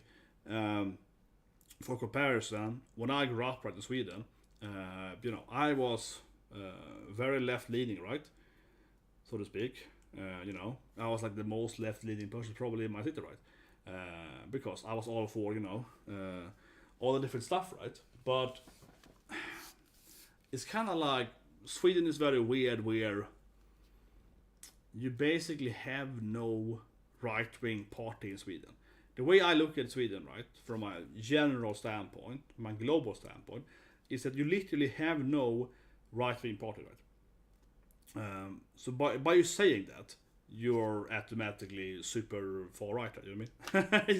just by stating that fact that, like, isn't it kind of strange that every party in this country is left-leaning? Like, they really are. They are. So just by saying that, I have to be, I have to be a super evil person, right? So it's kind of funny because, I am definitely probably more left than most Swedes are, right? But I still, I still recognize reality, if you see what I mean. I still recognize like how reality is, right? And also that side, of course, one thing I hate generally with politics is that you have to how say it, pick a package deal, right? You know, I might agree with the party, right? In some points, right? That might be left. For example, I'm pro universal basic income, right? Sweden, right? So I might be very left on some points, right? But maybe I dislike that for more parts, right? But you have to pick the whole package, and I want to have that, right? But yeah, that's one thing I can say here immediately. I'm not saying it at all. Even this is the wrong channel for it, but whatever I said here. In Sweden, I done the math, right? You know, I'm a math genius. I can do the math easily. I done the math, right? And in Sweden, as a country, Sweden, it would be much cheaper to have universal basic income in Sweden. Not only would people get more money, like the random person would have more money, right, from UBI welfare than current welfare, because Sweden has one of the most expensive admin costs, right, for all the welfare, right? Sweden is notorious for having like 30,000 different people involved in this, like, admin and to give people money, whatever, right? So in Sweden, if you just gave everyone the same money, right, universal basic income, everyone gets, a set amount of money, right, because of your age or whatever. I mean, the rules are, but you have a set of rules, right, and everyone just gets it. There is no, there's no like, oh, do you have this thing? Do you have this disease? Whatever. Like, if everyone just get the basic thing right, you actually would make more money doing it. It's a very simple calculation, because Sweden currently has so many people working in the welfare system, right, that is costing Sweden like millions of dollars every day just to keep it all afloat, all the people working in it. And you can fire all of them immediately, right, and just have the whole UBI instead. It will be much cheaper. It's very obviously objectively true. I guess the only problem is that you have to basically fire so much people, right? But they will get UBI though. But that's one reason why they won't do it, right? But it's Sweden as a country is very weird, because a lot of people get too much welfare, right? Too much the cheating and so on, right? Yeah, so you can remove that too, right? By having everyone gets the same, right? It's obvious. Yeah, it's audited. Yeah, that's true. That's true. I was thinking about that with the concentrate with gaming, right? About earlier. I was thinking about that when it comes to video games, right? Because when I was a kid, remember a kid, but kind of a kid, we had what is his name again? Jack Thompson, right? Yeah, we had Jack Thompson. So Jack Thompson, if you don't know who he is, people listen to this thing. Jack Thompson was kind of the censorship guru of anti-gaming stuff, right? He was also kind of anti-manga, anime, and all this stuff, comic books, right? But he was mostly anti-gaming. So he wanted to censor every video game, right, with violence in it, Mortal Kombat, whatever, right, GTA was like classic, right, that he hated, right? So Jack Thompson was this like very, very prolific TV guy, all this stuff, right, about, against games then, right, in like the 90s and early 2000s, whatever. And he was right-leaning, right? So he was very right-wing, and he was very hated about gamers, right? But so he's a legendary, legendary evil anti-gamer, right? Yeah, exactly. However, about 10 years later, we instead got Anita Sarkeesian, right? Which of course is coming from the left instead, right? So if Jack Thompson is basically, let's just say he's like a right-wing, right? He's a right-wing authoritarian, right? Anita Sarkeesian, she's left-wing authoritarian. Yeah, Hillary Clinton was involved in that, and also not only in that thing, but also what's her name again? Like Trophy. Oh, something on T. Al Gore's wife, like Tracy Gore, or like something like that. Topher Gore or something like that. She was also very involved in this censorship thing. Al Gore's wife was like was the woman that was talking to Dee Snider if music was evil. Yeah, in the 80s or whatever. Something like that. His wife also was very involved in this, like censoring gaming and music and so on. She was on that hearing with the Twisted Sister, Dee Snider and so on. So she also was very into that thing too. The vice president's wife. Yeah, she also was very part of that thing. But anyway, these people are most on the right, even though Democrats, even though Hillary and Al Gore are Democrats, they were still mostly seen as conservative right. But Anita Sarkeesian is clearly left then, right? An authoritarian left instead of authoritarian right. And when she complained about video games, everyone just caved in. That is very weird. Yeah, like you said, it used to be religious right-wingers or against gaming, right, and anime and so on. And then and everyone laughed at them and hated them, whatever, right? And everyone in the community was like, "Oh, idiots." And then 10 years later, now it's like the left doing the exact same argument, right? Because Anita's arguments were literally the exact same as Jack Thompson, but instead of saying, a video game makes you violent, a video game makes you sex, it's just it's one word difference, right? You change the V to the S, right? Yeah. Everything else is actually the same, right? But when she did it, many of the gamers, especially the companies, just caved in. They were like, "Oh my god, yes." So that's been very ridiculous. That's been, as a person growing up during this thing, right? Like, I'm an adult when Anita, of course, comes on the scene, but I mean, I was like a kid kind of during Jack Thompson, right? And Al Gore and so on. Yeah, that was like a kid, right? So growing up with that and laughing at that, then like 10 years later when I'm an adult being like, "What's happening? Why is everyone agreeing with her? It's the exact same argument that guy did 10 years ago. It's the exact same argument. Why are you agreeing with her? You didn't agree with that guy. There's no difference." But Anita, people used to listen to, and Anita had a massive effect because she was a dice, and it was ridiculous because, like, the same people, and I know the guy that, I know him very well, one of the fathers of dice, right? So that guy, he would laugh at Jack Thompson. I know him, and I worked for him for 3 years, right? The founder of dice, so I know him very well. He would laugh at Jack Thompson, right? But then Anita's kitchen, he's like, pissing his pants for it. Yeah, it's ridiculous. He's like, "Oh my god, yeah, Anita, yeah." It's ridiculous. Like, it's exact same arguments, and they would just cave in immediately. It's crazy. Well, yeah, I mean, you're right that it's most of the companies, but I still would say the gamers too. Nah, I still say it's the gamers, right? Because you can still see, if you look at Gamergate, right? If you look at Gamergate, you can still see that Gamergate has a portion of gamers, so to speak, gamers, right? Against it, you know what I mean?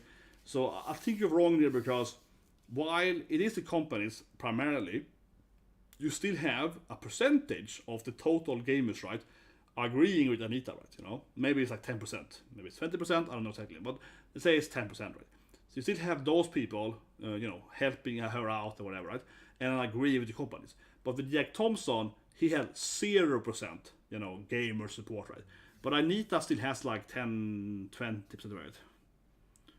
Yeah, absolutely. Gamergate is like, whatever, so on. But my point is that Gamergate is a good example of a split, right? No matter if Gamergate is right or wrong or whatever, I'm not trying to debate it now, right?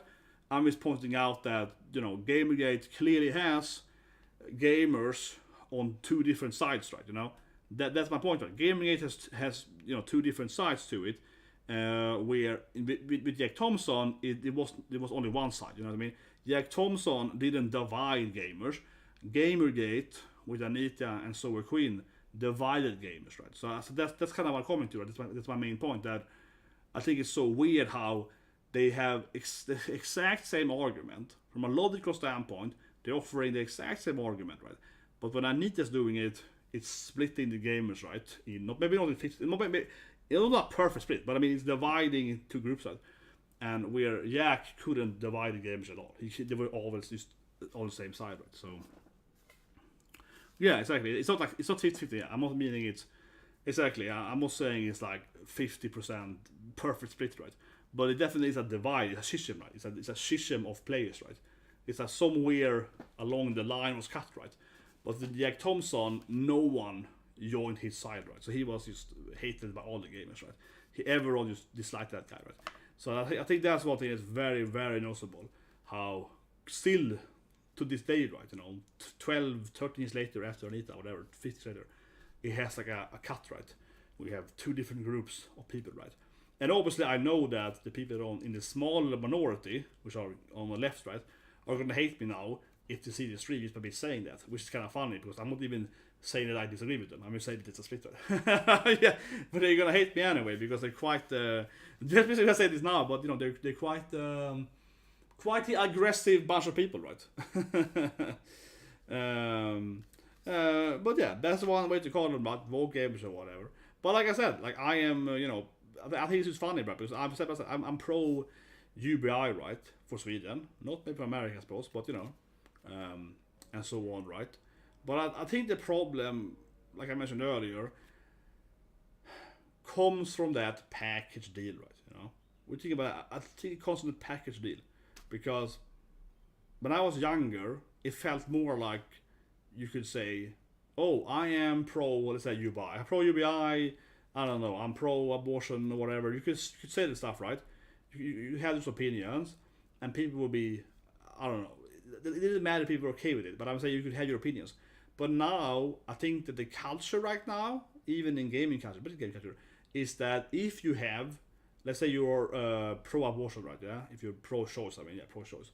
If you're pro-choice, the gamers, right? So to speak, the gamers, they also would say, well, if you're pro-choice, you also have to be pro, I don't know, woke or whatever. You have to be pro-Gamergate or anti-game, whatever your point. You have to be like, oh, if you think this thing, if you're pro-choice, you have to also be woke or whatever, right?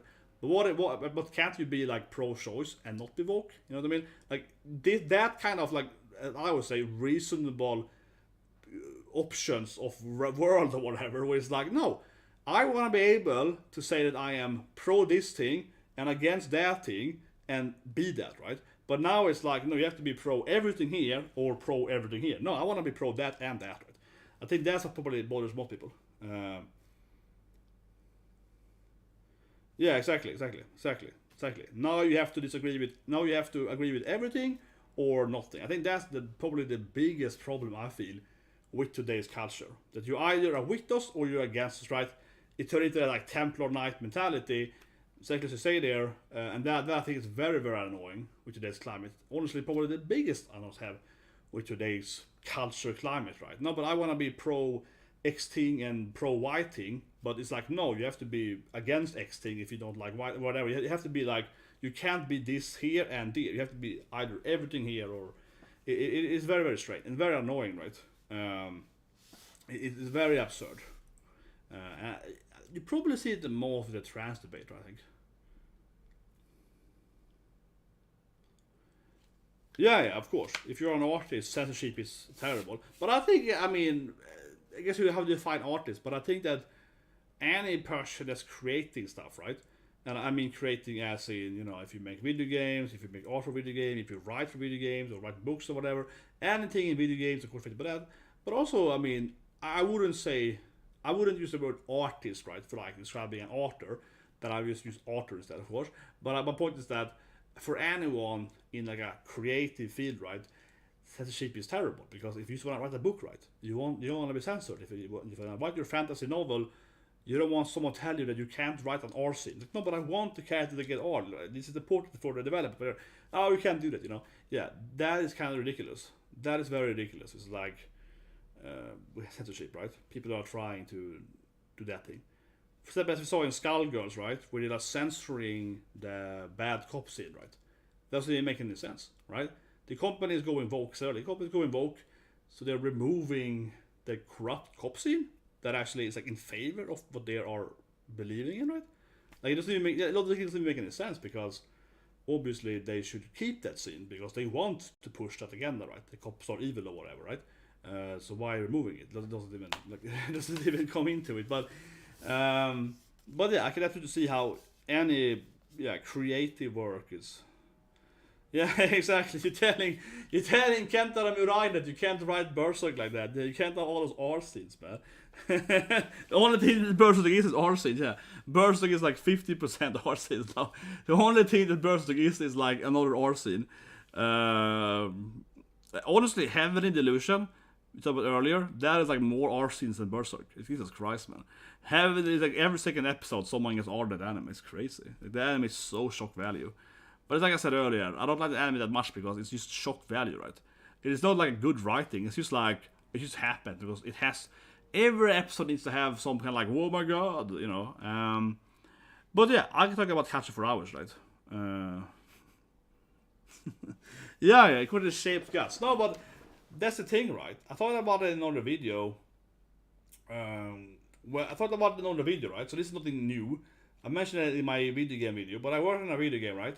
Where the main character was a Futanara, I guess, technically speaking, in the storyline. But the main character was a trans character, right? The main character was born as a man, right? And then became a woman and so on, etc.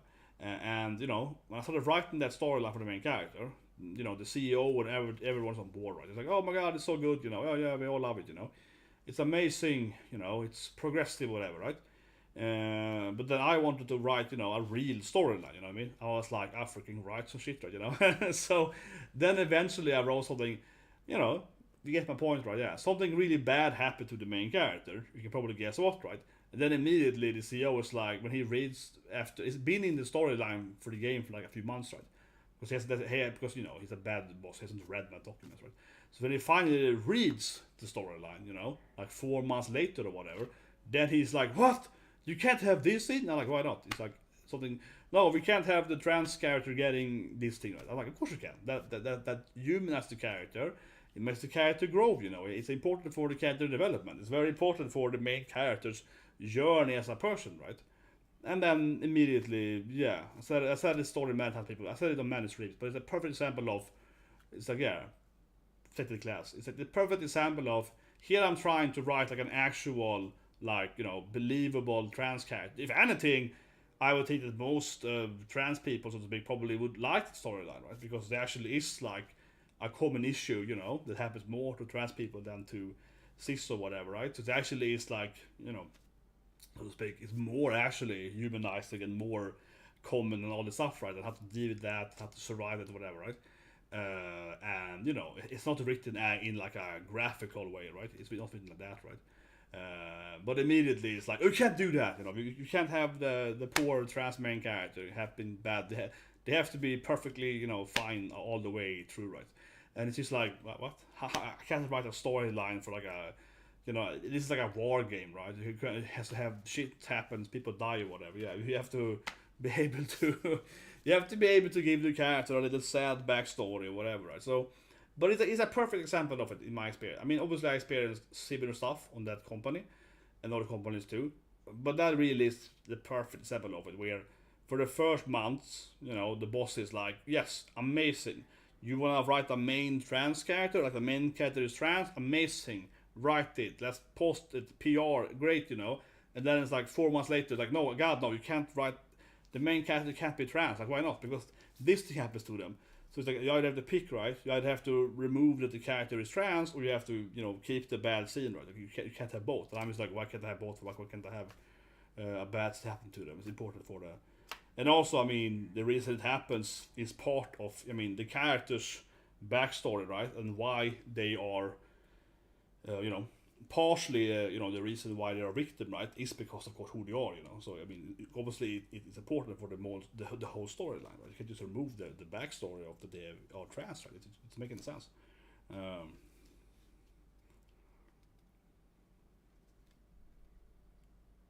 but yeah, but I mean that's the general thing, right? Most people don't actually belong to the group. Absolutely. I mean, one thing you can see very commonly is that it's like people on Twitter arguing for something in another country, right? That they've never been into. Yeah, it's like people on Twitter. It's like two people on Twitter, right? That never left America. They're both in America, arguing for something happening in Norway, basically. Yeah, they have this like heated disagreement, right, about something happening in Norway in a very like Norwegian culture way, and they can't understand, like the Norge. Yeah, they can't understand the typical Norwegian culture. They have arguing over it like it's life and death, right? And it's like neither of them, no matter what side they pick, even understand anything about Norway, right? That's internet for you. That's internet for you. Absolutely. You're like, what's happening? Yeah, it's like that's internet for you, though, in a nutshell, though. Absolutely. But yeah, but I think it's a good. I think it's a very good point that you make there, and I probably should say how I get cancelled. No, but I think what you're saying there, I'll leave the video at that. I think it's a very good point because I said it in other streams too a little bit, but the whole idea that some people don't want you to actually like defend them or whatever, right? I think it's very interesting. Yeah, exactly, for the whole groups. Yeah, I think it's very interesting, especially right now when it comes to the whole debate about trans athletes, right? I'm not gonna give an opinion about it. I leave it like that. But I think what you're saying there is perfectly in that thing, right? Where I would say that most trans people probably don't care, right? Most people that are trans, they don't wanna compete in sports anyway, right? So for them, it's probably a non-issue, right? If it's like if they can do it, not. and they probably feel that could you other people not push that so much, because we are getting a flash, we are getting like a drawback, right? We are getting the issues to us, right? Because the more you push for that, the more I am getting in hate, right? Like if you're a normal, trans woman going to work or whatever, right? No one cares if you have opinions or whatever. It doesn't matter, right? But suddenly these other trans people are like, oh, we need to have this sporting and this thing and that thing, which is kind of like little on the edge, right? You probably get hate for that, right? You probably get more hate for that, right? But you actually don't care about it, right? You actually don't care about it, but you just want to be like, you just want to have a normal life, right? Yeah, I think a lot of people. That's the truth with most people, right? But who actually cares about that? but I mean, yeah, I know who Tyrone. Yeah, Tyrone is like he's a famous reactor, right? I guess, yeah, Tyrone Mines, right? I guess famous. Yeah, I would say he's a big reactor, right? That's a good point, though. Yeah, that's actually how it is. Yeah, people are telling him that you can't like this game because of this X thing, right? You were Y, you can't like X thing. It's like X thing, right? Yeah, it's this. That's very common. Yeah. That's very common. But I think end of the day, right, most people don't actually really care, right? You know what I mean? This is what I said earlier. I was very left, right, as a kid, right?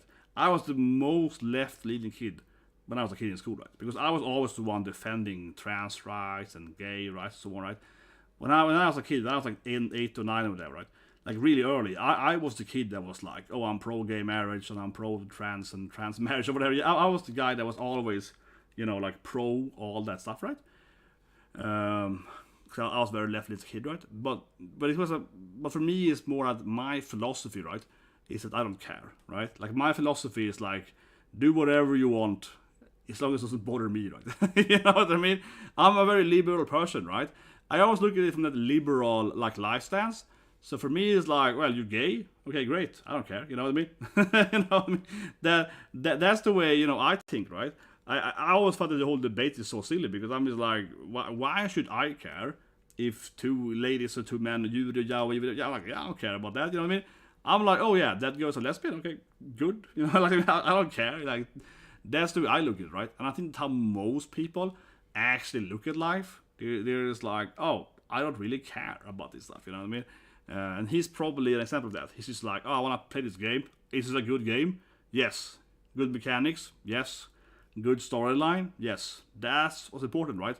No one cares. No one actually cares if it's like how many percentage of people are whatever, green. You know what I mean? No one actually cares. It's like, there's no actual gamer that sits there and is like, how many people in this game have green eyes, and it's like, oh yeah, it's only 3 people with green eyes in this game. I'm playable. No one actually takes that, right? No one cares about that. For fantasy is judged by 3, I guess, metrics, right? Gameplay, like combat gameplay, fighting, right? There's the core gameplay, the storyline, and then graphics, right? No one really cares about like, yeah, it's like, how many people have green eyes? They're crazy. Yeah, exactly. And most people don't care, right? It's always been my issue. So honestly, as a kid, right, and this is kind of funny today, right? Funny, but what you call it, because I was bullied, right, at school a lot for different reasons. For example, because I was the best kid, or whatever. The main issue, right? I said it always too. The main reason was because I had, perfect A's, right? I had A plus every subject, right? So of course I was bullied because I was a nerd, right? Obviously, so that's the main thing, right? But the only reason why is that when I was a kid, being pro-gay rights, right, was, strange, right, whatever. Right? So, as a kid, yeah, I was like the first kid in school, right, that was like fighting for gay rights. Right? I really was, right. So I get bullied for that, right, when I was 12 or whatever, right, oh, you're gay, blah, blah, so on, and bad names for that, and they called me many different, words, right, so on. So I was that guy, right, but I really, as I mentioned earlier, I really came from that perspective of like, why should I care, right? Yeah, I really like that. Why should I care?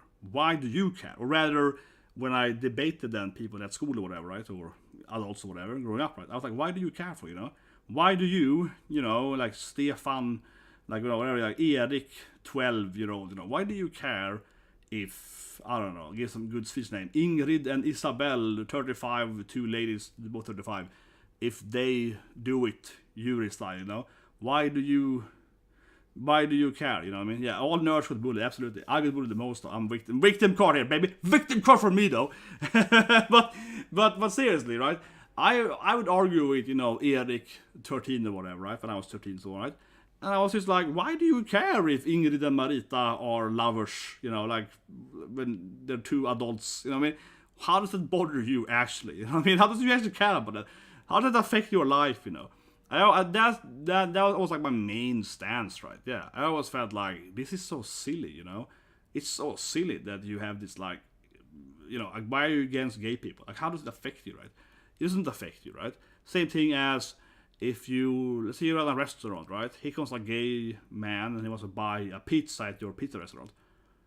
It doesn't affect you. Just make a pizza and take his money, you know what I mean?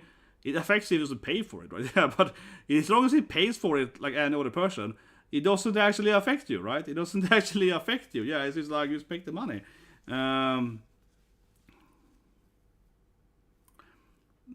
Yeah, I mean, absolutely.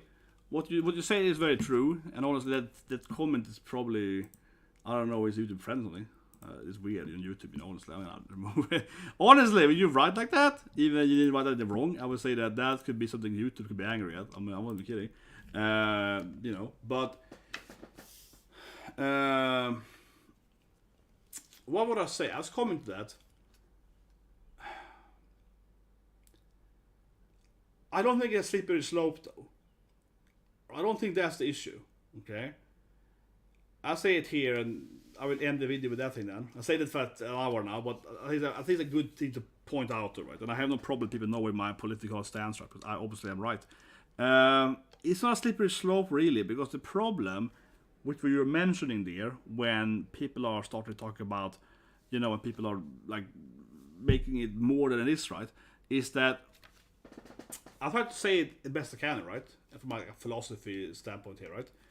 Is that the problem is that it goes like outside the walls of the home, right? You know what I mean? Because, like I said, when it comes to, like, you know, whatever, similar stuff, if, like, you know, I have a good friend that is, I have more than one friend that's trans, right? But I have this one woman I've known for years, right? I've known for like 15 years, and she is, you know, male to female, right? You know, sex change to male to female, right? And then I had a coworker that I met, also male to female and so on. So I know a few, right? And especially in the game industry, there's a lot of lesbians, right? It's a stereotype, but there is. I know a lot of lesbian ladies, like, and there are so many lesbians in the game industry. Seriously, it feels like the most industry of lesbians. I have a lot of lesbian friends, right? But it kind of comes back to the same thing I mentioned earlier.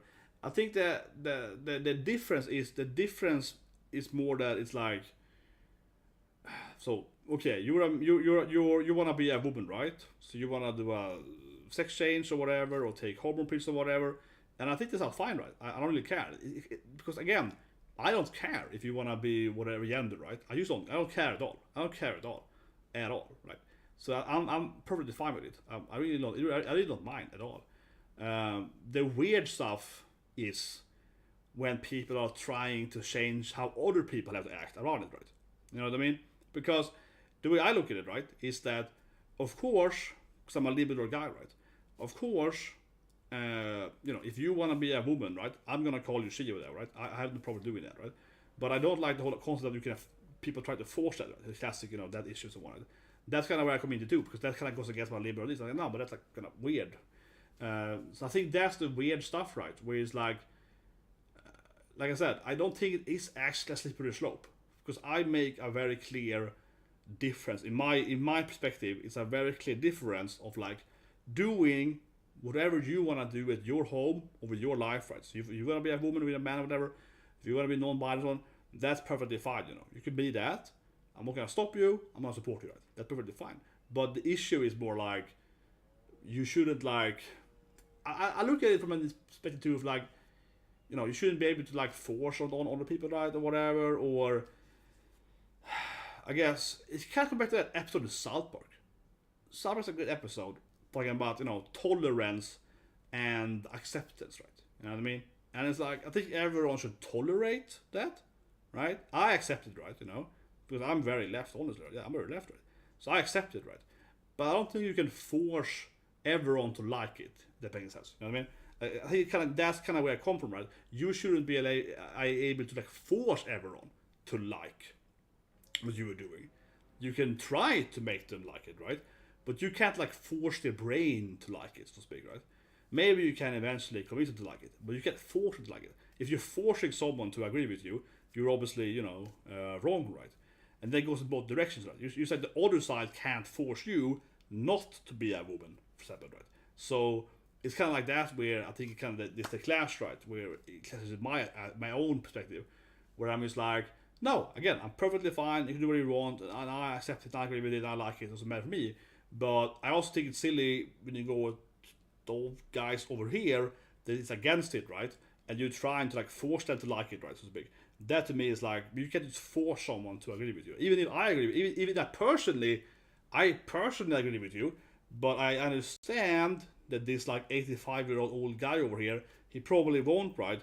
You shouldn't try to force him to like accept it, right? He can maybe tolerate it. He hasn't tolerated it by a law, but you can't like force him to like it. I think that's probably where. But I make a very clear distinction between it, right?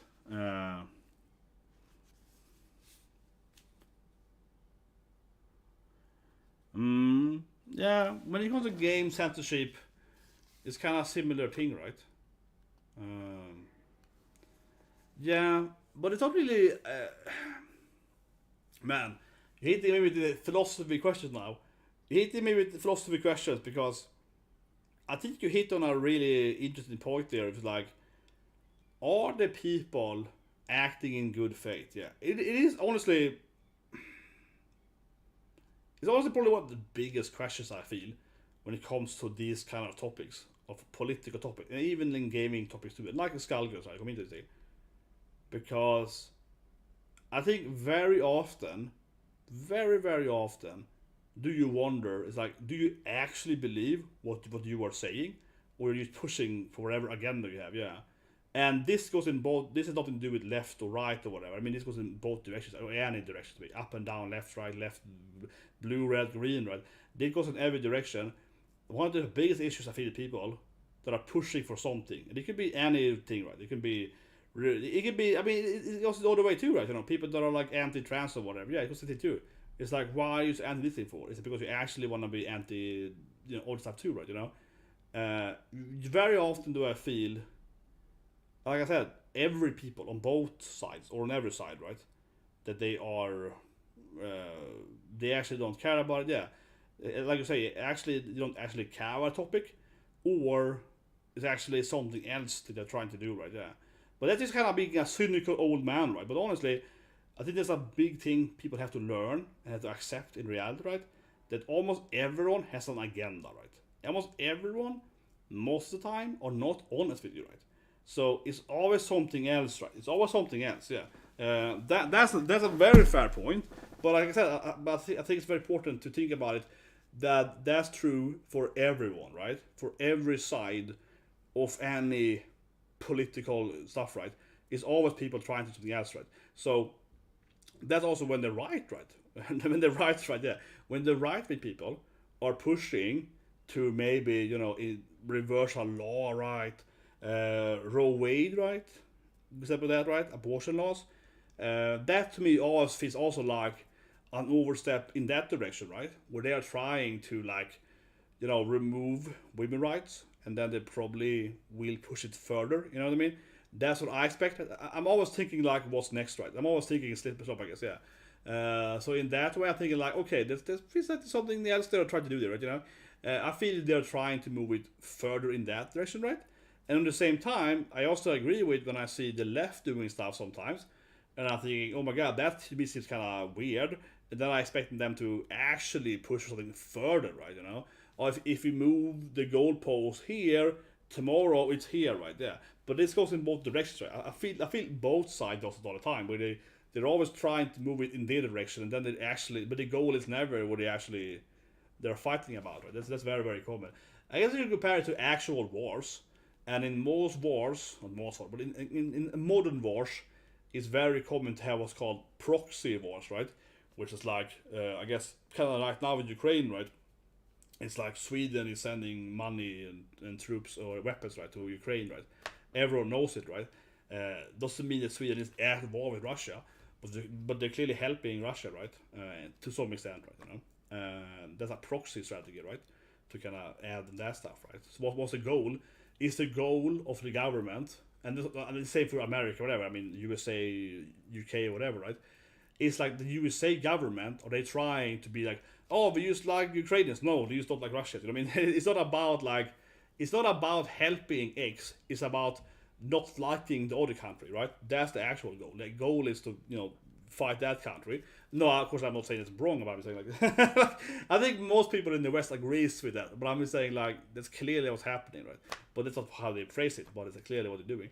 Uh,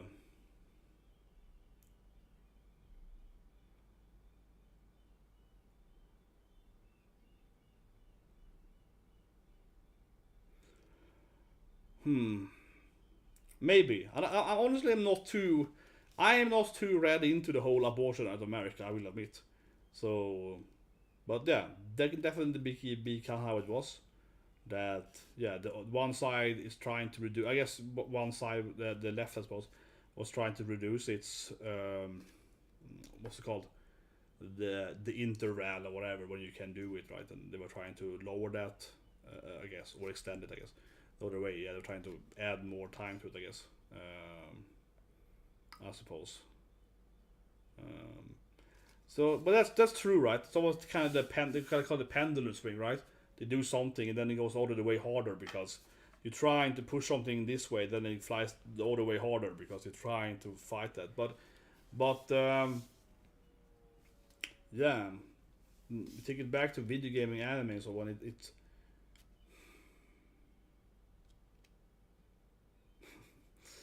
that I've seen that too. That is very strange. That is weird. But honestly, I think it's interesting, right? From a philosophy standpoint, the people that are arguing for that stuff, yeah. From a philosophy standpoint, then what's the limit of years, right? Yeah. Then you start thinking that, oh, could you do it with like an older person? Yeah. Then you start thinking it. Then it feels more like it should be in a further way, like, oh, but this person is useless in society. They're shit at school and they only do crime. Should we use like like then you should we use then you start thinking like that, right? Should we like take it further and like control society, right? So yeah, it's that's kind of that slippery slope. I feel definitely goes in that direction where you're like, okay, but if you can remove that thing, why can't we remove this thing instead? Um, no, but I think it makes sense in a lot. I think it makes sense if you really go for it. No, but that's kind of what I mean. Sometimes stuff makes sense to me, and in a logical way, right? As a very like engineering, mathematical way. Some stuff people say, I think makes sense if we take it back literally, right? You know what I mean? If I take you at your absolute honest literally word, this I guess somewhat makes sense, but like you said, I mean, like sure, I don't agree with you, but if you push it to this absolute extremity, then it actually is like logical, but it's like in a terrible dystopian future, right? Because that's what I'm thinking. When some people have those ideas, it's like, oh, that's like super dystopian, but I guess logically it can be done, but it's very very terrible ideas. But it's like, yeah, I guess we could make that like a cyberpunk kind of dystopian world where everyone gets, oh, you have to pay for this thing and you die or whatever. Yeah. Um, but yeah, but that's kind of how we come into the topic, right? That it is very true that this thing has bled into gaming hardcore, but I think it also has bled into anime. I always keep saying that, but I don't agree with people saying that it's not coming into anime. I mean, you yourself said earlier that Bastard is censored, right? So it clearly has coming into anime. You can't completely deny it that it's not in anime because you keep seeing it that some animes get censored, right? And you also see that, for example, the translators of animes are very strange, right? Some translations are terrible. Last one I saw was the dating anime, right? That is in my heart, where the main character is like, oh, I'm mansplaining to her in the translation, right? Where he's just like, oh, did I try to talk to this like model lady about modeling kind of thing, right? But in the English translation, it's like, oh no, I shouldn't mansplain. Oh no, I'm such a pig, kind of thing, right?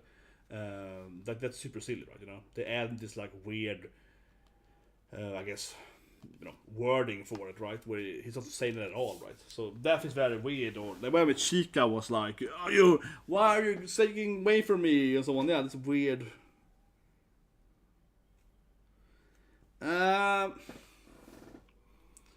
Yeah, I guess we do get crazy animes, but I don't think that it's really. I mean, Japan's always made a lot of crazy animes, right? I don't know. I mean, I think we see it. I do think we see it building into it, and I guess what people are afraid of, and I am as well, is that, like, please, Japanese big ass corporations, don't listen to the people on Twitter. That's kind of the scare, right? Because there's so many animes that get hated, right, all the time, on Twitter, right, and all the stuff, but some Twitter, all the time. And sometimes you do see the anime studios being like, "Are we sorry?" Like kind of like that, right?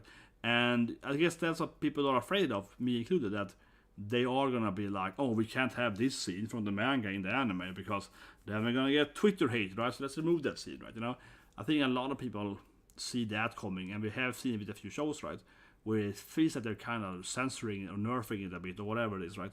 Because they're afraid of some backlash a little bit. And I think it's very easy. I think, honestly, unfortunately, I think very clearly it does blend into the anime industry. Slightly at least, right? With it getting more and more like that. And unfortunately, it's not going in the right direction, right? It's going more into that. But I think you have to think about it more in a grander scale. That you have like 50 animes being released per season, right? And maybe there are some animes that are more powered, so to speak. But the other animes that maybe shouldn't have been that censored are, right, so to speak. So it's like out of 50 shows, with like 10 or kids shows, like 40 shows. Out of 40 shows, sure, a few of those 40 shows are gonna be crazy, right? They're gonna be ecchi and oppas and waifus, and they're crazy, like 10 of them.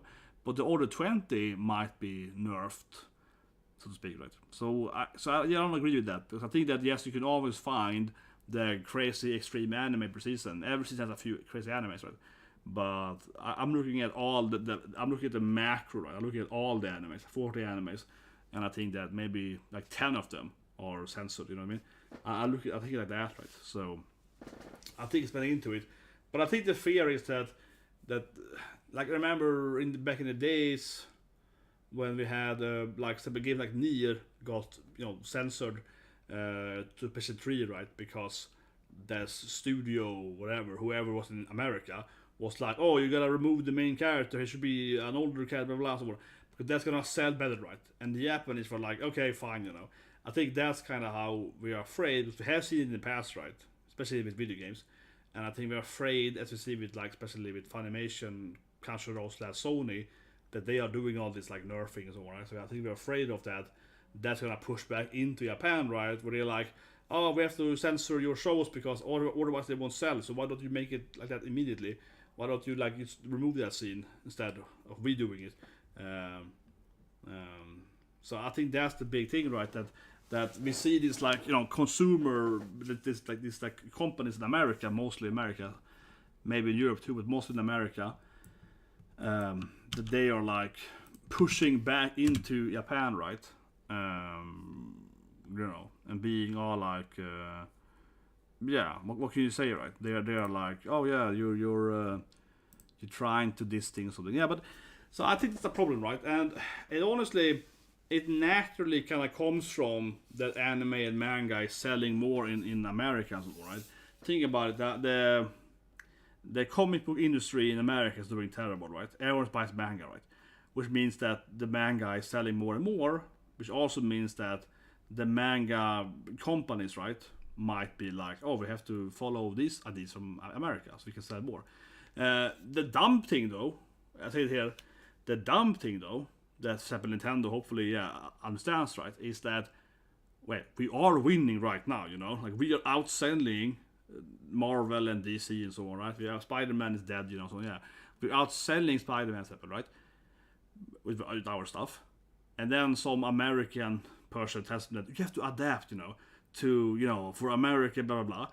Why would they listen to that? Yeah. Why would they listen to that person? If you're currently winning in America, the problem is we should not do like you say to become like Spider-Man or whatever, right? You probably should not do that so we can keep winning, right?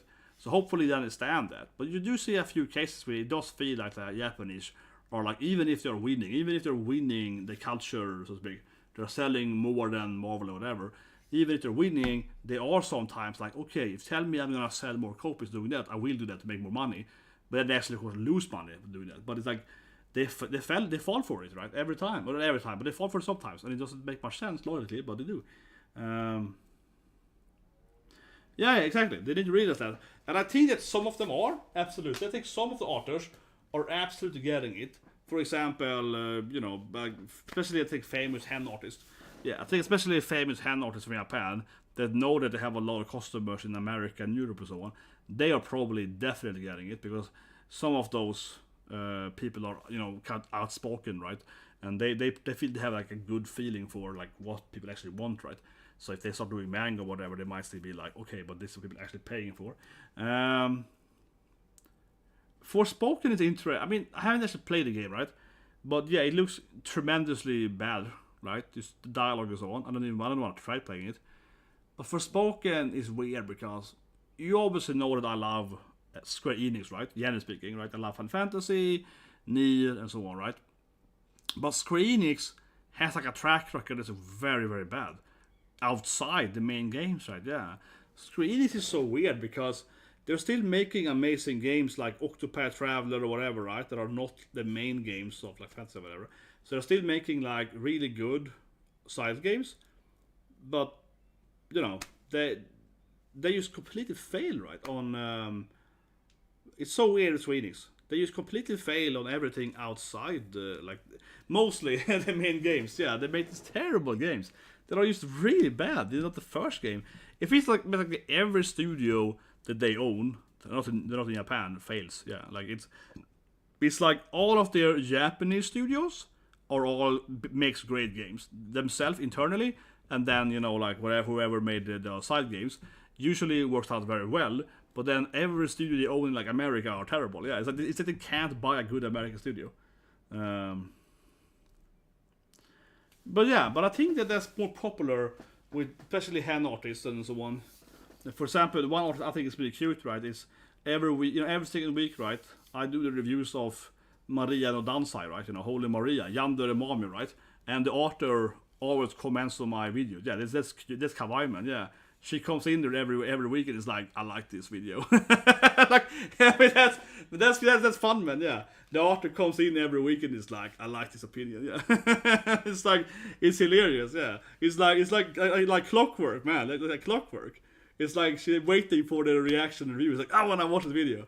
But I think that artists that are coming more from that side, more the commission stuff and so on, right? The fan stuff and so on.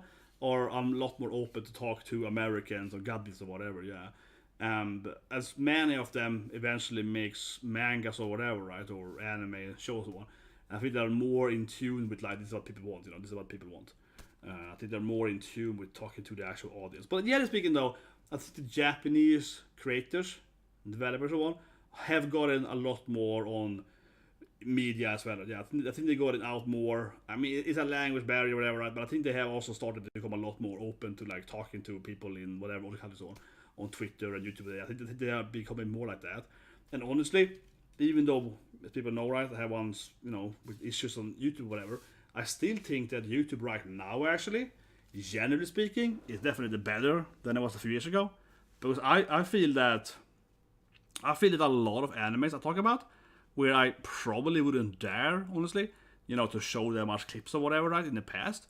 Now I feel way more fine doing that, because honestly I feel that some anime studios are straight up more open to it, Whereas if you go back, like 3 years ago, they would be like, oh, you can't show our clips. But now it's like, okay, it's fine. I feel they've been more open to it, especially MAPPA. So when I did Zombieland Sega videos, right, I actually had one of the Mappa animators on my, on my videos, yeah, talking about it, like at the interview and so on. So I feel that they also become more like, oh, it's a reaction, oh, it's fine, this is not stealing money from us, So I feel that more of the Japanese, like developers, what they call it, artists, are also a little more like, yeah, but they're more welcoming to like reviews and reactions on too. I think they are changing there a little bit.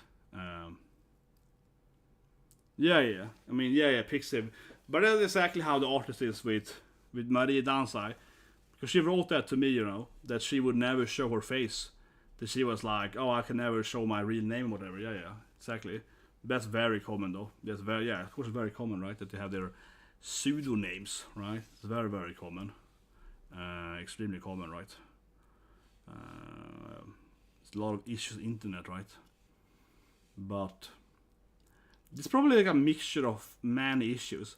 Both a general stigma in society, but also doxing and everything in between, right? Yeah, so I think a lot of people on Pixiv and similar stuff are very like, I gotta censor my name and so on. Yeah, I think that's very common for, a bunch of issues, right? Yeah, I mean, you had an issue too, right? In the past, right, and so on. So I think a lot of people are afraid of that, generally speaking. But like your story, I think is interesting with that too, because that's kind of what I talked about earlier. That's like a common busybody person, right? It's like, why do you care, right? I wouldn't care if my neighbor, to say what I look at that, if my neighbor does a job, right, that is a little bit unethical, so to speak, but it's legal, right? Everything is legal, yeah. If my neighbor is, I don't know, working in the adult stuff or whatever, what I mean? I wouldn't care. I would be like, oh yeah, I'm gonna report them. I don't care about that. Yeah, but I think it's like that. Yeah, I wonder if that's higher though. I still would think that Japanese people pay more probably. I think that Japanese people probably do pay more. That's a good question though. I wonder if Japanese people, who pays the most? I'm talking about percentage wise, right? I wonder if Japanese people pay more than Americans, and I think they do. I think that the likelihood that a Japanese person is willing to buy something is probably higher per person, but they're probably more fast than America, right? So let's say that every second person in Japan will buy this stuff, and every quarter of Americans will buy this stuff, whatever, right? Readers. But yeah, they have way more fans than America, so they probably actually make more money by Americans, even if they have less of like a user acquisition paying rate or whatever you call it, user to buy rate or whatever you call it. That's probably lower in America, would be my guess. But I think that they have a higher total user base in America, right? It's probably much higher in Japan.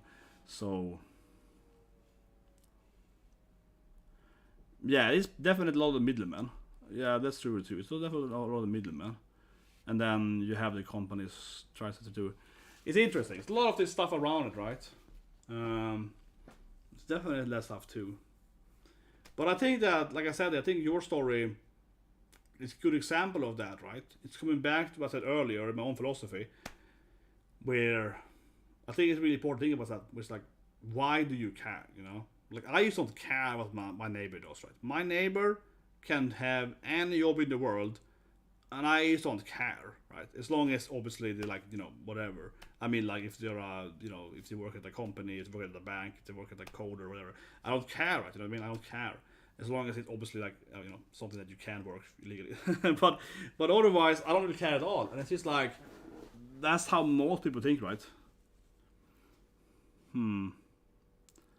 That's a good question. Because Square has terrible producers, yeah. Square has... The main guys at Square are really crazy. Because they keep buying, like Forspoken or whatever, yeah. They clearly have no idea, right? Yoshi P knows what they want, and then, like, the big bosses are like, let's buy this studio in Europe that no one likes. Yeah. And then the owners are like, you know what? Let's buy that studio in Canada that has made only terrible games, yeah.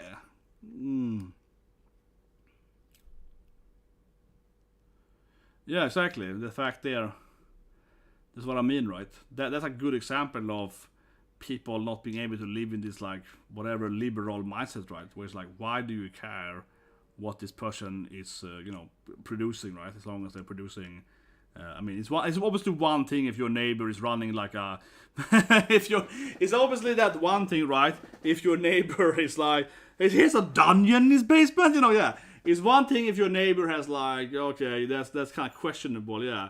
But you know, in like 99 of 100 times, right, it doesn't really concern you, right? It doesn't really bother you. And I honestly always wonder with that, you know, I always wonder people like, why do you care? I said earlier, like I said an hour ago, right? Why do you care? Like I said earlier, when I was talking to my classmate, right, that is like, you know, anti-gay rights or whatever, right? This person is like anti-gay or whatever. And I'm just like, why? Why do you care? Like, why do you care if two ladies want to get married, right? How does that affect your life, you know? I'm just like, how does that make your life worse, right? I guess you could argue that as two less women in the dating pool. But I mean, but it's like, how does it matter for you more or less, right? It doesn't have any effect for you. You just ignore it, right? You just ignore it, right? You don't have to accept it, but you have to tolerate it. Yeah, like, why do you care, right? And I think your case is the same thing, more or less. I mean, it's not exactly, it's not literally the same thing, but obviously it's kind of the same mentality. It's like, why do you care, right? Why do you want to bother someone with this thing, right? Why do you want to do this thing? It's just like, it's just stupid, right? It's just stupid. It's just stupid. And I think that's a huge issue. And that's kind of coming back if I have to try to end this, you know.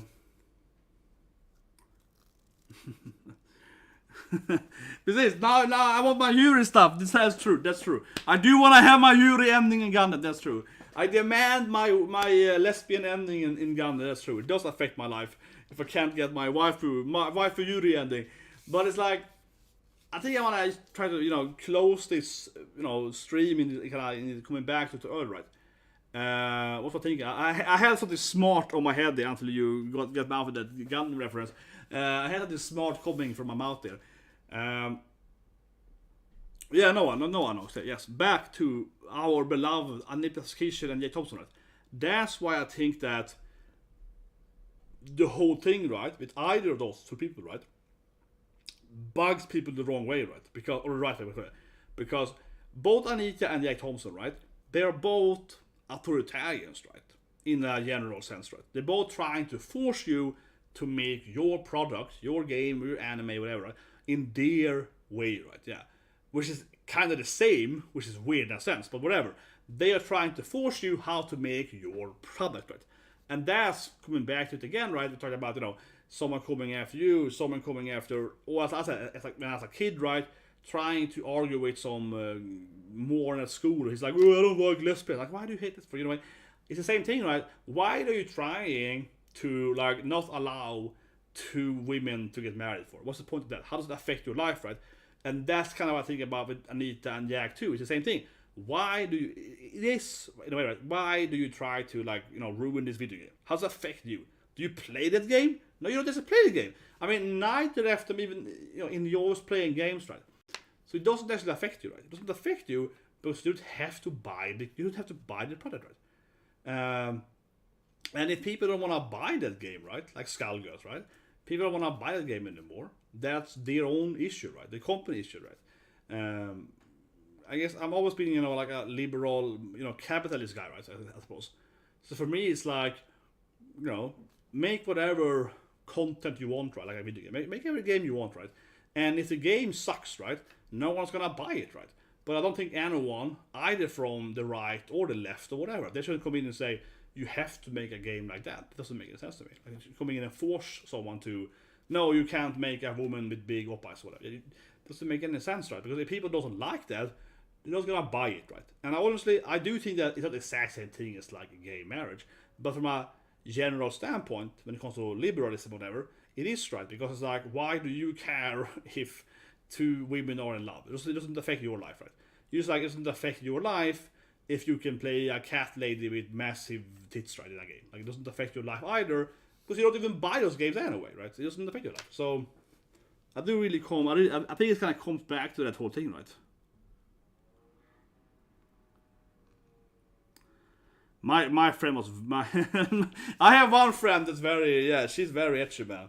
She's so etchy. I had this, oh my god, I had the one, because I mean the thing is that I don't put too much here, because she actually does comment sometimes, but she's a fun person though. But the thing is with her is that she's very, very tomboy. You know, I like tomboys. Obviously we are friends because, you know, I like tomboys, right? But she's such a tomboy girl she's a lesbian, but she's a tomboy, and she's just incredibly aggressively macho tomboy. So yeah, she's kind of itchy because she's very, she's very aggressive about it. Yeah. Exactly. That's how it is, man. That's how it is, man. That's how it is. Yeah, that's how it is. But it is kind of funny. This is an observation for me, at least, right? Maybe I'm wrong here, but it is a lot of lesbians, as I mentioned earlier. Yeah, it is. There is so many lesbians in the game industry. Because I feel like, and it's kind of funny, right? Because obviously I have friends, right? Have worked in different game companies. I have a few friends, and maybe one or two. Yeah, I have a few friends, right? And it almost feels like almost all, like literally all my female friends from the game company are lesbians. And obviously I have worked with other girls, right, that haven't been lesbians, but then we don't become friends or whatever. Yeah. No, but I don't know. Like maybe this is kind of me, I guess. Honestly, it's kind of me. I feel that I have an easier time. I think so because probably, as I said, because I like tomboys or whatever, right? I like kind of I love Melona or whatever, Ghislaine. You know me. I like my muscular wifers, right? So for example, I have another lesbian friend that I've been friends with many years, like 15 or whatever. She's into roller derby and martial art, and she's also very tomboy. She's muscular. She's kind of is like a fighter. She's like an action girl. She likes to fight. She's well trained and so on, right? So of course for me, right, not just a lesbian of course, but yeah, I guess for me it's easier to become friends with her, right, than like another girl because we kind of similar. We like martial art and that, whatever. So yeah, so I feel like I have a lot of like lesbian tomboy friends. like that's like my go-to friend, man. I'm like, oh yeah, the macho girl that likes to punch people. Like, yeah, that's my girl. And if she's straight, it's even better, right? No, but it's like I feel like I befriend all the. I feel like I mostly befriend like that. Yeah, something like that. But yeah, but Bayonetta is very attractive, man. That's what everyone thinks, man. Yeah, but I think that most people don't talk to your friends from school. Right? I don't do that much either, right? I mean, honestly, yeah. I think most people, you don't talk to people, right? I think that's a general issue. I mean, I think that's a general issue in life right now, when it comes to life, that you go to college, right? And at college, you have like 30 friends, right? You hang out, support, and so on. But then immediately, when you stop being in college, right? You barely talk to anyone from that group. That's just unfortunately a way of life, I think. That most people just completely like lose contact as soon as you're not in the same city or whatever. That's just kind of how humans are, you know what I mean? Like I have lived in many different cities, right? I moved like 10 times, right? So I have a bunch of friends, but it's only unfortunately like every time, every city, right, so to speak. Maybe I have one friend that I'm still in contact with right after not living there anymore. Like we write or maybe we call or whatever, right? But for most people, it's kind of like completely, silence, right, between not living there. It's just how it is, unfortunately. But for me though, when I move back sometimes, right, or whatever, then it's kind of like you still hang out with people anyway. Right? I mean, as soon as you're back there, or like if you go there for a visit, you can hang out with them. So it's not like because I have a lot of friends of that, right, especially gamer friends, right, that I played, Pokemon with or whatever, right. As soon as you go to their town, right, it's always like, well, I have a Pokemon match, want to have this thing, yeah. It's always like. I have one friend, his last Pokemon, right? It's two friends, and every time we three get together somewhere in some city or whatever, right, or some travel or whatever, it's always like, we're gonna have a Pokemon fight, I'm gonna beat you with my new team, It's always like that immediately, right? Yeah. So I think you have a lot of that with friendship, right? Where you kind of lose out on them. See? That's how we have to go with, man. Anime conventions, yeah. Oh, Jesus Christ. Oof, tired.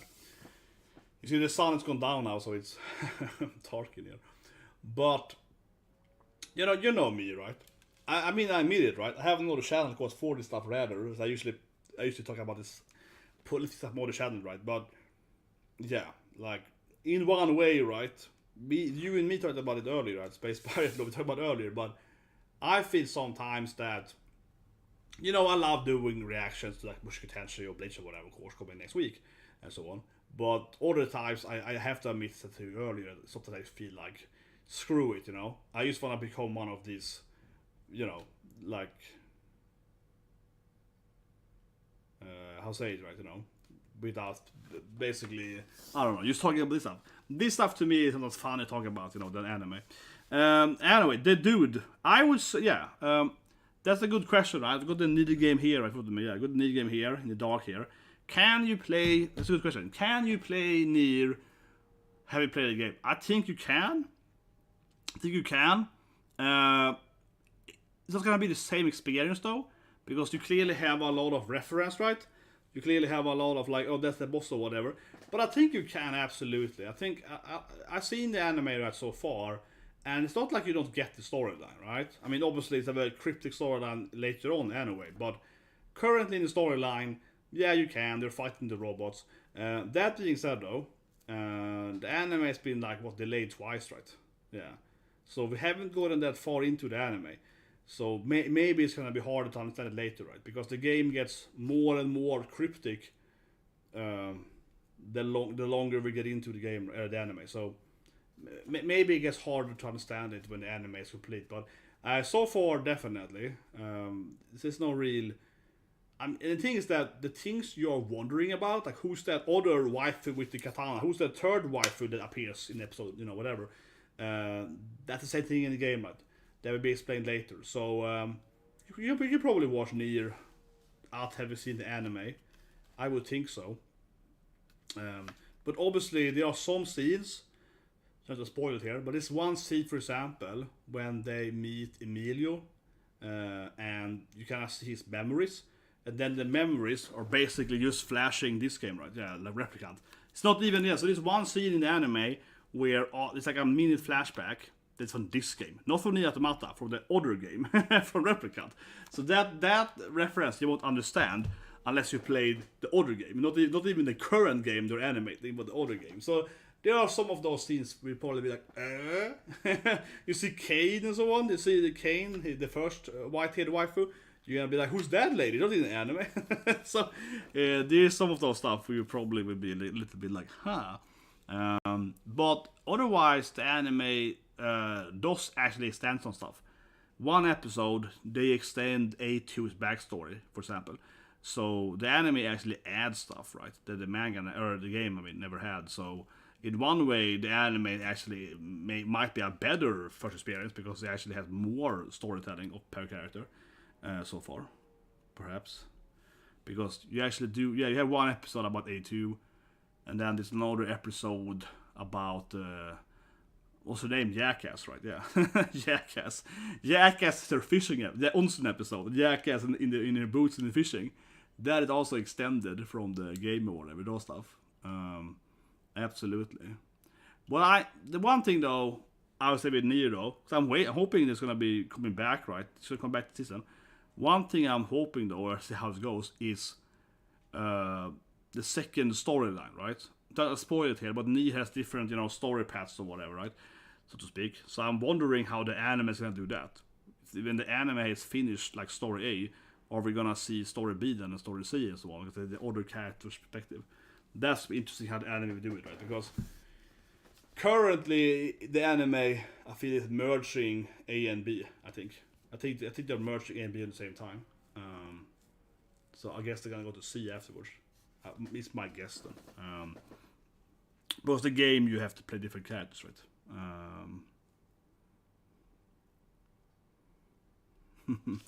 Danmarsha is like, you gotta watch OVAs. That's the really important thing. You have to watch the OVAs, right? So you get to see the lovable. You have to watch the OVAs so you get to see the Oddsen episode. But I think it's funny, man. Every time that Danmarsha does an OVA, it's just like, oh yeah, what's gonna happen? They find a mushroom and everyone gets confused. It's like every goddamn Danmarsha is like the most important part of Danmarsha. It's the OVA, not the anime, the OVA, the side, the bonus episodes, yeah. They're so goddamn etchy, man. They're like, oh no. Yeah, we have magical water, basically, yeah. It's so silly. But that's the thing I explain in all the videos, right, is that this goes for every anime, right? That when an anime makes an OVA, they can be much more fan servicey because the OVA had different laws, right? The regulations are different for broadcast TV versus OVAs that are direct to consumer, right? So on OVAs, they always make it more etchy because the laws are much more lenient, I guess. Lenient for that kind of situation. So yeah, exactly. If you're gonna have a Celtic guy with a lightsaber in the bathhouse, right, fighting water, yeah, come on, in her bikini, come on. That's basically how it's gonna be, right? Yeah, come on. But yeah, deep this live chat here. But honestly, I think here last now has to be the last thing here, bros. Is that I was in this podcast, right? This Monday then, before I went back here, right? In my home, where I'm from, basically, right? And that was like a 4-hour podcast, right? You know, we talked to the host for 4 hours, the two hosts, and I guess it kind of activates my brain a bit, right? Because when I come to that podcast, even before I was kind of preparing in my head, right? But then when I'm after that podcast, we talked probably for 3 hours about, you know, culture stuff, right? It's a video game podcast, but mostly talking about, you know, video games and then, like, you know, comparing culture, and because I kind of post that. So my brain is still a little bit in that mode, and I'm like, okay, I want to talk about culture. Yeah, my brain is like, hello guys, I want to talk about, you know, like Jack Thompson. Yeah, like I'm coming in and like today I feel like I want to talk about culture. Yeah, it's like it's a little bit there where you're gonna have it in your mindset. I'm still like thinking about the podcast in my head, like, oh, we have a good discussion about this company or whatever, you know what I mean? I'm still thinking about some of our discussion, like that was a good discussion, yeah, so like it's coming in my head there. But yeah, you need your Loki, man. And I know you love your Loki, but what about Freya, man? But yeah, Loki is, I don't know, man. Hestia går till Oppax, man. Who's my favorite god? I don't know. Who is he, man? I don't know, man. I mean, obviously, I don't know. Aisha, man. You all know about Aisha. I don't care, man. Aisha is only in a bikini, man. I'm just like, I don't care, man. No of the gods are enough, man. We all know that Aisha is the best waifu in Dalmasai. No one else matters, right? But honestly, I do find it very interesting, in a sad way, right? How everyone, like I said earlier, everyone today, yes, looks at Jack Thompson like, oh, what a loser. He was never correct. He was just wrong and everything, right? His legacy is like a joke, right? You know, no one likes him. You know, never liked him. Let's say. With Anita, even though she has the exact same arguments, right? From a logical standpoint, they're the same person, right? You know, engineering standpoint, same person, and you know, but she is like beloved by millions of people. That to me is stupid, right? Yeah, you're like, because you know they have the exact same arguments. Yeah, they have the exact same arguments, and it's been disproven, right, by APA from many years ago that Jack Thompson was wrong, right? He's been like discredited for like 20 years, right? So why can an older person with the exact same argument suddenly win arguments? It doesn't make any sense, right? She hasn't improved. She probably is, but Anita's probably better at social media. Jack Thompson was probably pretty bad actually at using. I mean, he's also older than her, so he wasn't like famous during the Twitter era, or whatever. So I don't know. I think that's probably more it. That she's like bigger during the beginning of Twitter and YouTube and so on, right? So she can kind of like, she has to use that social media in her advantage more. Where he was just really famous without that. He was actually, in one way, Jack Thompson actually much better than her, right? I mean, honestly, I think that that's, to be fair,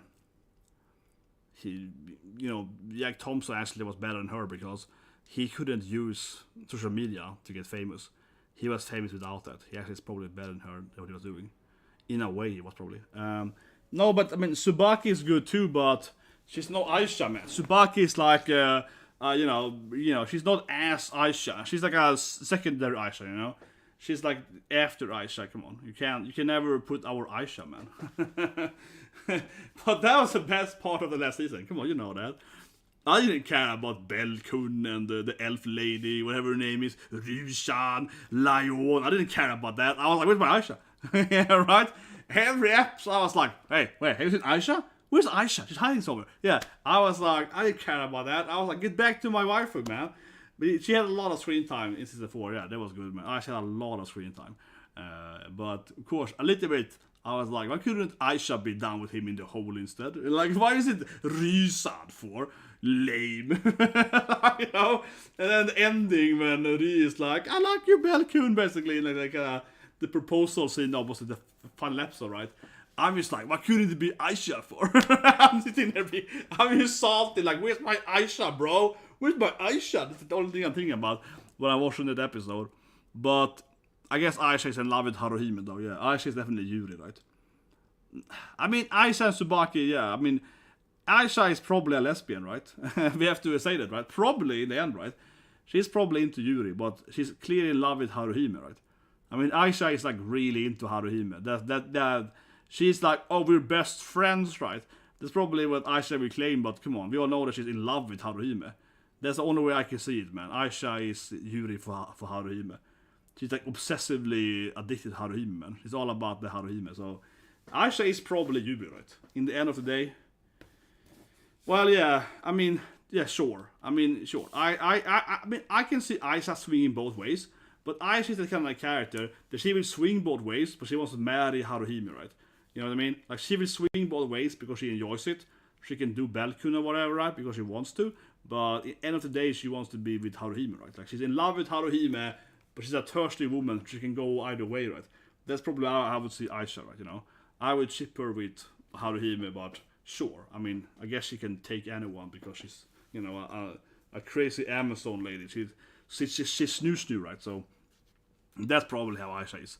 That she's not like, I mean, yeah, she's not against, you know, being with a man, right? But she wants to be with Haruhime. That's probably how I would describe her, right? She's in love with that foxy lady, right? Because you definitely can't say that she's not in love with her, though. No, I definitely can't see her with anyone else. The shipping. Because she's like obsessed with Haruhime. She's like, it's the only time she cares, man. She's like, Haruhime, Sean! Yeah. Yeah. No, I get your meaning, man. That's like probably too little of YouTube, man. Like, you gotta stop writing so little stuff. Yeah, you gotta, you know, probably. Man.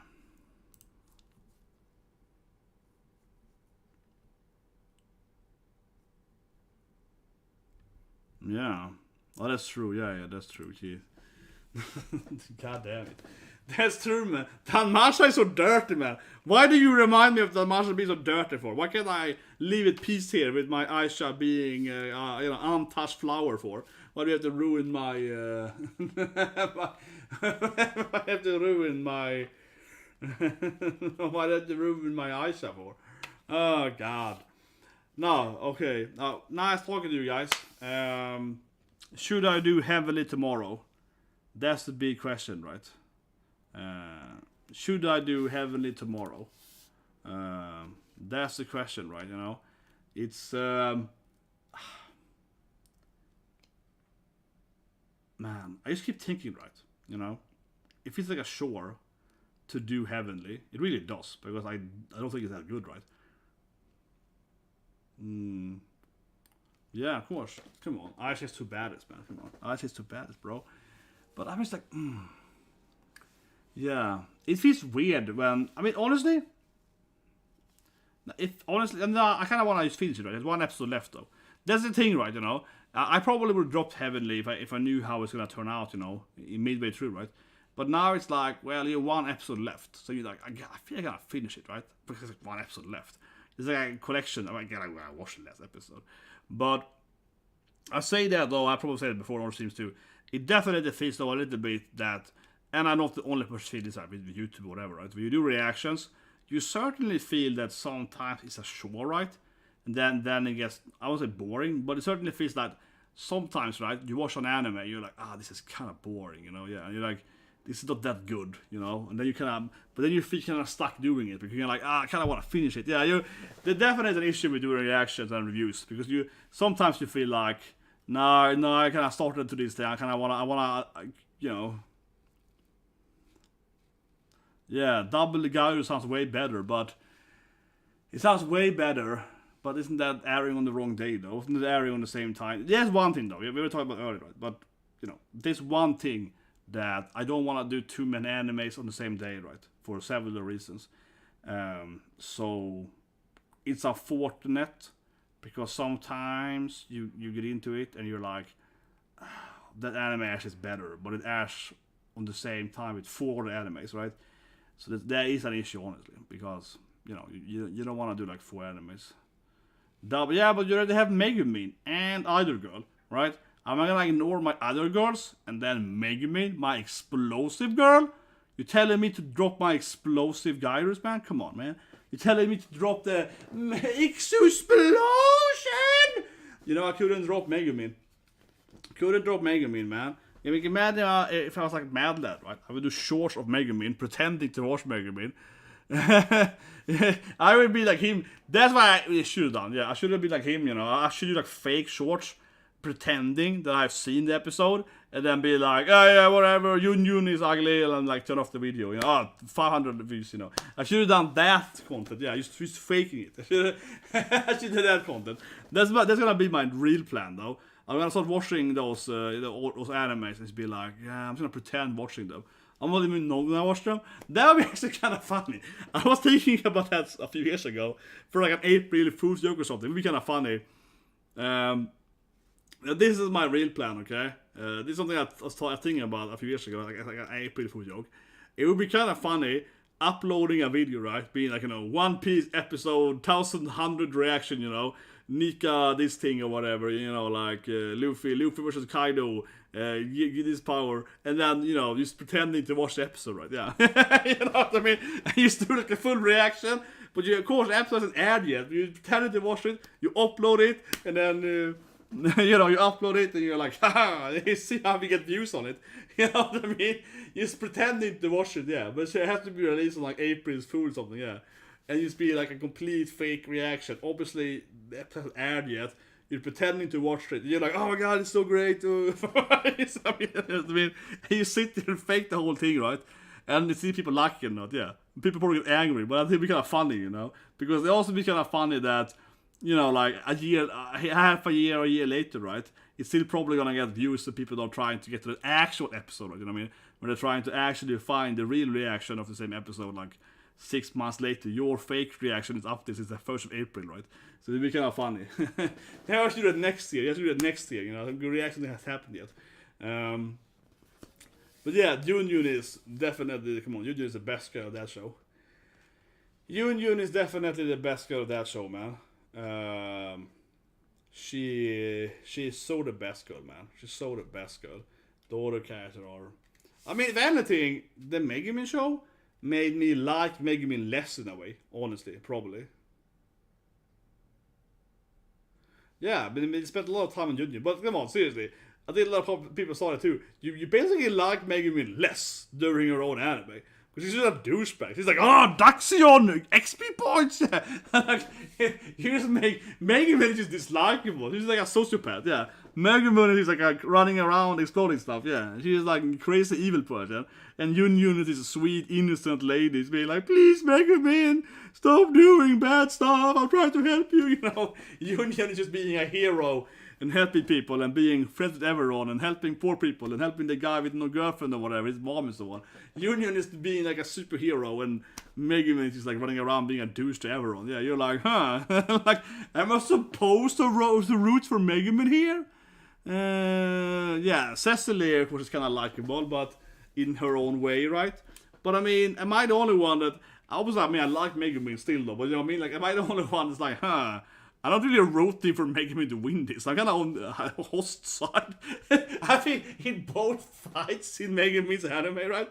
You know me? On both fights, honest and host, I'm like, I kind of hope the demon guy wins, yeah. I'm like, I kind of on his side, yeah. You know what? He's an innocent demon guy. He's not nothing wrong. He's being attacked by the heroes, right? He's just like walking around and like, hey, where's my master, right? He's just like a pacifist. Like, why are they him for? He's not even trying to do anything bad, really. Like, I just feel sorry for him, He's just like, why are you trying to fight me for? I'm trying to be your friend, right? Yeah. Look at my power, He's like, look at my dance moves. My God. I just felt sorry for him, man. The whole episode, yeah. I was like, what is this, man? That is true. that is a problem of Megumin, of course. We know that she's gonna win, yeah. That's why I'm not a big fan of prequels, right? In that sense, prequels are always been a bad way to that sense because, I mean, no matter how you do it, right? We all know that the main character or whatever, or the current main character is gonna win in the prequel because obviously they're alive in the current storyline. So I guess you could always argue that with a flashback, but I mean, a flashback is shorter, right? And it kind of gives you the backstory of their mom, whatever. But yeah, we all know that they're all gonna survive the thing because we know basically everyone was alive after it. So it's always at least an issue with prequels, right? That there's no real tension in a prequel. That being said, though, I guess Konosuba isn't really a tension anime anyway. To be fair, Konosuba specifically isn't an anime where I'm just like, oh, who's gonna survive this fight? What if Megumin fails? No, it's like, no, I'm just going with it.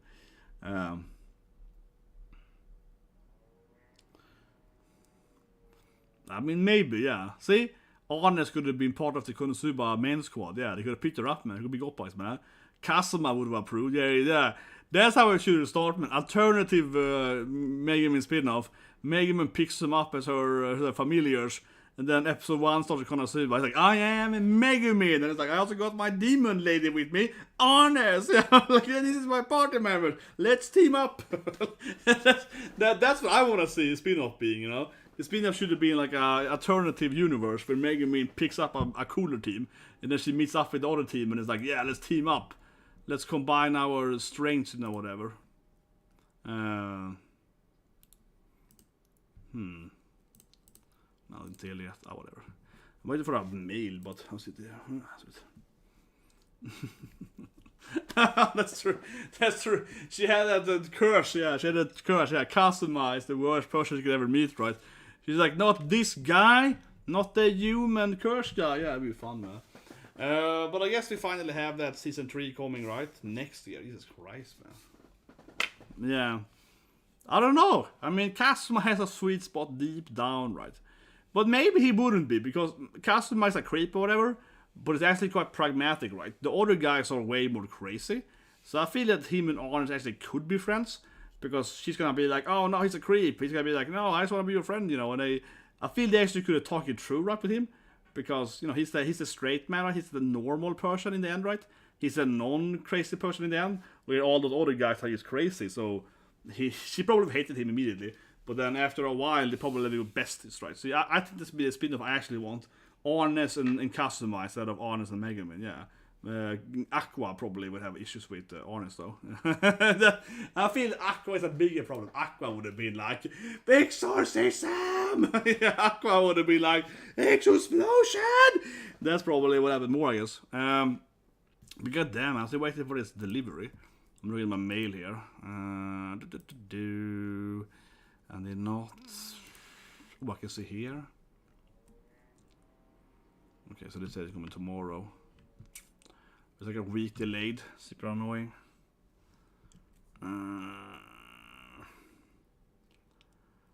It's super annoying because, for many ways, but I live next doors to one of these, like, you know, post office thing, right?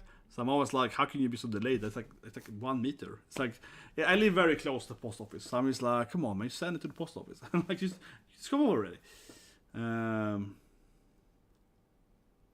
That's a good scene, yeah. I love that scene. When Darkness is like, I want Kazuma, a man that tells me to pick up the slack. Yeah, that is a great scene when she's like describing Kazuma. Yeah, I want my man to like look at me in the eyes and be like, "You trash."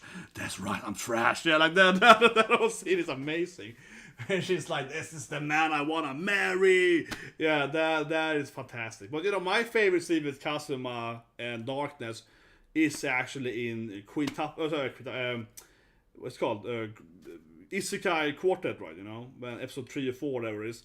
And they're late to school, right? You know, they're late to school, right? So they run into school, and then Subaru is picked up by Rem, right? And Rem is like running with Subaru, right? She's like, I got it, Subaru! And they're running, right? And Subaru is like, no, this is, you know, super awkward. You can't carry me to school, Rem. It's super, you know, you're embarrassing me, right? You know, it's gonna be so embarrassing. And then suddenly Dart is going running at full speed, right? Carrying Kasim, of course. And he's like, run with me, woman. And he's like, I'm flying. That scene is so good. Kasim is like, run faster, lady. Like, you got the muskets, don't you? He's just like, he's just accepting it. He's like, this is awesome. I got my mount here. And then, of course, they stop doing it. They're looking at each other and being like, what are you doing, bro? It's like, I'm just using my horse, lady. That scene is so good. And that scene is the best scene, man. And yeah, that's when they realize they're both isekai victims. Yeah, because they both have tracksuits. That's what they realize. They're the same, yeah. But that's so good, man. He's like, yes.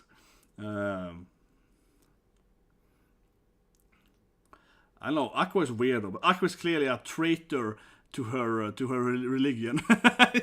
Aqua is clearly a traitor. That's why. She's clearly a traitor, yeah. Man, now you're spoiling for these poor people here. Who's Rem, man? Now you're spoiling. I never even heard about that character before. And you're coming in here and spoiling in the live chat, man. I agree with you, though. Absolutely. But I think it's interesting, because, I mean... I have a Rem figure over there, yeah.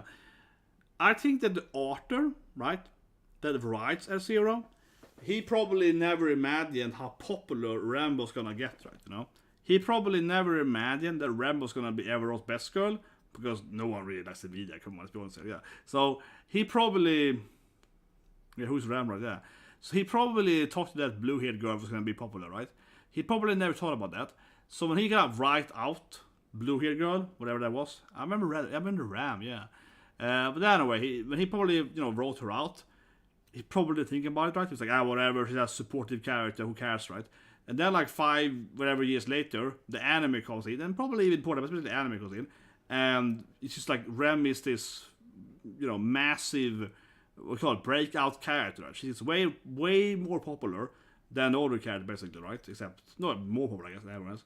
And, you know, but he's really written story, right? So, I think that's one of the main things that he probably never even thought about that. It's like, oh, she's a supporting character, or whatever.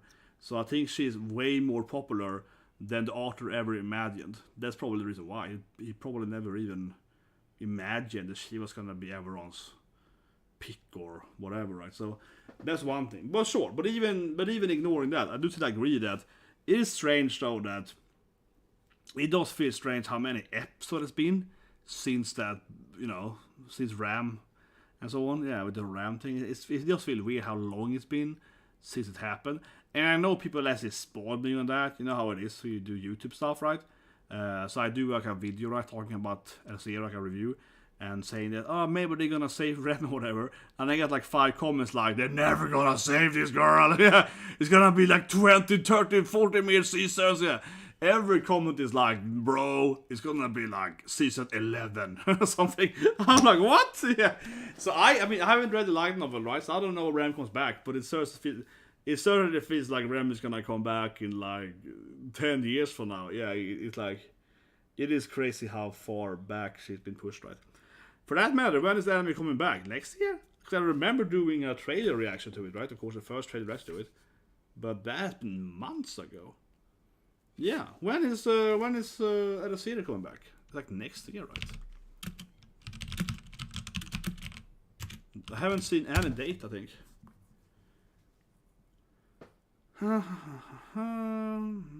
No official date. No official date.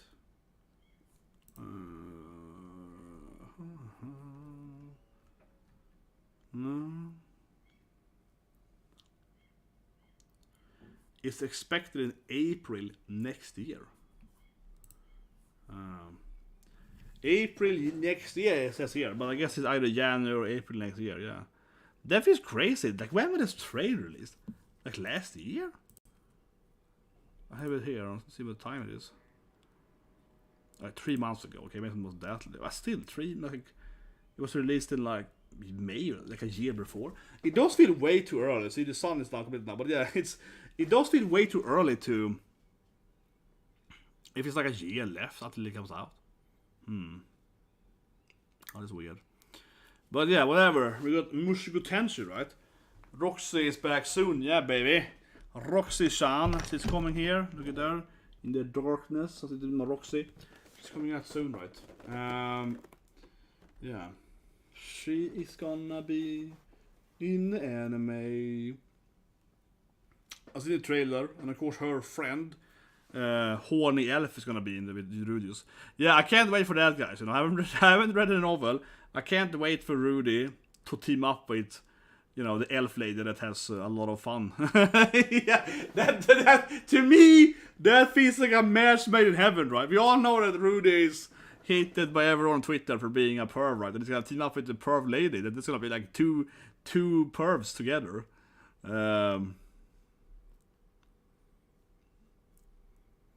Yeah, we need more cat people too in that series, yeah. But come on, am I the only one that's like, wait, Rudy and the elf lady? That's like a match made in hentai, man. Yeah, that's gonna be dirty, man. Probably nothing will happen. I don't know. I think I've seen in the trailer when Rudy is like losing his pants or something. His face like that be dirty, man. I can't wait for it. But I don't think it's on Monday though. Oh, sorry, Sunday, because this week it's called episode 0. So I think it's gonna be like about that white-haired girl that's probably not an important character, yeah.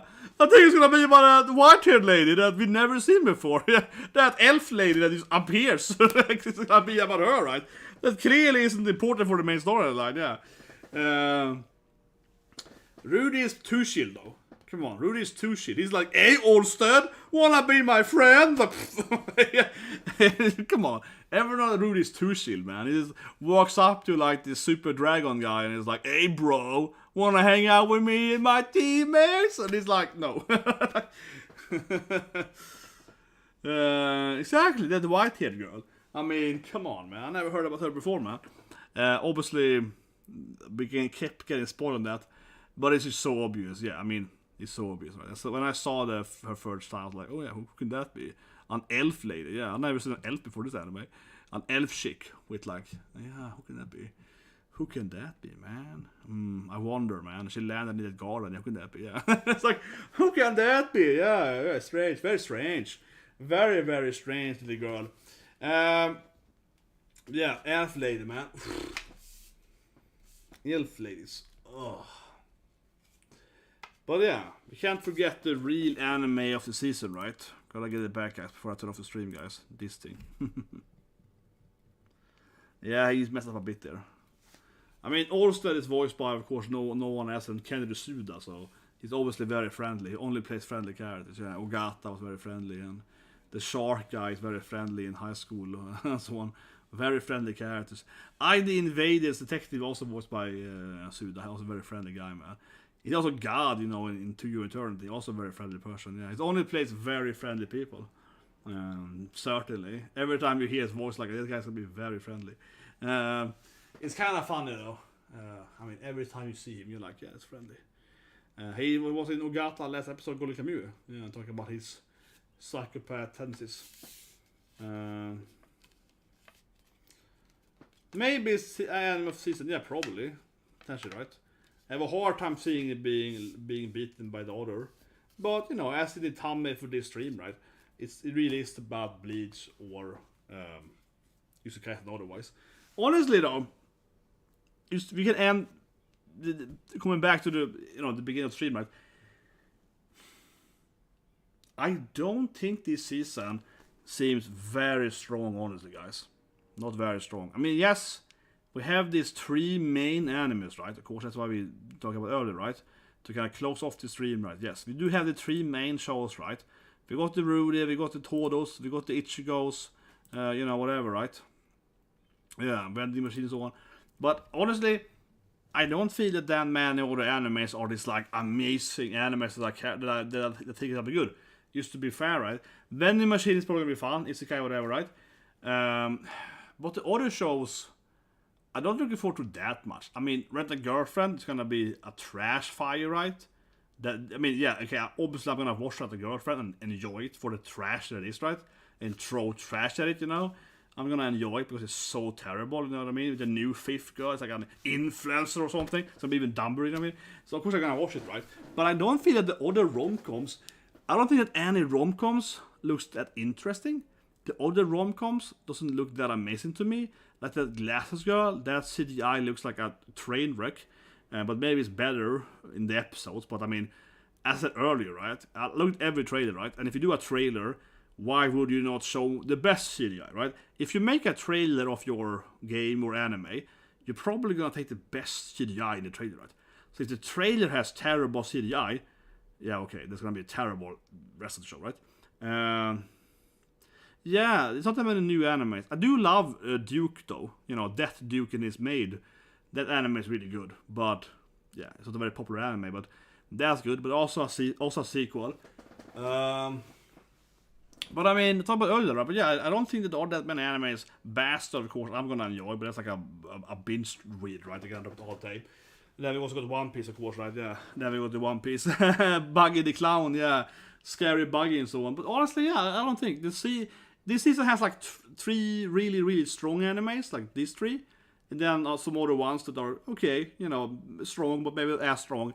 But it's not like a 20 anime season where I feel there've been some seasons right where are crazy, where you have like 4 animes every day. It's like, oh my god, every anime is good, 4 per day, right? Now it's like 1 every day, so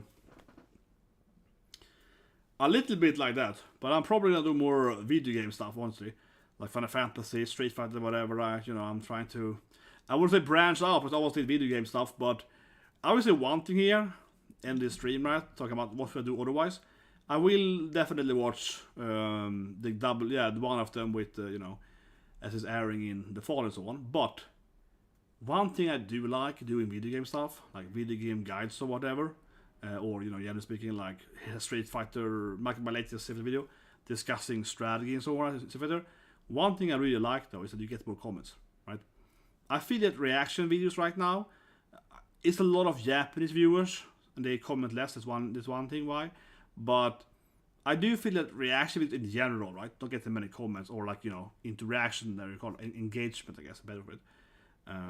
When I make like a guide video, right, or like here is my process how I play Street Fighter, here's my brain process, right, blah blah. This is how I got to Diamond League by playing this, you know. When I make a video like that, I actually might get like 30 comments, right? People are discussing my strategy or whatever. And that to me is honestly a little more enjoyable sometimes than if you do a reaction. Even if the reaction have more views, right? It might have like double the views, whatever, right? And it's like 3 comments, you know what I mean? I was saying it's not about the comments, but it's like a good example of where I feel like doing video game stuff does feel a little more fun because, you know, like you get a lot of, that video Street Fighter, discussing all the characters, right? Like a tier list of how to play them mentally and so on, right? Then I actually get some interesting comments, right? So I think that's more interesting. Sometimes when I do like an anime and I feel like, you know what I mean? I think it's interesting to kind of see people's engagement to it, right? Even if they hate the video, no, but it's literally that, right? That's one reason why I... But that's another list, though. But that's true. We should make that list. I love doing that. That's true. Maybe it's time to make that tier list. Yeah, maybe next week then. Hottest to... I always make that list, you know, like the waifu list. Yeah, of course. Could make that as well. Yeah. Can make the... I don't know if Guilty Gear so on, yeah, like the waifu of the game, yeah, the hottest list. But you know that, I mean, Kami got the butt power, yeah. Kami got that. If you got that power, Yuri got the feet power. It's hard, man. But actually, one thing I could think about doing tomorrow, if I have time, I do want to play fantasy, but what time I'm gonna do maybe tomorrow is doing this season waifu list. That is something I could think about doing. Haven't done it this season yet because I was, you know, gone last week. So that could be the next stream actually before the anime starts, right?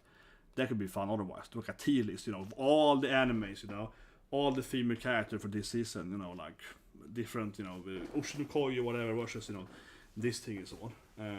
But yeah, Yuri is amazing, man. But anyway, guys, thanks for watching, man. You always get me into my troubled political stuff, you know. You always trigger me to be like, let me talk about Jack Thompson. You know, I always get like, yeah, let's talk about that guy. But I do think tomorrow, yeah, be ready for that. I might do that stream where we... That's true, damn it, that's true. I haven't seen all animes. Usually I've seen every goddamn anime, even if I don't review and react, that's true. Usually, I have had less time this season. Usually, I have seen like every anime, even if I haven't read them, so I know who they are. So even if people are like, yeah, I still know who they are or whatever. I still know the episodes, but that's true. I haven't. Damn it, I haven't. You talk now of it now. That's true. I haven't seen those 2 animes, so I can't really judge those. Maybe I just be like, well, that's like Gyro, so that's like 10 points. Like, I don't care. It's like, he's getting to the top immediately. That is a good point. Oh, damn it. Okay, that's a good point. Okay. Tomorrow, Final Fantasy maybe then? Heavenly Delusion maybe, finally. But yeah, anyway, thanks for watching, guys. See you guys, wait. But actually, it's Maria no Danza tomorrow, this, and probably Black Clover, right? Maybe. No, that's a break. But Maria Danza, yeah. Yandere Mami tomorrow, I think. Yandere Mami tomorrow. Which the author actually watched the videos, right? So I feel like I have to perform, so the author, approves of my badass commentary, right? But yeah, as you guys have a great day. Exactly. So yeah, now I need to watch